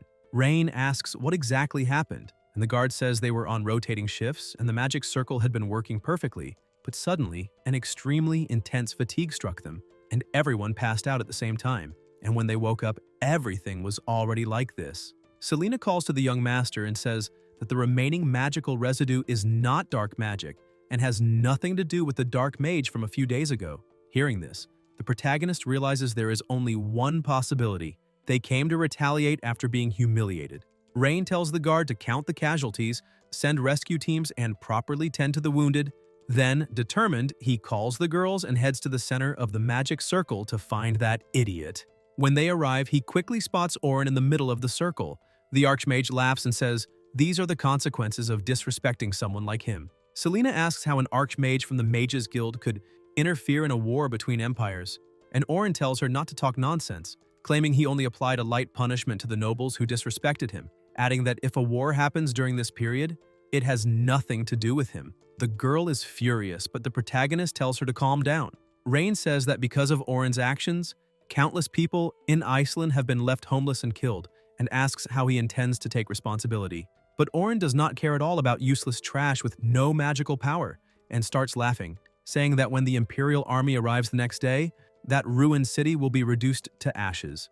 Mockingly, he says he forgot that the protagonist is originally a useless person with no magical power. Already irritated, Rain warns that he is giving him one last chance, and tells the mage to use his magic to heal the wounded and compensate them, and then he might consider sparing his life. Orin laughs, saying the protagonist cannot do anything, points at Selena and says she is only a high-level mage while he is an archmage, and that he wants to see who will spare whose life. Then, using fire magic, he summons a dragon, and Selena immediately raises a water elemental shield. The shield blocks the attack, but Selena is injured. The archmage keeps laughing wildly, and that finally irritates the protagonist. He pulls the point 3-8 and points it at the mage. Rain says not to blame him because he chose death himself, and fires. The bullet easily pierces the archmage's shield and hits his shoulder, the barrier shattering completely, and Orin cannot understand how it happened. Rain presses the gun to his head and orders him to use magic to heal the wounded, or it will be goodbye. Oren panics, asking himself how his shield was broken. Rain calls the guards, orders them to subdue the mage and lock him in the dungeon, warning that when the people of the Orvis Empire arrive the next day, they will use the mage as bargaining currency. As the mage is dragged away, Selena notices something on the ground, the magic circle crystal, and grows worried when she realizes it has completely lost its power. The protagonist asks if something is wrong, and she explains that because Oren forcibly removed the crystal from the circle, the magical power went out of control. Now the crystal is just a useless stone, and worse, the circle's main structure has also been destroyed. Rain asks if it only affects Iceland's circle, and Selena says yes, that the effects will last only through the night and that by the next morning, the magical barrier will collapse completely, leaving the city extremely vulnerable to an attack. Leah, furious, realizes this was their purpose all along, to use the collapse of the circle to launch a major assault. The protagonist pats her head and tells her not to worry, saying that with or without a barrier, they will not be able to set foot in that city easily. Selena asks what the plan is, because even with the garrison, it is impossible to stop the elite legions of the entire Orvis Empire. Rain tells her not to worry about it now and orders her to sleep there, saying she will know the answer the next day. Back in Orvis, Craven studies the map with total focus when one of the knights calls him and says, Oren still has not returned. Hearing that, the Lord wonders what happened. Another knight asks why they are waiting so long, saying that small city can be destroyed in the blink of an eye, while another agrees, saying 20,000 vanguard troops would be enough to crush Iceland and earn glory in a single battle. Craven explains that Oren went to destroy the city's magic circle the night before and still has not returned, so he fears something happened. The bearded man adds that the Mages Guild is not truly on their side and those people are just parasites. The man with the mustache agrees and says that once they capture Iceland, even if Oren dies, the guild will not be able to do anything. Understanding the situation, Craven orders them to lead 20,000 vanguard troops to investigate, but warns them not to rush in recklessly. Meanwhile, in the protagonist's city, Selena spots the troops and warns the young master that they are coming. Rain tells Rosalind to go to battle and not to forget what he said, that she is only allowed to lose, not win. The knight in front asks if he's Rain and says he has advice, telling him to surrender now if he wants his life spared. The protagonist replies that he would like to say the same, and says that if he does not want his soldiers to die in vain, he should retreat now. Hearing that, the knight orders the attack and everyone charges toward Rain's group. Rain tells Rosalind to proceed according to plan. She mounts her horse and advances with a small unit. Before long, she closes in, and the mustached knight swings his axe, but the blow is easily blocked. Rosalind is surprised by how weak he is and even wonders if he's holding back while he mocks her, saying that even though she is a woman, she managed to withstand his strength, proving she has some skill. Even the horse seems shocked, because if that was all, she would have more trouble pretending to lose than actually winning. She thinks for a moment and realizes there is only one way. When the man attacks again, Rosalind leaps off her horse, makes them both evade the strike, and counters by hitting the enemy's horse. After taking away his mobility, she returns to her own horse and retreats back to the field. The knight laughs, saying that is the elite of Iceland, since they could not even last a single clash, and orders all troops to advance. The protagonist watches and comments that those who get irritated easily deserve to be used as bait, while 20,000 knights surge toward Rain and his group. Selena grows tense and asks what they should do. Rain says they are starting and that it is time to send it. Rosalind, still returning, stops and turns to face the knights. The mustached man asks why, and asks whether the protagonist really thinks he can fight them to the death, relying only on the city's women. Rain starts mocking them, asking if only 20,000 people came, saying it is a pity because he originally wanted to annihilate everyone at once. Then he tells Selena to begin the attack. The girl starts conjuring fire magic and forms an enormous fireball above her hand. But what no one expected was that multiple gunpowder barrels were buried under the ground where the battle was taking place. With a single spell, all the barrels ignite one after another, and a nuclear-level explosion erupts across the battlefield. The knights burst into flames and thrash around, screaming for help. The mustached man thinks it is impossible and even wonders if Rain used forbidden magic. Seeing the explosion and the fire trying to swallow 20,000 people at once, Rosalind is stunned, unsure if that really counts as forbidden magic. And as she looks at her lord, she reflects that it was exactly what she should have expected from him. She realizes that with a leader like this, they will have the strongest empire on the continent. The protagonist warns that it is not over yet and tells everyone to wait for the next wave of attacks. Meanwhile, in the Orvis Empire, Craven can feel the explosion even from far away. He asks what that sound was, and one of the knights says Rain used a forbidden spell. Craven cannot believe it and feels terrified. The knight on the right asks if he really dared to use forbidden magic, and another asks what forbidden mage would dare break the continent's rules. The marshal grabs the frightened soldier and demands to know what exactly he saw. The man explains that he saw a massive fireball bursting up from the depths of this valley like an infernal rift tearing open. Craven summons all the mages and orders them to follow him, and as he leaves the camp, he sees that massive explosion reaching the clouds. He commands the mages to immediately use water magic to extinguish the fire and save as many people as possible, and all the mages rush forward, casting water magic and causing a torrential rain in an attempt to put out the flames. The marshal grows pensive and recalls that the protagonist swore emphatically that he had never used forbidden magic. Yet looking at the scene before him, he desperately hopes that the protagonist lied, because if he did not, then it means he possesses a weapon of mass destruction comparable to a forbidden spell. It would be acceptable if such a weapon were only used for defense, but if it could be employed in sieges, the Orvis Empire would be destroyed in a very short time. Soon after, a soldier returns and reports that the fire has finally been extinguished, and Craven, already discouraged, prays that it is not too late and that there are still survivors. At that moment, several figures appear before him, but they are not his soldiers, rather the protagonist and his allies.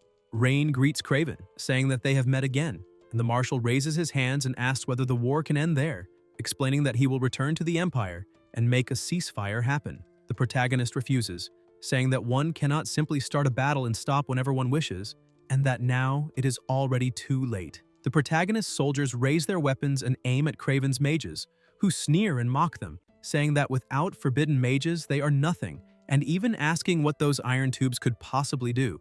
Rain, having lost his patience, orders them all killed. The soldiers fire and the mages hastily conjure shields, but just as before, the bullets pierce through the shields as if they were nothing and strike every mage. The marshal is utterly horrified, because this is neither forbidden magic nor magic at all, which makes him question what it truly is. Rain calls out to Craven and tells him to inform his emperor that he will come looking for him. Later, back in the Empire, Craven kneels before his majesty and reports that the attack failed and that the 20,000 vanguard soldiers were annihilated by Lord Rhine Edgar. At first, the emperor cannot understand how such a failure occurred and asks how it happened, and Craven explains that Rhine commands a form of power never before seen on the battlefield. He describes how the entire valley was turned into a hell of raging flames, and adds that Rhine also possesses a metal tube weapon capable of piercing magical shields and killing airborne mages with a single shot. The marshal warns that if the attacks continue, the empire will fall, but the emperor asks if he understands what he is saying, declaring that the Orvis Imperial Army is composed of warriors who instill fear in their enemies and that dying for the emperor is an honor. Then asks whether the marshal is afraid. Craven answers that he is not afraid of death, but what he witnessed was not a battle, it was a massacre, describing a sea of fire, soldiers screaming,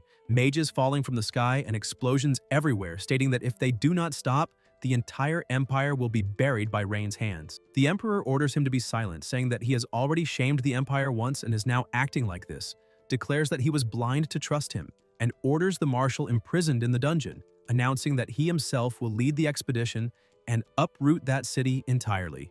Even as he is taken away, Craven continues insisting that the war must not continue because it is suicide.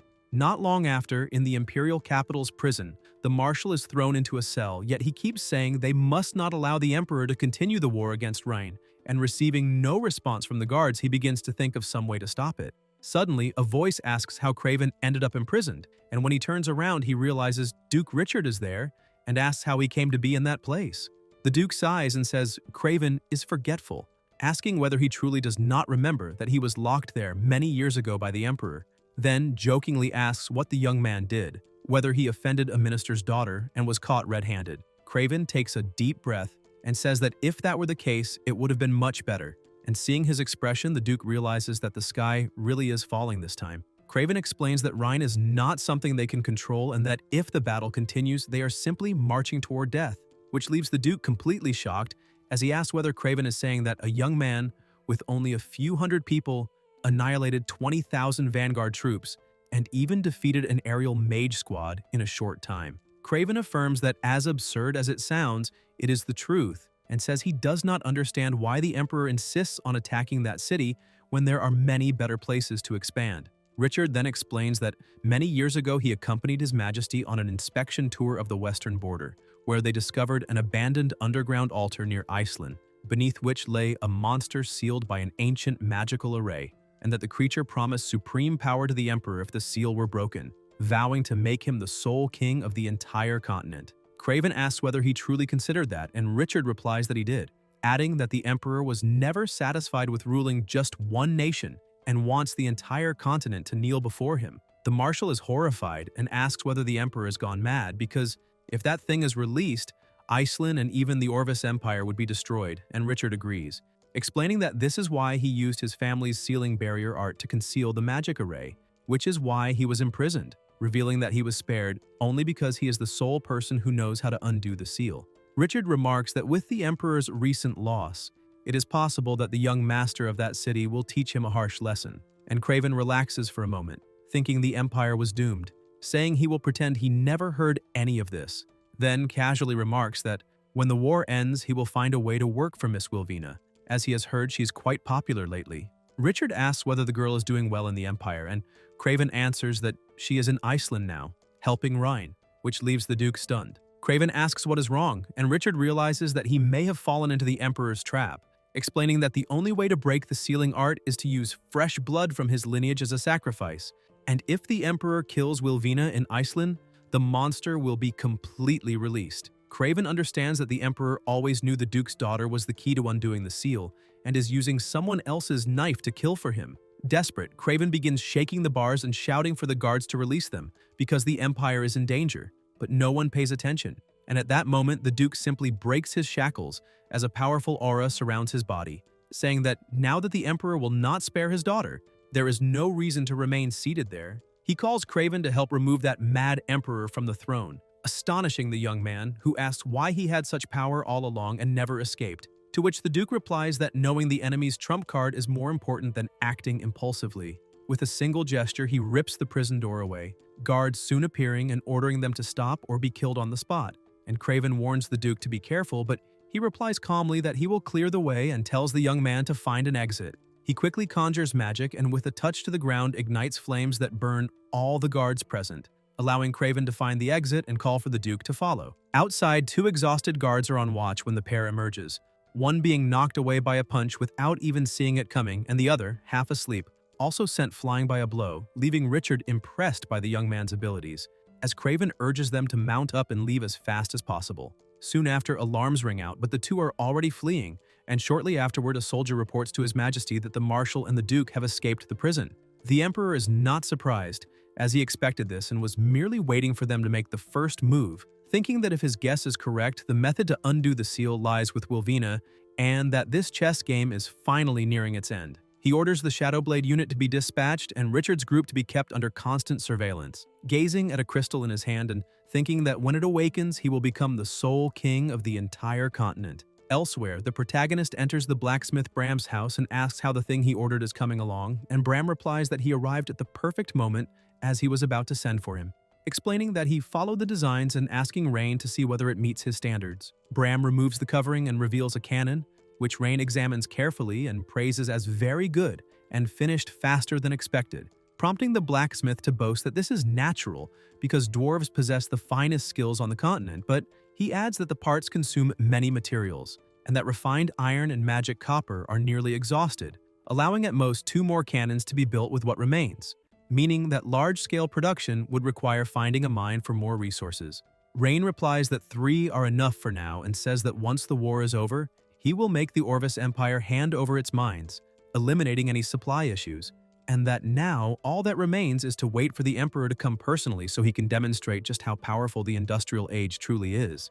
3 days later, the Emperor of the Orvis Empire personally arrived at the front line. The battlefield became restless again and the people shouted together that the city of Atherin would fall in just a few days for His Majesty and the Empire. The Emperor's arrival drastically boosted the morale of the Imperial Army.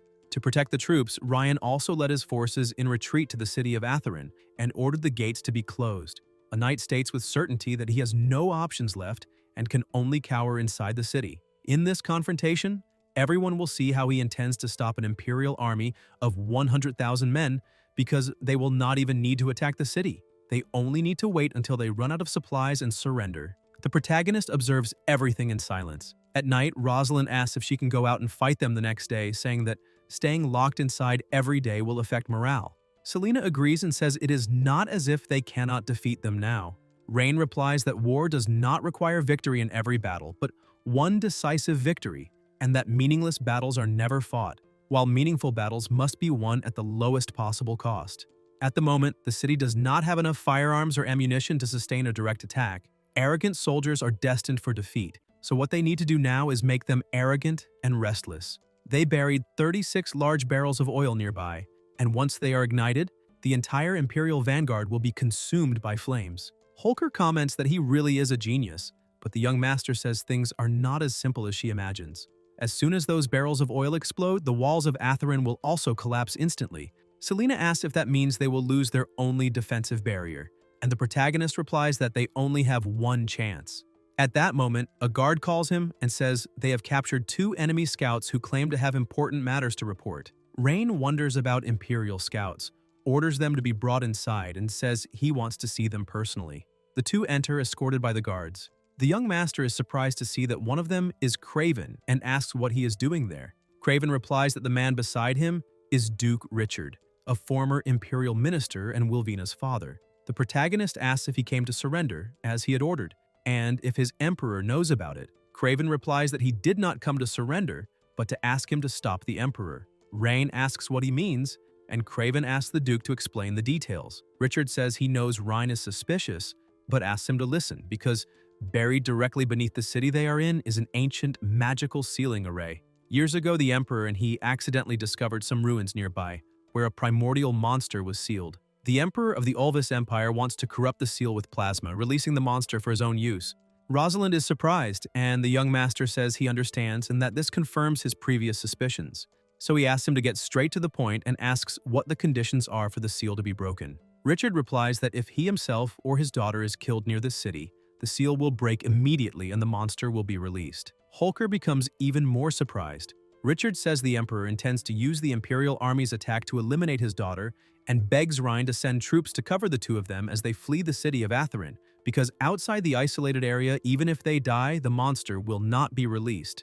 The protagonist remains silent for a moment and then says no. Richard, surprised, asks why and says this does not involve only his family, but the safety of the entire continent. Rain asks if he wants him to withdraw his troops, leave the city of Atherin vulnerable, and allow its people to be cruelly massacred by the enemy attack. Richard asks if he would risk the fate of the entire continent over the gain or loss of a single city.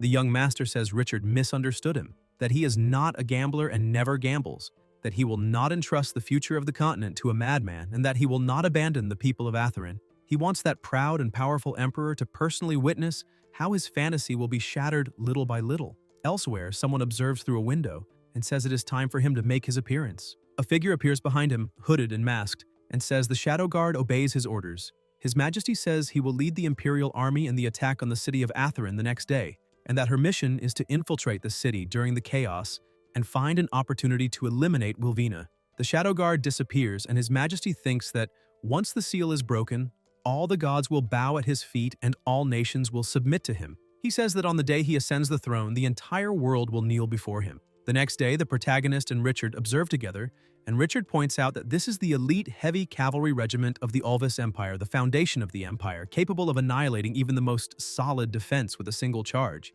Rain replies that they are nothing more than a bunch of rusty iron cans that can barely move. Richard says he has never faced the true Imperial heavy cavalry and does not know how terrifying they are. The young master tells them not to worry and says mere heavy cavalry can be destroyed with a snap of his fingers.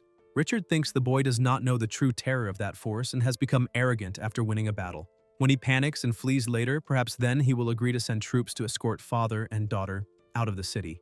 Rosalind approaches and reports that the heavy cavalry of the Ulvis Empire seems to be preparing to attack, asking if she should lead her men to confront them. The protagonist tells her to take the men and contain them, but reminds her to attack only once and then retreat without engaging directly. Holker asks what the plan is, and Rhine replies that their armor is heavy and consumes a lot of energy, and that if she leads them on a prolonged chase, provoking them repeatedly, they will soon run out of breath and become unable to move. Rosalind says he is very clever and bets they have not been taken out for a walk like this in hundreds of years.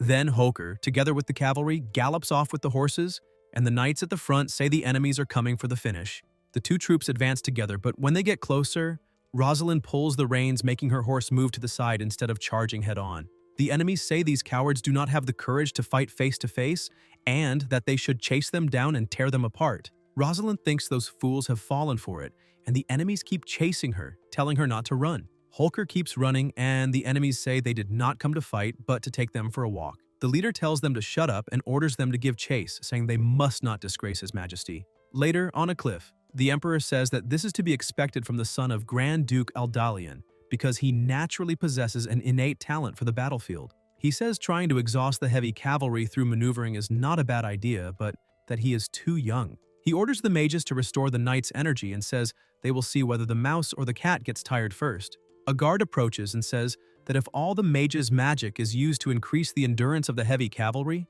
he wonders what will happen if the young master uses that large-scale forbidden fire spell again, as he did a few days ago, stating that they probably will not be able to cast fire prevention and isolation magic in time. The Emperor says not to worry, because he will not dare to use it. The knight says his subordinate is slow-witted and asks why he would not dare to use it. The Emperor replies that this battlefield is different from the valley, that the city of Atherin has already lost its superior magical barrier, and that if he uses that destructive level forbidden fire spell again, not only will the Imperial army be affected, but the city walls he relies on as shields will also be destroyed instantly, and all of Atherin will turn to ashes in the Great Fire. He says Rhine would never allow the city he built with so much care to become scorched earth. The knight agrees and says that, contrary to his own maneuver, what makes him cautious because of the people is the city, and that by tying his own hands, His Majesty is wise. Later elsewhere, Rosalind's partner calls out to her and says they cannot hold on anymore and are being exhausted to the limit. Holker says the young master is indeed, until she notices something and asks what that is. Ahead of them, there is a barrier. They pass through it, and the enemies feel better, saying they should eliminate them. The guard asks Rosalind if something is wrong and how they are alive again. Holker asks if they are using precious magic to restore the endurance of the heavy cavalry. They ask what they should do now, whether they should keep prolonging this, saying that their own horses are already almost too exhausted to run. Rosalind stays silent for now and remembers the young master saying that if something went wrong, they should lead them to the city wall and that he himself would take care of it there. Holker thinks that now they can only follow his orders and tells all troops to retreat and advance toward the city walls. The enemy laughs, saying they are also out of energy and that they should chase them down and tear those cowards apart. Someone is waiting for them with weapons. Along with the other knights, the enemies ask what the hell that is and if they really sent so few people to attack with iron rods, questioning whether they are trying to be funny. Then the knights receive the order and start firing. The enemies are hit, and one of them says this is impossible because they are wearing dragon-scale steel armor specially made for this occasion, asking what kind of weapon that is. The protagonist asks who cares about dragon-scale steel armor and says that before gunpowder they are nothing but paper toys and that this battle is over. Richard agrees. The enemy knights say the captain misjudged the opponent, and the other troops raise their weapons high and shout, "Long live the young master." They celebrate loudly.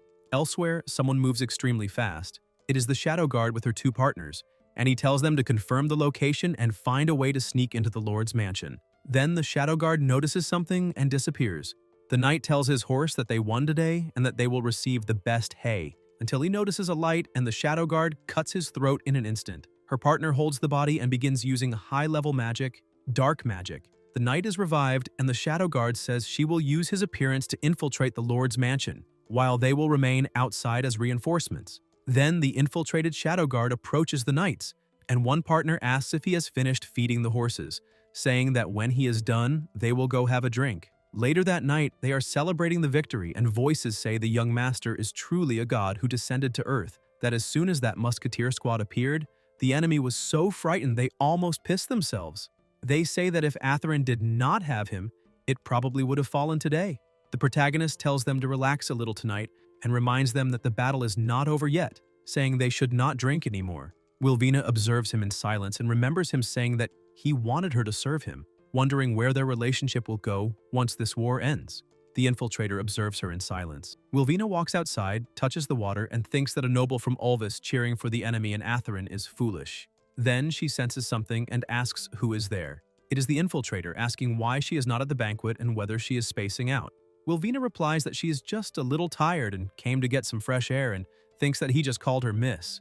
But everyone in the city, by the young master's orders, calls her Minister of Finance. She asks how things are going with his marriage to Lilia and comments that last time, they were arguing badly by the kitchen door, asking if they have already made up. The infiltrator feels awkward and replies that, of course, they have already made up, and that although she has a fiery temper, she is a good person. Wilvina says he is not Khan because there is no one named Lilia in this city and asks who exactly he is. The infiltrator says that this is to be expected from the Duke's daughter. So perceptive. The Shadow Guard returns to her normal form and asks if she may know how Wilvina saw through the disguise magic. Wilvina replies that his appearance was not the problem, but the way he addressed her. The Shadow Guard asks about the form of address, and Wilvina replies exactly that the people of this city do not call her Miss.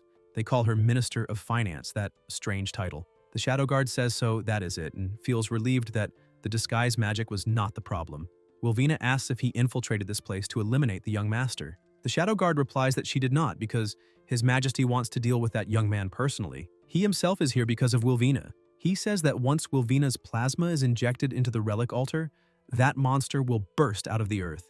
Wilvina asks if she is insane because once that monster is released, the entire continent will turn into a slaughterhouse, questioning whether he thinks only the enemies will lose their lives, and says that people, children, possibly even their own parents and siblings will die, asking if he still has even a shred of humanity. The Shadow Guard says he serves only His Majesty, the Emperor. Whoever he orders her to eliminate, he eliminates. Wilvina says someone like him is worse than a dog. The Shadow Guard says he will show how a dog bites this noble to the very end, and advances with her sword, but the attack is blocked with a fork. Wilvina is surprised to see that it is Elia.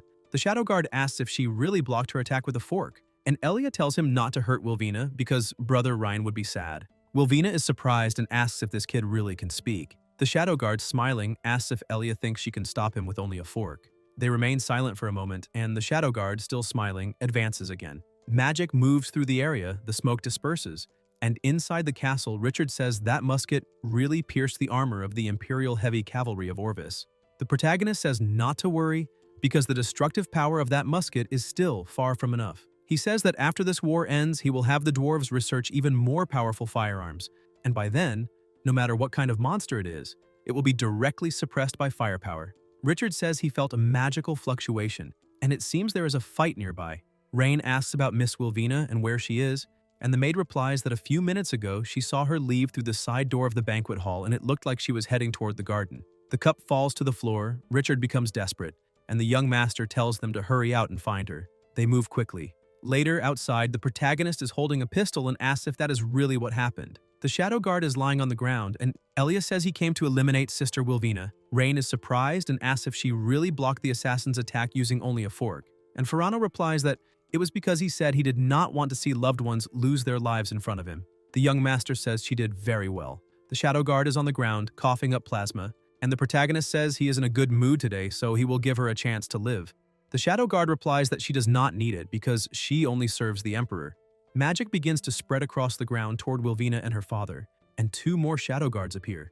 The smoke disperses and one of the Shadow Guards advances toward Wilvina, getting closer and closer, but is hit by a bullet and falls to the ground.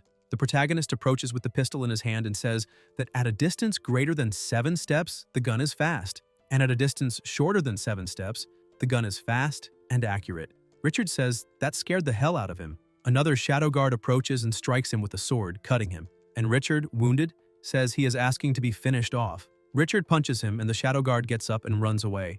Wilvina approaches her father and says she will treat his wound, but Richard tells her not to worry and to go after him now, because they cannot let that assassin escape no matter what. He stole his blood. Wilvina asks what he means, and Richard replies that it is exactly that once he escapes, the seal of the ruins will be broken, and that monster will be released. The protagonist tells him not to worry about that now and to let her bandage him first, and tells them to capture the remaining assassin, thinking that this will be a great way to test the power of the newly built cannons. Later, elsewhere, Rain thanks Elia for saving Wilvina and asks if he can ask a few questions. Ferrano keeps eating without saying anything, and the young man wonders why this child is not speaking again and questions why she never talks. Elia replies that it is because she does not want to be sold again. The protagonist asks what that means, and Ferrano replies that she was an orphan since childhood and was adopted by a couple. They said she was too strong, that she could not do anything properly, that she broke bowls, hurt the cattle, and in the end, they sold her. She says that later, in other places, they also said she was disobedient, and that as long as she spoke, she would be sold, and that she does not want to leave this place. Rain tells her not to worry because no one here would dare to sell anyone. The young master kneels and says she used her strength to save Wilvina, asking if she is willing to use that strength to protect more people. Elia asks if she will not be kicked out for breaking things and if she will not be sold for saying the wrong thing. The protagonist replies that she can stay here forever, for as long as she wants, and that no one can take her away. Ferrano cries hard and hugs him, and Rain says she has been busy all night and can go back and rest now. Elia asks if she can become his subordinate like the older sister, and fight for him, saying she is very strong. The young master replies that this is great and that tomorrow he will ask Rosalind to come see if she has what it takes, and that for today she should go to sleep. The system congratulates the host for successfully recruiting the fourth main subordinate, and the protagonist realizes that only one more talent is missing. Ferrano goes to lie down, and the young master thinks that it is time to talk to Wilvina. Wilvina is sitting and reading a book when a voice asks if she is asleep. Wilvina asks what is wrong, and the protagonist replies that there is something he would like to discuss with her and asks if he can come in. He says he wants to formally invite her to join him as his subordinate. Wilvina is surprised, asks him to forgive her, but refuses. The young master asks if he may know the reason, and Wilvina replies that there is no complicated reason. She simply does not believe she has the ability to be his subordinate. Rosalind and the others are different from her in terms of status. They are subjects, while she is a noble from a country hostile to them. Besides, she does not possess the powerful martial arts skills of the young lady and the others. At most, she can manipulate accounting books a little. Rain says that, in his opinion, manipulating accounts is also a talent. Wilvina replies that this talent is far too insignificant for his ambition. The protagonist asks if she knows what his ambition is. Wilvina tells him not to be nervous, because it is impossible for someone as capable as him to have no ambition. Besides, there are many people on this continent who know how to falsify accounting books, so he does not necessarily need to choose her. The young master replies that indeed there are many people capable of falsifying accounting books, but someone like her, who can alter complex accounts without leaving any traces, he has only met one. Her work was the only one in which he found no flaw at all, even after personally investigating it. Since she has guessed his ambition, he can tell her. His ambition does not require only warriors like Rosalind to clear the way. It needs someone like her even more to devise strategies and plan before taking action. Wilvina asks if he is really using falsified accounting books as the basis to say she has that ability, and says he thinks far too highly of her. Rain then says he wants to teach her something even more advanced than manipulating accounting books. Wilvina asks what that would be, and the young master replies that it is finance. Wilvina asks what finance is. The protagonist explains that it is a discipline capable of controlling wars with numbers and determining the flow of resources through rules. It can allow one country to annex another empire without resorting to brute force. It can also make the treasury's accounting books more lethal than the battle flags in the barracks. He says this is the key to the future. He says he will entrust this discipline to her and that together they will perfect it and spread it. One day, when this knowledge is recognized by the world, it will bear her name, Wilvina's Finance. Then he asks if she is willing to enter this new era by his side. Wilvina is surprised and says he is more dangerous than all the deceivers she has ever known. From now on, she is willing to dedicate everything to him. The system then congratulates the recruitment of 5 extremely talented individuals. A reward is unlocked, the design blueprint for a howitzer shell. The young master thinks that howitzer shells are perfect and decides to have the dwarves build them quickly, refusing to believe that monster cannot be blown into pieces. At night, several soldiers are gathered with a man in front of a door. The man holds a vial in his hand and says that his dream is finally about to come true. He pours the liquid from the vial onto the door, an absurd energy spreads, and he declares that as Lord of the Empire he offers sacrifices. The pressure increases, and a spirit approaches his body. The Lord of the Empire declares that this world will kneel before him once again. He orders them to march toward the city of Aetherlin because nothing will stand before his vengeance. The next day, the Lord of the Empire rides with his troops beside him. His aura is terrifying, and a voice asks if he is still the Emperor himself, saying that from his gaze he looks like he is staring at food. Rosalind also advances with her troops and says the Imperial army is strong, but behind them is the city of Aetherlin, and because of that they cannot retreat. They advance. The Lord of the Empire thinks about eliminating them, because all of their deaths will become his strength. The soldiers' energy begins to be drained, and they ask what kind of power that is. The Lord of the Empire declares that he will rebuild his empire. He advances, and the soldiers say he is not human and that they should retreat. His energy grows absurdly, becoming even more powerful as he absorbs people's power. Holker orders them to capture him without retreating and says she will stop him. Rosalind releases her power, extremely powerful, but The Lord of the Empire dodges and counterattacks, hitting her directly. The two exchange violent blows, but the Lord of the Empire possesses tremendous strength and manages to hit her several times. Rosalind is thrown against a rock, hits her back, and crouches down with difficulty. The Lord of the Empire approaches and says she is a fool asking for her own death. From afar, two people observe the scene, and Richard says they need to retreat immediately because this is a war they have no chance of winning. In truth, it is not even a war, it is a one-sided massacre carried out by him against all of them. They need to contact the Magic Association because a monster of that level is beyond their ability to handle. The protagonist then tells them not to panic and says he wants to personally see how tough the Emperor is. He asks how the civilian evacuation is going, and the maid replies that everyone has been taken to the shelters in the city center and that the lockdown is complete. In that case, Operation Tyrant Suppression begins. Rosalind blocks a blow and realizes that this is the young master's signal. Rain then orders everyone to retreat immediately and head to the city center along the southeastern slope. The soldiers start running, and the Lord of the Empire observes, saying he wants to see how far they can run. The troops shout, "Long live the Empire," and the Emperor demands that they open the city gates and surrender on their knees, promising to allow them to lose their lives without pain. The young master replies that they should not rush because it has not yet been decided who will lose their life today. Soldiers positioned on the rooftops enter attack formation, and the protagonist orders them to fire. Shots are released and hit the Lord of the Empire, but he remains intact. Voices shout to eliminate him. The Lord of the Empire asks if that is their trump card, while the soldiers wonder how that is possible and say he is definitely not human. Rain says it is exactly as he thought. They cannot eliminate him without armor-piercing ammunition, and then orders them to bring the Italian cannon. The dwarves bring the cannon and position it, and the young master says he wants to see if he can withstand this. The Lord of the Empire asks if he intends to scare him with those pieces of iron without magic, and the protagonist replies that the destructive power of magic is not as great as that of his toy. Rain orders them to begin, and the dwarves aim the cannons at the enemy and fire. An absurd power is released from the cannon, and the young master tells the mage to get them out of there, because the city walls definitely will not withstand the explosion. Selena activates her magic and makes them disappear from there, and the mage asks if he is unharmed. Meanwhile, outside an explosion occurs, and the protagonist tells everyone to get down and prepare for the shockwave. The pressure increases and causes a massive impact, and the crouching soldiers ask what kind of power that is, because not even legendary forbidden magic would be much greater than that. They say the idiot emperor of the Orvis Empire is certainly finished and start celebrating. In the middle of the smoke, however, a voice appears saying that he really can use forbidden magic. The soldiers are surprised and ask if even that destructive power failed to eliminate him. Rain observes and realizes that the emperor is still alive, although wounded. The emperor says Ryan truly surprised him, because he never imagined that a forbidden spell mage could exist in such a remote place.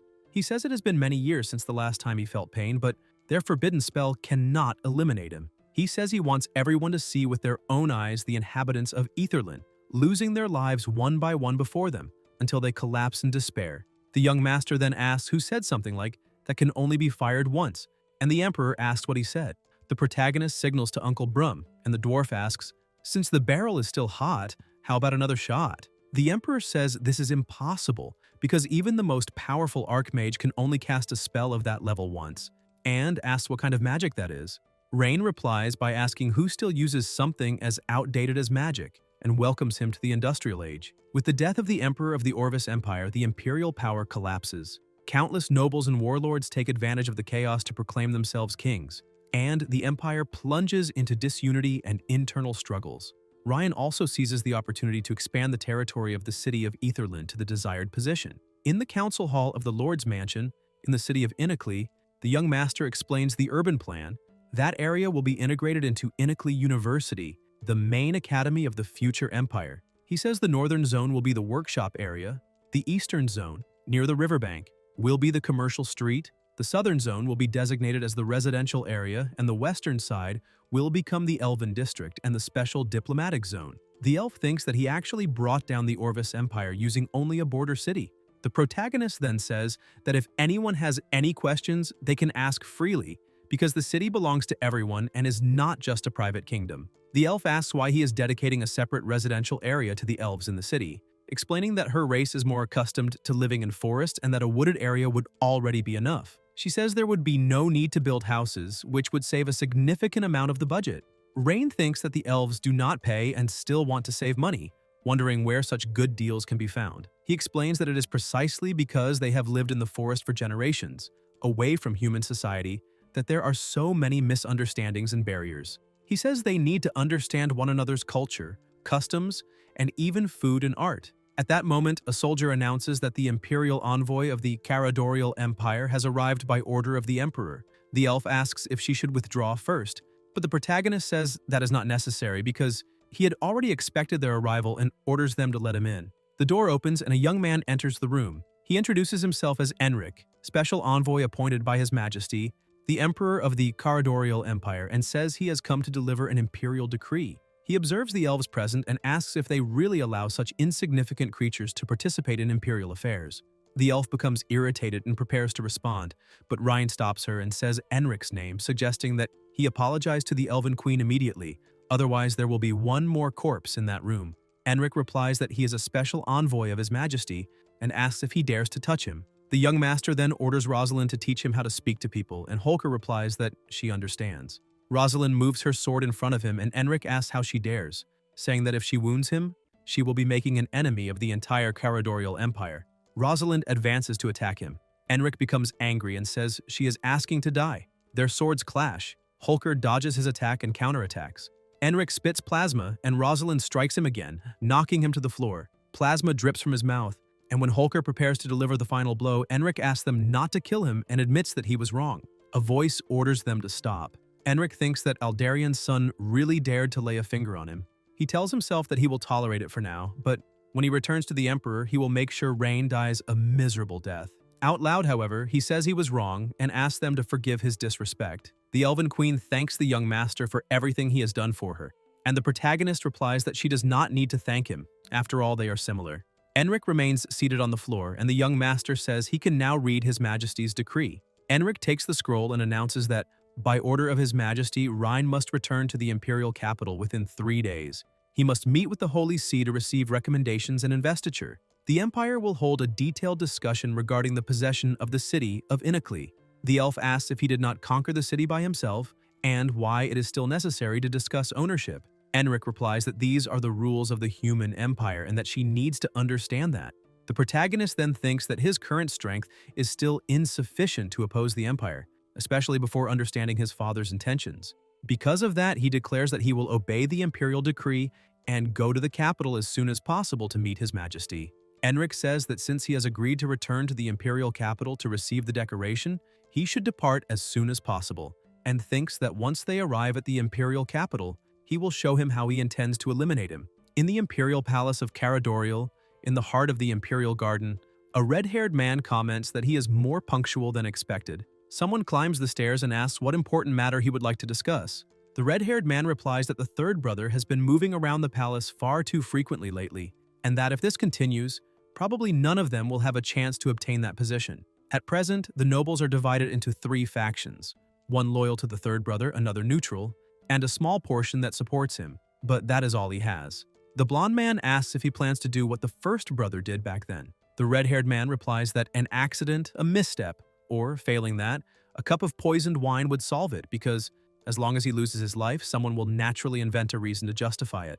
The blonde asks whether, if the third brother dies, the throne will go to him or to the other one. The red-haired man tells him not to worry because, regardless of who takes the throne, half the benefits will be left to the other. Resources, military power, and territory, half for each without interference, and asks what he thinks of that. The blonde replies that it is excellent because 1 ascends the throne and 2 benefit, and asks when they will act. The red-haired man replies that Aldarian's youngest son, Rhine, has been quite prominent lately. The blonde comments that he defeated the Orvis Empire by himself, and that the Emperor is about to reward him. The red-haired man says the Emperor will certainly reclaim the city of Inicli that he took, and that they can take advantage of the opportunity to eliminate the third brother, then assign responsibility to the Aldarian family. The blonde agrees and says it is perfect because when the Emperor is furious, the 2 of them will step forward to calm the situation and declare loyalty, wishing His Majesty a life of 1,000 years. Sometime later, a knight approaches the gate while the protagonist is inside the carriage, thinking that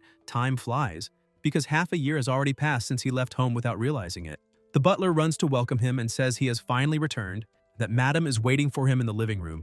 The young master replies that he is already on his way.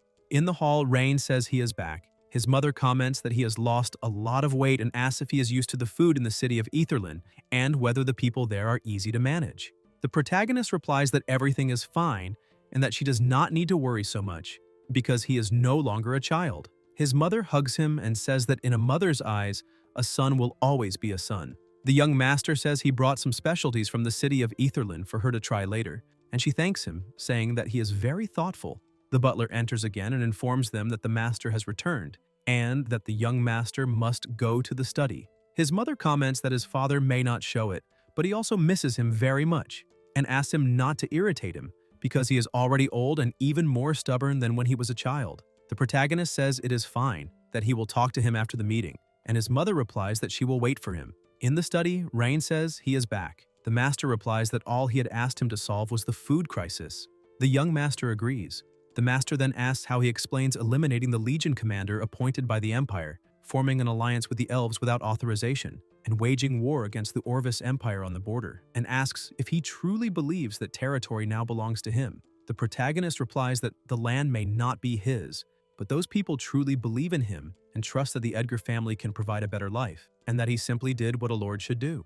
The master is surprised and thinks that he has truly grown and become even more ambitious than he was when he was young. He says Ryan's performance exceeded his expectations, which pleases him and worries him at the same time. He states that during the investiture ceremony the next day, there will certainly be people who use these matters to distort the emperor's will, and asks what he intends to do. Rain replies that he does not need to worry, because as long as he does not want to give up, no one will be able to take that city. Then he asks what he thinks of the Empire now, and says he only wants to know which side he will be on when the time comes. The master remains silent for a moment and then says he is still too young, asking if he really believes the Empire is a dilapidated wall that will collapse with a single touch. He says that if he underestimates the Emperor in that way, he will certainly fail, but as long as he does not put the Aldarian family in an impossible situation, he will not interfere with his plans. The young master replies that he understands. The master then says that since he has such thoughts, it is a good time to discuss another matter. He picks up a paper and begins talking about his son's marriage, explaining that the daughters of several noble families have impeccable backgrounds, appearances, and education, and that marrying any one of them could help him greatly in the future, because alliances of this kind bring resources and political support. The protagonist replies that he already has someone in mind. The master asks whose daughter she is. Rain says she is beautiful, intelligent, and composed, and that, more important than anything, she has always been by his side. The master becomes irritated and says that this is absurd because she is only his personal assistant and is not worthy of becoming his wife. The young master replies that deciding whether she is worthy or not is not up to him, but to the person who will marry her. The master says the path he wants to follow cannot be achieved through strength alone, because he needs to consider allies and resources, and only the daughters of the nobility can offer that kind of support. The protagonist replies that his future does not depend on marriage alliances, but on a prosperous industrial era. The master says that regardless, he will have the list of candidates sent to his room, because no matter his son's opinion, he should at least meet a few before making a decision. Later that night, elsewhere, a young man speaks with his imperial father and says that regarding the new city Ryan conquered, his suggestion is to allow him to continue managing it. The emperor asks why. The son replies that first, he led the troops to conquer that city, and taking it back by force could create resentment in the Edgar family. Second, he is very interested in some of the concepts Ryan presented. The emperor asks if he knows what he lacks most as an emperor. The son asks what that would be. The emperor replies that he lacks cruelty, the courage to eliminate when necessary. He says that what he orders must be done without hesitation, and what he forbids cannot be done even if someone wants to, because the majesty of imperial power cannot be challenged. The young man tries to reply, but at that moment someone approaches and asks why he is still there. Guys, if you enjoyed the video, leave a like, comment, and subscribe to the channel so you don't miss new content. Thank you.